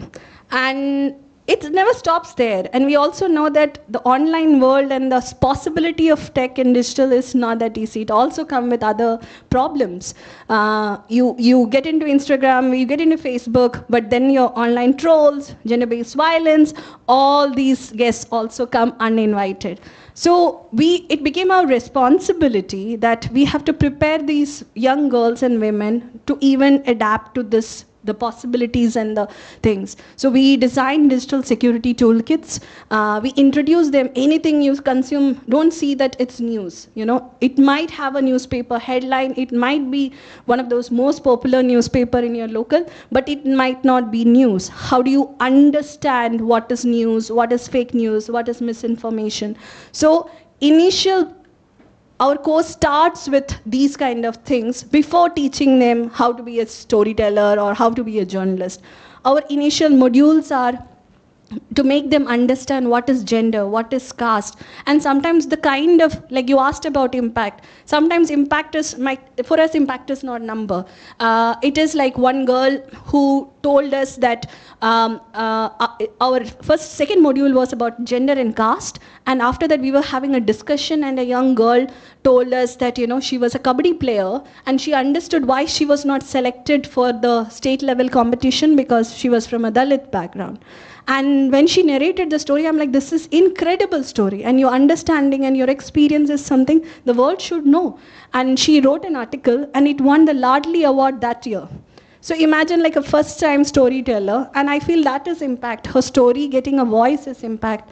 Or a young girl who was working currently in a village office in a contractual basis, who get to see so many problems coming to the village office on a day-to-day basis, and she excitedly saying, when this particular kind of case came, she was like, I understood it is a news, and I started using my mobile phone and started recording it. So that is impact for us. Or a very simple thing, a Muslim girl telling me that every Sunday when they have chicken made at home, leg piece goes to the brother. And she never questioned it. But she now understood it as patriarchy. So I think that is impact for us. So it might not be a big quantifiable kind of thing, but even the small changes of understanding the world, that feminist, gender, caste lens is impact for us. Thank you very much. And I really do appreciate the point you raised where, we should be able to differentiate what is real news and what is fake news. So, given the current context where, technology is creating a lot of fake kind of things. So that knowledge, imparting that knowledge is very, very necessary. I just want to add one point. I felt one big point which I felt missing in the conversation so far is we miss gender in technology. That is something we can't forget when we talk about technology. That's all. Passing on to you, Nitin, I just want to understand, like, so when I said, like technology, I didn't mean, so for me it's like, wheel is a technology. So it's not that, like I'm using very, very strictly, because when you talk about voices from the field, many a times will not have that opportunity to, always use AI as a, synonymous to technology. Right. Having said so, I would like to understand from what have you done. I do agree, and that's what the basic point is, that economics matters. Okay, so in terms of like, let's translate that into post accepting the technology, or the product you're into.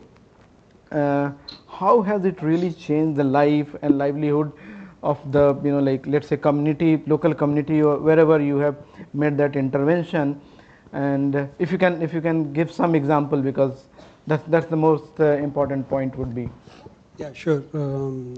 I mean, I can give you a lot of examples, because we have done a lot of products, and thank you, Priya, for bringing this point of having technology which is designed for gender also, because that is something which is we have seen. I mean, I'll give you one example. Recently only we came to know, we were so surprised. What is the most common health problem in the rural sector? That's a back pain. We take it for granted. We don't see it. Okay, we don't see it as a health issue, and that happens especially in the female, and because they are doing all the drudgery work. If it is farm or house, they are always bending down and doing this work.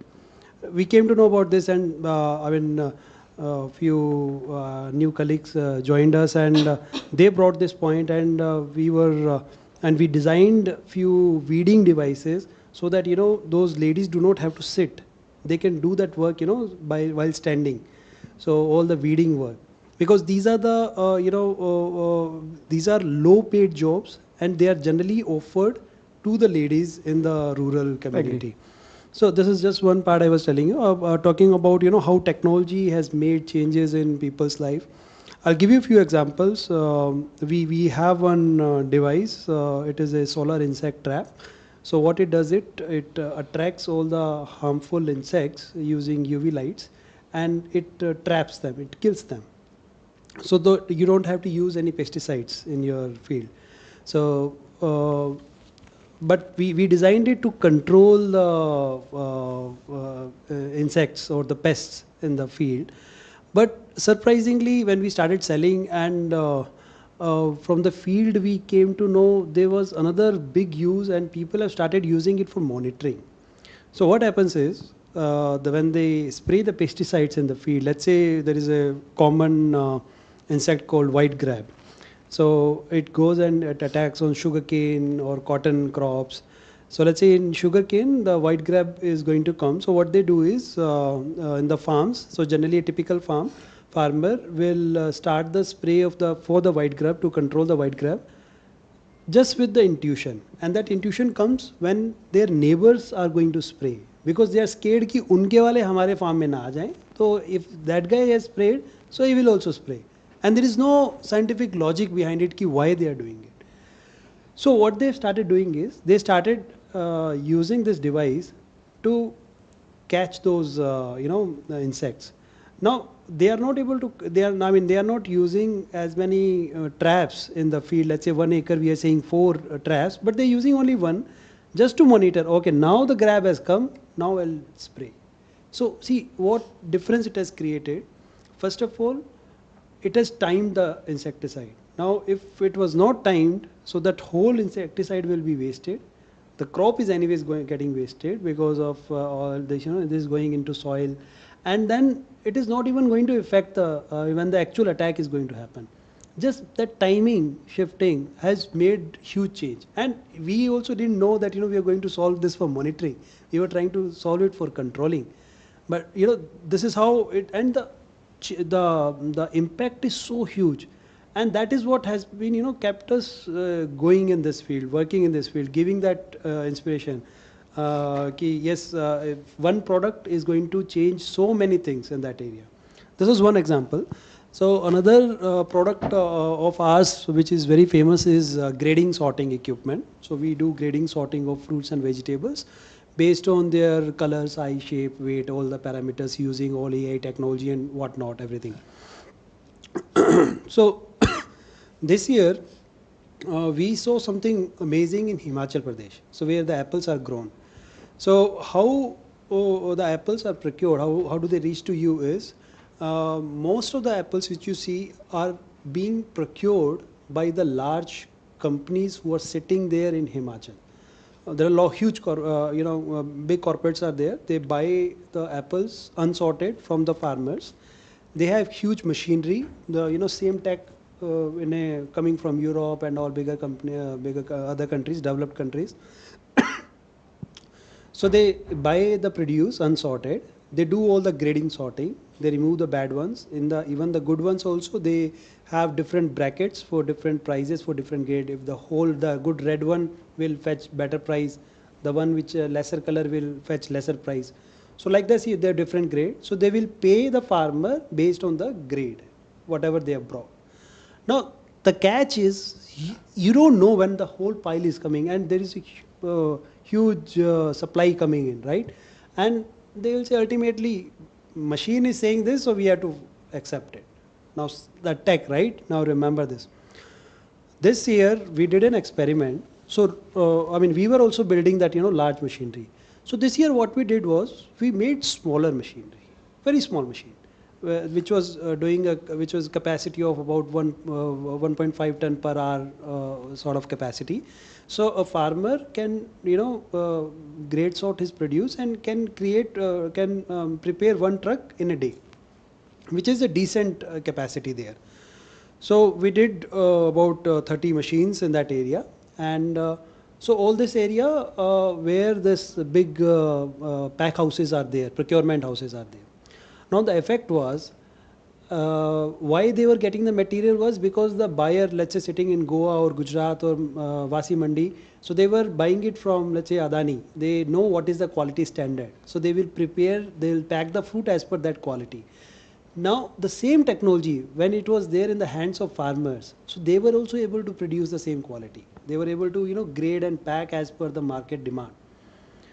Now, of course, the buyer here sitting in the mandi, they started approaching the farmers. So in last 20 years, this was the first year when all those procurement houses were not able to procure apples, because the whole apple started going to these small pack houses, and each machine, I'll tell you the numbers, costs about 20 lakh rupees, and there is a lot of subsidy and everything. Just I'll take the cost, and they are able to pack, let's say 20,000 boxes. Each box is giving them extra income of 200 rupees. So that means 40 lakh rupees they are, that is the extra income being generated on a pack house with one time investment, and that is going to be there in next 10 years. So imagine the whole game changed. And the same technology, when it was there in the hand of corporates, it was an exploiting way. They would dictate what is the terms. Now the terms are with the farmers, and one of these companies, they approached us. They said, can we get into an agreement where we procure fruit from your machines from the small pack house, because they are not getting fruit there. So this is the kind of impact which can be created with the same technology. See, technology is still the same grading, sorting, imaging, processing, but where it is placed and what is the channel. That's really wonderful. Arun, I wanted to come back to you before, I had some more question with Nitin in terms of, so till now what Nitin has talked about grading and weeding and all that, I wanted to understand in terms of, is he doing something on the fertilizer side? But before that, I'll ask Arun that, if you could share some experience from the ground about the kind of impact your product and organization has created. So that will be really wonderful in terms of creating a positive vibe here. Great. So from the impact perspective, we actually have deployed our solutions in 600 plus hospitals, which are both public and private. More than 1.5 lakh mothers have been monitored from our products in these settings. And based on these monitoring and early alerts has given by our product, for more than 8,000 mothers, the staff nurses was able to take early decision and able to prevent any kind of a mortality and morbidity. So this is how we actually have helped the system in reducing these maternal and newborn mortalities and morbidities while introducing our product. Not just in India, even the outside like Southeast Asia, Africa, South America, because these are the other countries which are also having the high maternal mortality rate and infant mortality rate, actually more than India. So that's a kind of an impact which we have done, and in the next, because now we are scaling up like exponentially, in the next 1.5 year, we will be in more than 2,000 hospitals, and almost 500,000 mothers will get monitored from our sensors, and it will help. And it's not just private. The government have started procuring these products and started deploying in government hospitals, starting from primary healthcare center to community healthcare center, district hospital, medical colleges. And that is where corporate CSR have started looking into it and started procuring and deploying in the rural hospitals. So that's a kind of an impact which Janitri have done so far. Thank you, Arun. I just wanted to take this discussion little kind of different with you particularly. I want to understand, like in India, because of doctor-patient ratio, access to hospital, public health infrastructure, a lot of things. We have a bigger issue which is like over the counter medication and prescription system. Okay, do you see any time in future or near future or like little far your organization doing something in terms of use of technology to kind of come up with some solution on this line? So so ultimately we definitely see that also as a very big opportunity from the market and impact perspective, where if these mothers can start using these products at home during the phase of pregnancy, labor, and newborn become up to 2-year-old. As of now, everything is at hospital or clinic setting. But ultimately, we have also created something which is like a small wearable and all app based. So it can go home. But that segment as of now doesn't exist. So it needs a lot of awareness. It needs a lot of awareness from the doctor side, from our side. So what we just started doing, we have taken our step 1 in that direction. If these solutions can go home, if mother can themselves monitor these vitals parameter, and if the doctor can see that report and the data and can take early decision. Now, because these products are on the higher side in terms of pricing from the perspective of end consumer. So here we have come up with the new business model of rental, because the products are of no use after delivery. So we have come up with some kind of a per month rental business model where it becomes affordable also for the end user, which is a mother or their family.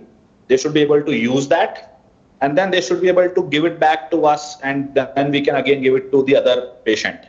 So that is something what on the business model innovation side, which we have started doing, so the products can also go home for these vitals monitoring. Just one more extended question, because Priya has raised a valid point, and I'm like I and some of my colleagues, we firmly believe on the idea of gender and marginalization. So in this whole journey of pregnancy, one more element which is very important is the access to nutrition. Do you see role of technology in that sphere? I definitely do see a role of technology there also. Even when I was into the field before I started Janitri, when I was actually doing the problem identification and validation, nutrition was one of the biggest challenge which is contributing towards maternal mortality rate and infant mortality rate. And there were a couple of things like, can we really bring an innovative combination of these nutrition solution in the market? There is an awareness issue. That is where a lot of awareness related apps are also coming. Probably instead of medicine, can we have other kind of a formula so they don't look at kind of a medicine, but look at as a food, and then they get a nutrition. So I think there is a lot of gap is still there in the nutrition, which can be solved through some kind of an innovative approach, and that still have a huge gap in our countries and even in the developing world. Thank you. So I'll come back to you, Arun, on certain questions I have on the use of you rightly pointed out about the medicine.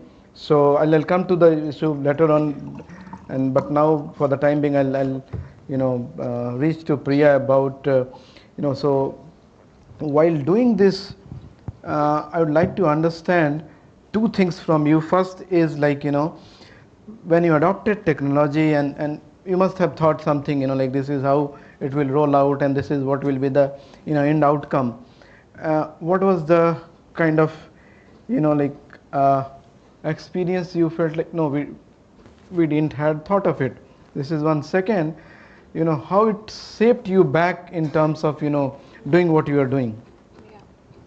I'll give two examples. One from what we do in Chambal Academy when we were piloting. So we designed the course, and I felt that okay, the course can be completed in a month, etc. We piloted parallelly in 3 states, and suddenly we can see the back end. So how we didn't have the budget to create our own tech.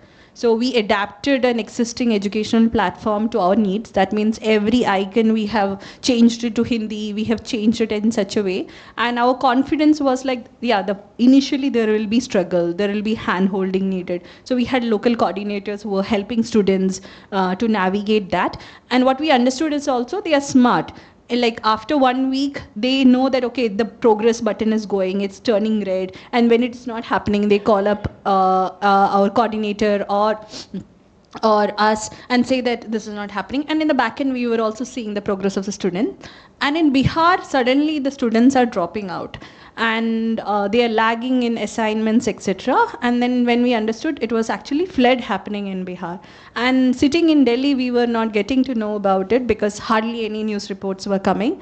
And what happens, like any other schools, online education is also, if you see that your colleague, your classmates are going ahead and doing assignments and reaching new modules, but you are not able to, then the interest drops. Then like, humse nahi ho payega, this is not happening. And so I didn't foresee that, okay, there are other situations like climate, etc., which can happen. Second was like, I took for granted my class caste privilege, that data is free. And so sometimes the students said data khatam ho gayi, so I couldn't do the course. So my privilege blocked me from foreseeing this, that okay, every day there is a limit of data. And sometimes then it was so interesting, after a point you will start seeing students sitting on top of their houses, on walls, etc., to catch the internet, because the course was you can do, like, because we are also having experience working in local, so we are like, we can't have like Zoom calls where we come online and teach them, because the mobile phone they are using might be owned by their father or brother or a neighbor. So it is, when it is free, you can learn. Getting a girl out of a house is more difficult. That's why we thought that let's bring the education to the girls, let them do the course in their own pace. So all our content is in video, our reading material and assignment material. but done in such a way that they can do it in their own pace. Let it be at night when they have time or mornings when they have time. Whenever the mobile is free, you can do it. But we do have this weekly check-ins where we thought that we will refresh, have conversations, make friendship on Zoom calls. And it's so interesting to see this little windows in kitchen corners and top of the balconies, etc.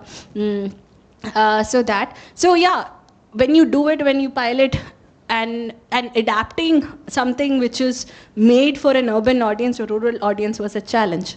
Another experience to share is last week we did a roundtable in Banda around health and technology. So I was like imagining me coming here and sharing what insights I will be hearing there. And there were stakeholders like Asha Karyakartas, Anganawadi workers, social workers, everyone in our panel. And then they were actually talking about, it's not very simple. Everyone was given a mobile phone, which they called a dabba. Because it is only for a purpose, right? You have to give data to a government. That mobile phone is not for your leisure. Then my mobile phone is not for your education. Only purpose of that mobile phone is you have to add data. So most of them not digitally skilled, they'll write in their notebook because they are skilled on that. And they have to depend on someone else to fill in the data. And then you feel, instead of we think that we made them, empowered them, we are actually making them more marginalized and feel, I miss something, I lack something. She is good at something else. In local context, to convince a man to sterilize is not that easy. For them it is like, हाँ आप 100 लोगों से बात कर लीजिए, you talk to 100 people, get 100 people sterilized data. But if you go to a man and say that, okay, government want you to be sterilized, he's like, what is your problem? How many kids I have?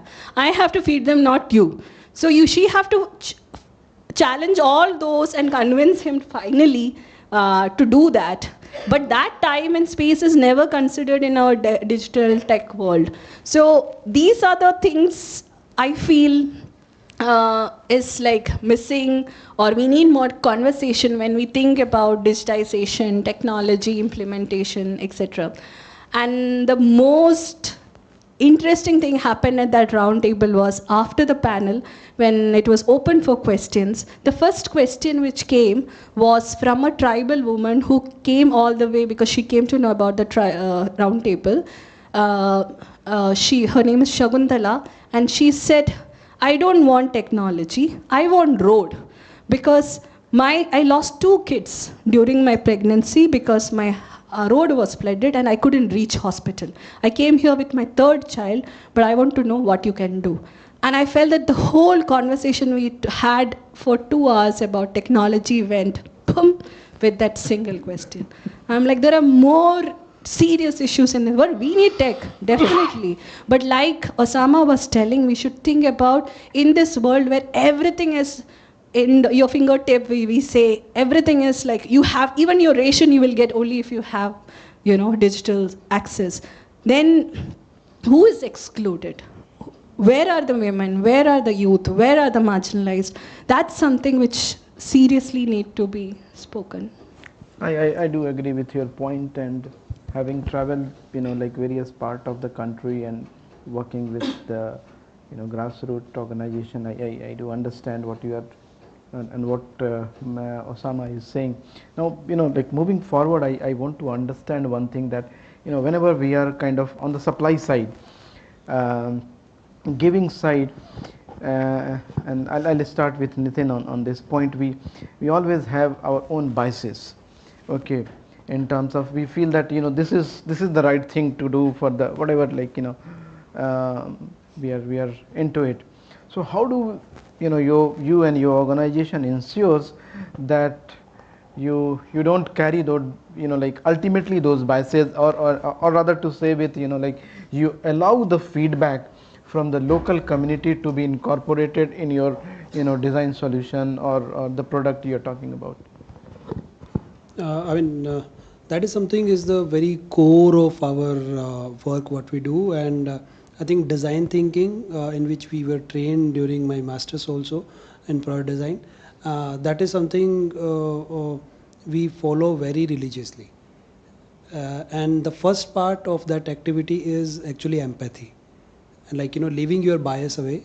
When we are designing something, We don't think about a solution. No, I understand that point. My question is, how do we really, because like ultimately we are human being. No matter what we do, howsoever we try, some element remains being what we are. So how do you really ensure that's what I want to understand. If you can bring out some example, that will be really wonderful. Yeah, I mean, it comes with the practice, and of course, that is something. Yes, it keeps coming. Our biases keep coming, but it might work in the short term. But we have seen in our experience, in the long term, the feedback, the continuous feedback, and it does not happen in one go. Let's say whatever feedback we are receiving. I'll just give you one example. I came 2 days in advance because I was in Konkan region, so we were doing some field study on understanding how Alfonso is grown and what is the value addition we can add there.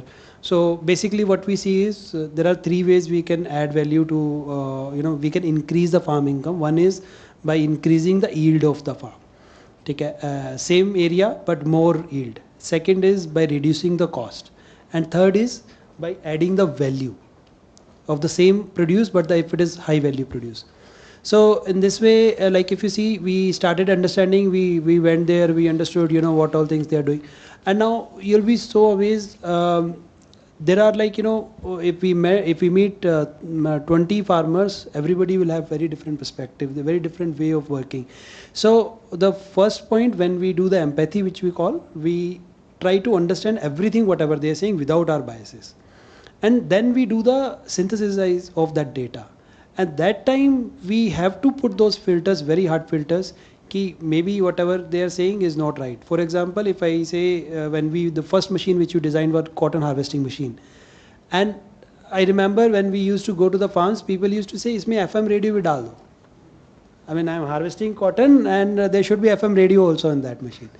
So, I mean, if I hear everything from the user, that also is not the right. I agree. Over the time, it is a balance which we have to create. We understand, okay, this input is the right input and maybe the other input is not, something which you have to filter out. And where there, our experience will come rather than our bias. So we ourselves will also, keep telling us, okay, as an engineer, as a product designer, I want the best product to be there. But I know there is a timeline, there is a shortage of our funds also, and shortage of, we have to make it low cost also, then we might have to compromise those things. So that is something which comes with the experience, and then experience start taking over, rest everything will, go down. Wonderful, wonderful. Yeah. So, like, as we are running short of time, so, like I'll try to wind up with, asking this question to our panelists and starting with Arun in that sense. So the way I see, technology is something like a very, cost intense thing. And also it is like, at times I feel like whether technology is bringing humans together or it is kind of, like keeping us completely, like away from each other. So I understand you don't work in this space, but how do you, in your experience, have you seen these 2 points, and how do you try to carry this, like the technology should like the cost should come down, and because ultimately if it is the cost is not coming down, the masses will not be able to adopt things. Absolutely right. Cost is the ultimate factor in terms of when it comes to scalability, and but that really cannot be achieved also on day one, and that is why, as he was mentioning, that hearing the right inputs and what we need to bring in the product based on our experience, considering the kind of a right resources we have, right funding we have, and then slowly taking that journey of one product to millions of products. So that is also a journey, but that journey is very important. And as a founder or as a people, we have to listen to those feedbacks, and then only it can go to the scale while cost will come down. I'll give you my example. When we started, we produced first three, four prototype unit, which was very costly in terms of our cost. And then, but we had to deploy, so we had to definitely take a loss in deploying because market was not ready to pay for that kind of a costing. So, but we wanted to deploy, and then we understood that what market can pay for that particular product, and then we figured out how many we need to produce to at least reach to that cost, considering electronics, considering outer casing, sensor, and everything. And then we realized that okay, if we have to produce at least 100 units to at least match it to the cost which they are expecting. But then over the company, as a profitable company, you have to make a profit. And then you realize, okay, we have to also define certain margin per unit if you really have to keep sustaining financially, and if you have to go back and keep doing R&D also. So I think in the masses, definitely the cost come down, and that is an important, and that's also an important journey from a 1 to millions of the product. And we as of now, we are also an early stage startup, so we have reached around 1,000 product in a one mass production. But I could see that when we are going to do 10,000 units production, our cost is still going to come down for us, even for the end consumer. Thank you, Arun. So, like Ms. Priya, if you can, like shed some light about the, the dark side of uses of technology in whatever we are delivering to the, society. Is it, so it's like, for me, it's like, there is equilibrium. We wanted and we felt that, that equilibrium is not in the right position. And we wanted to bring the equilibrium to a different point. But how do we ensure, or do you think that the new equilibrium is on the right side or not? That if you can give some input on this. My small experience and what I understood is it should be bottom up. That's when especially people like us who are companies like us who are working with local people, rural and marginalized communities, everyone come with their own knowledge. So if you respect that knowledge and make them part of the conversations and the designing, that would be really helpful. And also adding to your previous question to other co-panelist, because we are a social media enterprise. We are a company. That means we are a profit-making company, but our intention is for a social cause. And most of the time, the kind of products we have, for us to take it to the audience we want to, it's very challenging. Our students can't afford our course. So we run fellowships to make sure that that happen. And we are able to do it because of partnerships. We have partnered with different organizations so that we were able to take it. But going forward, how it can reach a bigger mass, because through technology, we can definitely reach a bigger audience. I once heard about, in another panel, I heard about Nammayatri, about an app which was designed in Karnataka for the taxi as an alternative for Uber and Ola. And because a bigger percentage of every Uber, Ola is going for the company, not for the taxi driver. So Nammayatri was formed, and it's a subscription model where they have to pay a very small amount. And the designer was in the panel, and he said they had an investment, and after that now the entire app is running by that subscription because they have that huge number of subscribers right now. So I feel that going forward, how we can scale up our model would be reaching out to a lot of masses. I feel that if we are able to reach every school, 1 rupee also, if students are able to pay for our course, we will be able to achieve that. Yeah. Thank you, Priya. So Nitin, like I'll rephrase this question a little differently to you, because you started with the idea of unit economics. Okay, so my question would be to you in a like drawing from the idea of Marx that like when we start doing things for profitability, ultimately we lose what what defines us as the human. And so how much this two opposing side of the story do you see coming, like kind of making a balance when whatever you are delivering from your designed model and all that? So you're saying in one hand we want to create more profit, and other hand you want to also make sure the impact is created. So the more profit you try to create, the more inequality will happen ultimately. Okay, and what we are trying to do is through all of these intervention to bring the equality kind of things. Right. So how do you kind of bring two things together? Because you have to be, for sustenance you have to be profitable. But then ultimately what you are trying to do at the end of the day is, bring the inequality down. Right. So how do you, see this going together?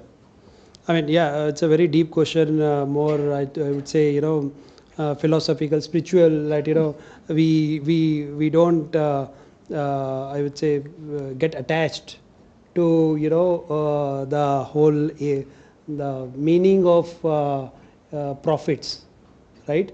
So what is it like for us is, for us it is a profit. Yes, we have to make a good living for ourselves and also for our employees, everybody. But we look at it as a very macro level. Like if you see, Priya gave an example of Uber, right? So what Uber did was, or any of these companies, so what they did was, so if you see earlier, a customer was paying some money to the cab driver, and cab driver was making some profit, some part was a profit, right? Now what this company did was, they came in between. So the customer is still paying, some money they are keeping. Where is that money going? That money is being paid to the maybe already well educated society, their employees basically, right? So that portion of that money has started going there. So when we do something, when we do any intervention, we also look at this key, what intervention because of our intervention, what is going to happen, at macro level. I just give you an example. How grading sorting. Now, if I am doing grading sorting, if I am going to the ready morning, I am buying some, let's say tomato, I am doing grading sorting, I am making that benefit. But when that grading sorting is going closer and closer to the farms, so the profit will start going to the farmer. That is what, our, I would say, this is what the thought process is. And if we are making profit for somebody, and somebody else will surely be losing money, right? So that is going to happen. But for us, our focus has been very farmer centric, that the farmer has to make more money, so the more profit has to go there, and reverse has happened because of the capitalism, which is actually, we are also part of it in a way, right? So why, like earlier there were mandis, people used to go and buy from the mandis. Now supermarkets have come, now they ensure, and mandis were like, maybe weekly 2 days, and then the whole profit was going to the farmer. In this case, supermarkets, so they started procuring from the farmers, they made the availability, and now we are buying every day, we can buy any day. That convenience has come to us. Now margin has started going there. Now again, the shift has started, ki how we can, but our intervention should be in a way that we should not be cutting the pocket of the farmer. Ethical capitalism, to save it. Maybe I don't know if there is a term for that, but this is where we also dwell in that. But our intention has been always been, it has to be farmer centric. Farmer has to make more profit. I think if we keep that in our mind. So we have been in 10 years of the business, and we created a profitable business without any external funding. So that has happened because we kept that as our motto. Thank you, Nitin. So, given that a lot of audience has to travel back to the city, and I know that there will be huge traffic right now going back to the city. So, I'll stop here and pass it on to the audience if they have any question. We can have, I think, 1 or 2 questions. Rest we can take it outside, and yeah.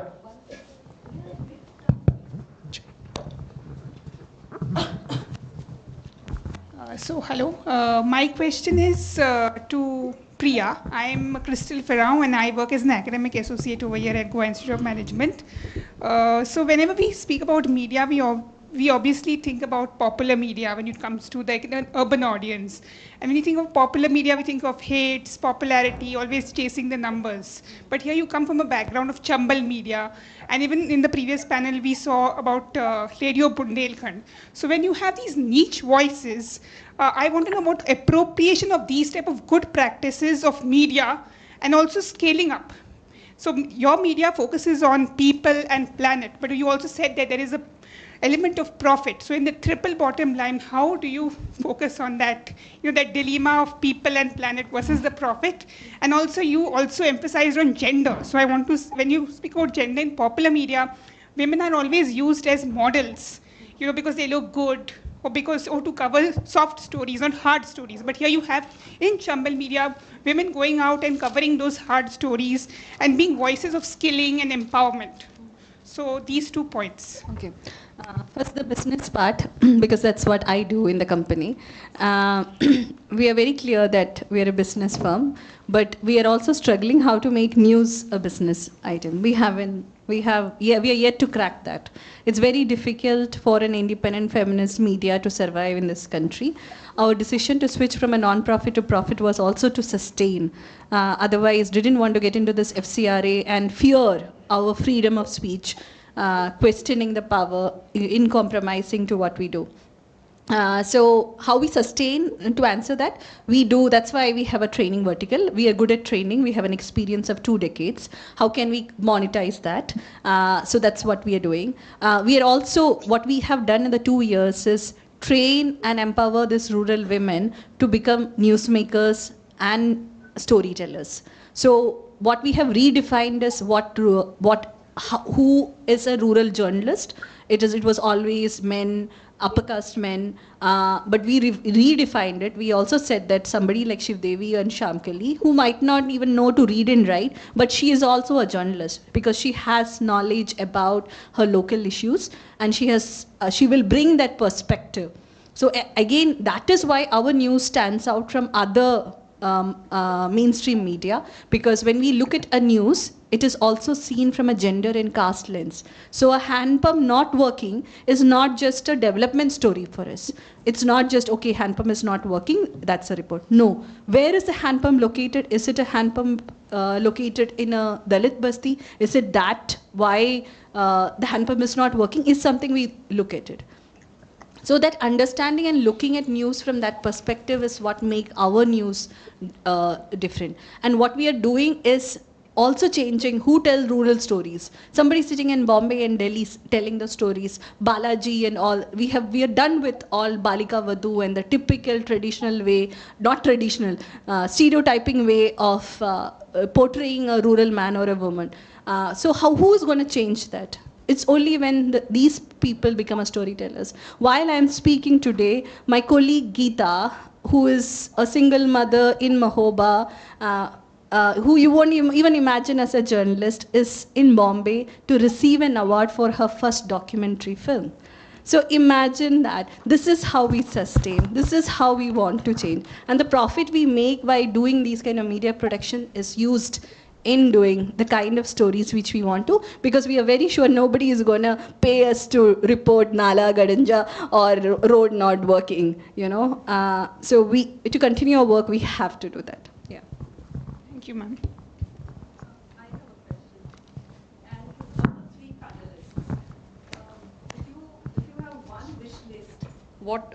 My question is, if you have one wish list, because at some point we reach saturation.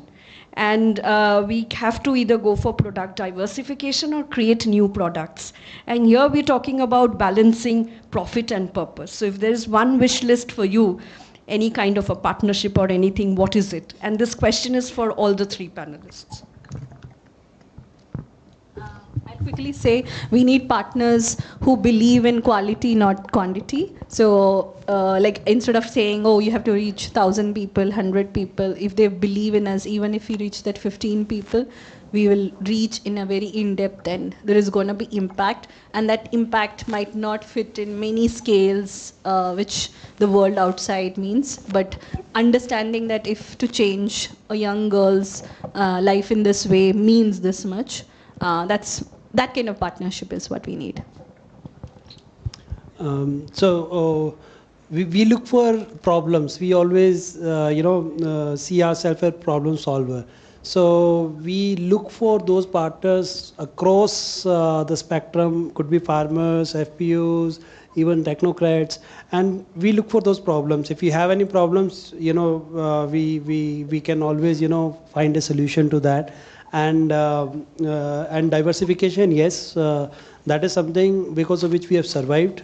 If we have sold more than 2 lakh products and almost we have 2 dozen active SKUs, but we might have designed some 100 products and many of them failed.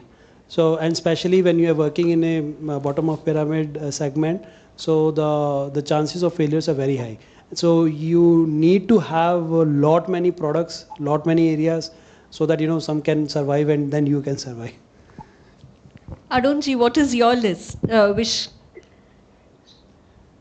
You're asking for wish list? Yeah, your one wish if you have in this competitive market where, there is also a saturation point, right? There are so many players. So how do you see Janitri in the next 10 years? How would it retain its USP? So I would say that because in our field, specifically when our vision is to make sure that no mother or baby should die during pregnancy, labor and delivery. And in the next 10 years, I think, and a lot of these are happening, and this is actually aligned with the government, this vision and mission. So if our business can become simple with government, where we can able to deploy a lot of products with the government partners, which is not easy for a startup like us. And if that becomes the highest priority for government to make sure that these kind of an innovation can literally deployed in the hospital and community level, and this can reduce the maternal mortality rate and infant mortality rate. So I really wish that if that transaction can become very easy and simple, then nothing like it. Thank you, Arunji, and thank you, Priya and Nitin. Thank you. Am I allowed to ask a question like audience? No, I do see we have time.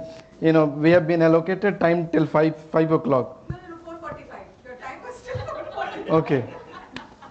Okay, so we'll take this outside the. Okay, so thank you very much, Arun. Thank you, Nitin and Priyaji, for really exciting session. And I just wind up by summarizing the discussion by saying couple of points from the discussion. First point, I believe that we have to kind of find ways to use technology in most of our problem solving. I do see technology largely here as a enabler. In the first session, we talked about the dark side of technology in the future coming up, but let's be positive for the time being, because we are winding up. So hope is very positive. Hope is very good thing. Second, I do see that technology playing a very strong role in changing the social norms, shifting the balance in the society, and I hope to see it doing so in much more so way. And then there I borrowing from the first session, I do see the role of quality of technology in terms of including those who are excluded, to understand and do create policies to kind of include them in this whole development process. And I see that there is a huge possibility in terms of being ethical capitalists. So these are few of the word I can take forward with this discussion. Thanks a lot to everybody for being with us at a tiring moment, from morning everybody is sitting here. Thank you very much. Thank you everyone. Thank you to all panelists for sharing your inspiring and impactful stories. May I now request one of our conveners, Professor Anchal, to felicitate the panelists.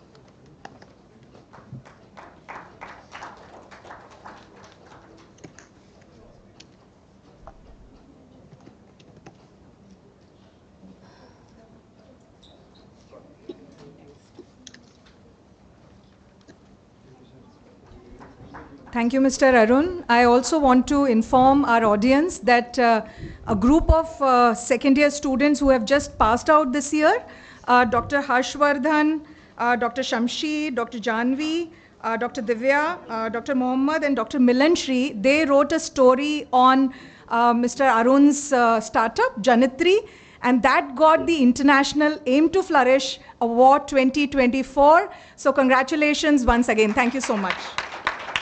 Thank you. It was a pleasure. Thank you for that announcement, Professor Divya. I would now like to invite you over again for another special announcement. Thank you.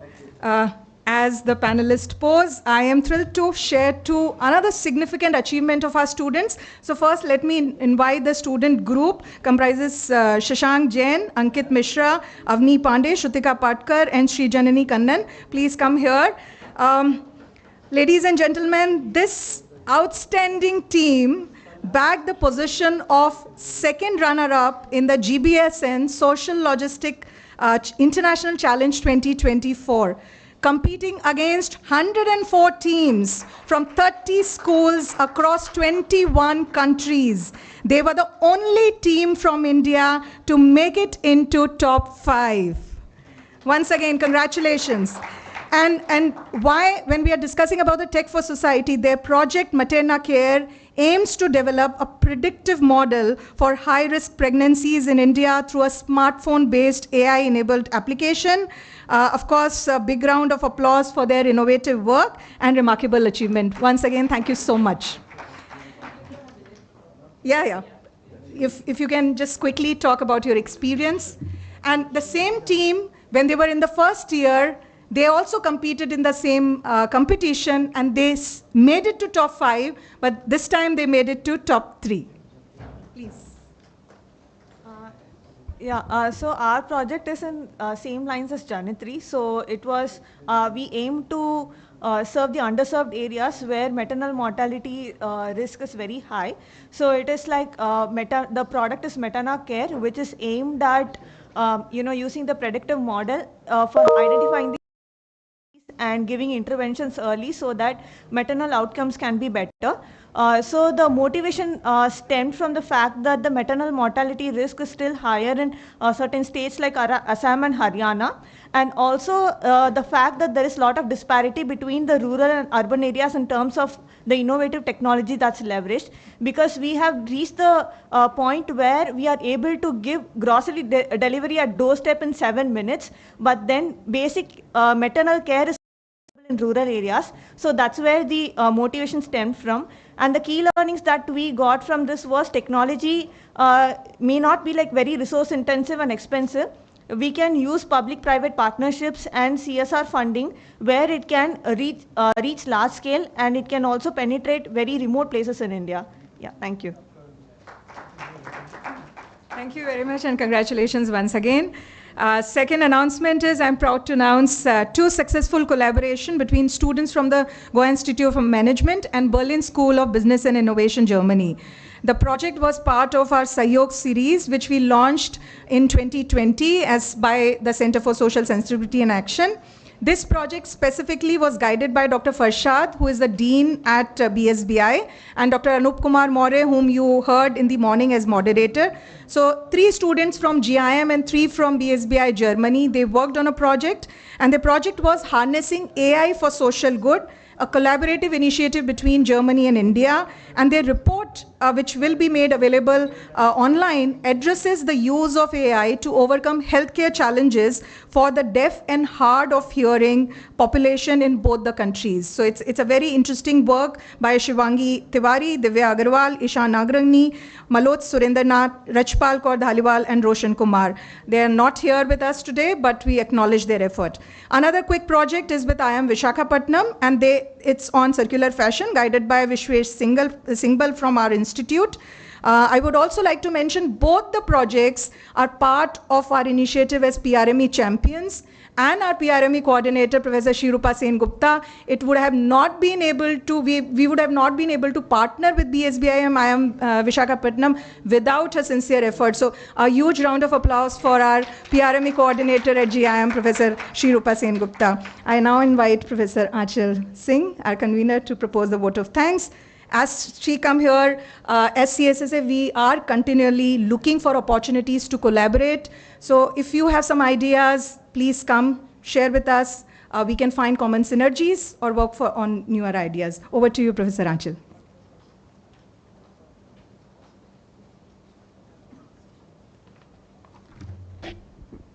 So a very good evening to one and all present here. I am sure that most of you are already very tired. You've been sitting with us since morning, 9:30 in the morning. I'll quickly deliver the vote of thanks in the next 5 minutes, and then all of you can probably go back to your homes and rest for the remaining of the day, right? So to begin with, I would like to thank the speakers who took time out of the busy schedules. They have come all the way from Delhi, Mumbai, Hyderabad, Bangalore, and I don't know from which places from across India. They came to us with their stories, they shared their insights. Dr. Bhaskar Chatterjee, former director of Indian Institute of Corporate Affairs, was with us in the morning, and the sorts of insight and experiences that he has shared with us, I am sure everyone would have gained a lot of enriching, thought-provoking ideas. And to quote his words that I have written in my script as well, meat that we can chew on. So I am sure everyone would have a lot of meat that they can probably chew on. I would like to thank our moderators, Professor Prakash Singh, Professor Anup Kumar Maurya, and Professor Naga, who made sure that the discussions that we were having since morning are being driven in the correct direction and to get the best out from each of the speakers, the best points and the best opinions. I also thank all our participants who have joined us from GCCI, ASSOCHAM, from different government agencies and licensing officers, and from the academia counterparts as well. Given the other events which are happening in Goa as of now, the IFFI and the exposition of St. Francis Xavier, it was a tedious task to travel in Goa as of now. And for everyone who could join us in person, thank you so very much for coming here. I thank our director, Professor Ajit Parulekar, for his invaluable guidance that he has provided with us since the day we started planning for this particular conclave.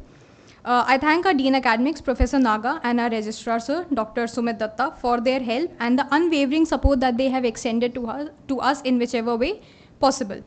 I thank our sponsor, We Mentor AI, which is incidentally led by Mr. Chundru, who is an alumnus of GIM from the batch of 1996-1998, for his generous contributions towards this conclave. I further thank Mr. Vaibhav Madhani, Mr. Jitendra, Mr. Sanchit Jain, Mr. Rohan Pandit, Ms. Deepika Nayak, Ms. Sweta, Ms. Crystal, Mr. Aman Rao, and Professor Manasvi Kamath, who are our students, researchers, associates, and some of the academic counterparts that we have, for contributing their blog articles, which helped us in sharing the CSSA's vision and mission with the larger community.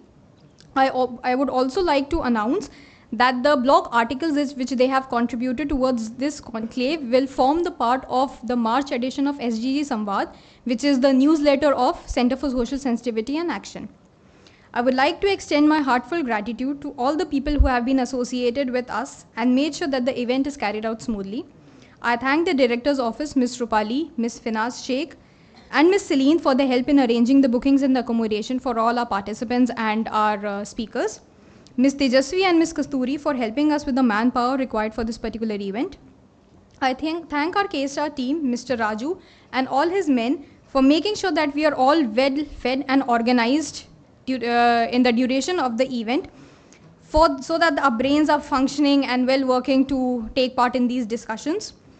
I thank Ms. Smita and Mr. Arvind to ensure a smooth transportation even during such peak tourist time.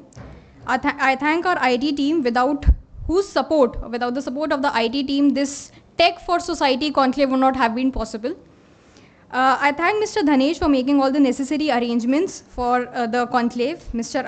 Amit Singh from the Alumni Office, and Mr. Ajay from the Purchases Department for their help and support.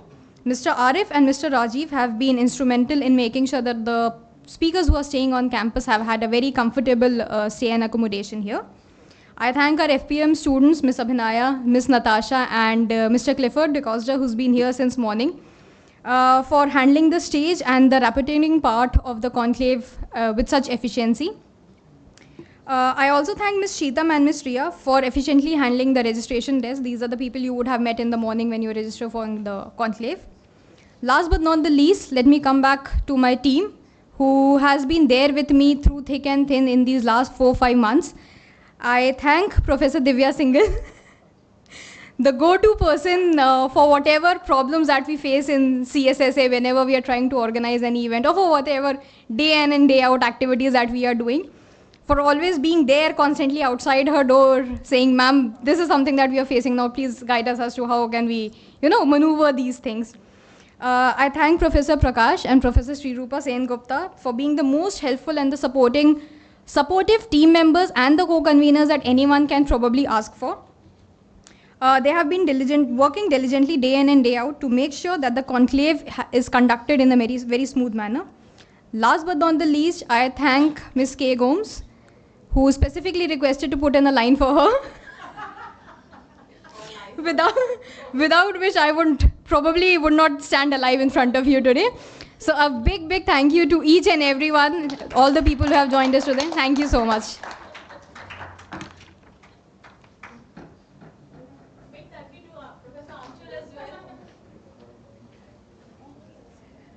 Thank you very much, Professor Anchal, for that wonderful word of thanks. Before we wrap up this incredible day, I would also like to thank everybody present here, the participants, panelists, moderators, and the organizers. I just have one last request before you all can go back and unwind. So you can just take 2 minutes to scan the code that you see on screen and provide your event feedback to us so that we can, make our upcoming conclaves even better. The link will also be shared to your emails, but when it's right here, why not? It's just going to take you 2 minutes. So let's keep the conversations going beyond these walls. So thank you so much for your feedback, and we look forward to welcoming you to GIM in our upcoming conclaves and events for our next edition next year. And yeah, see you soon, and thank you everybody.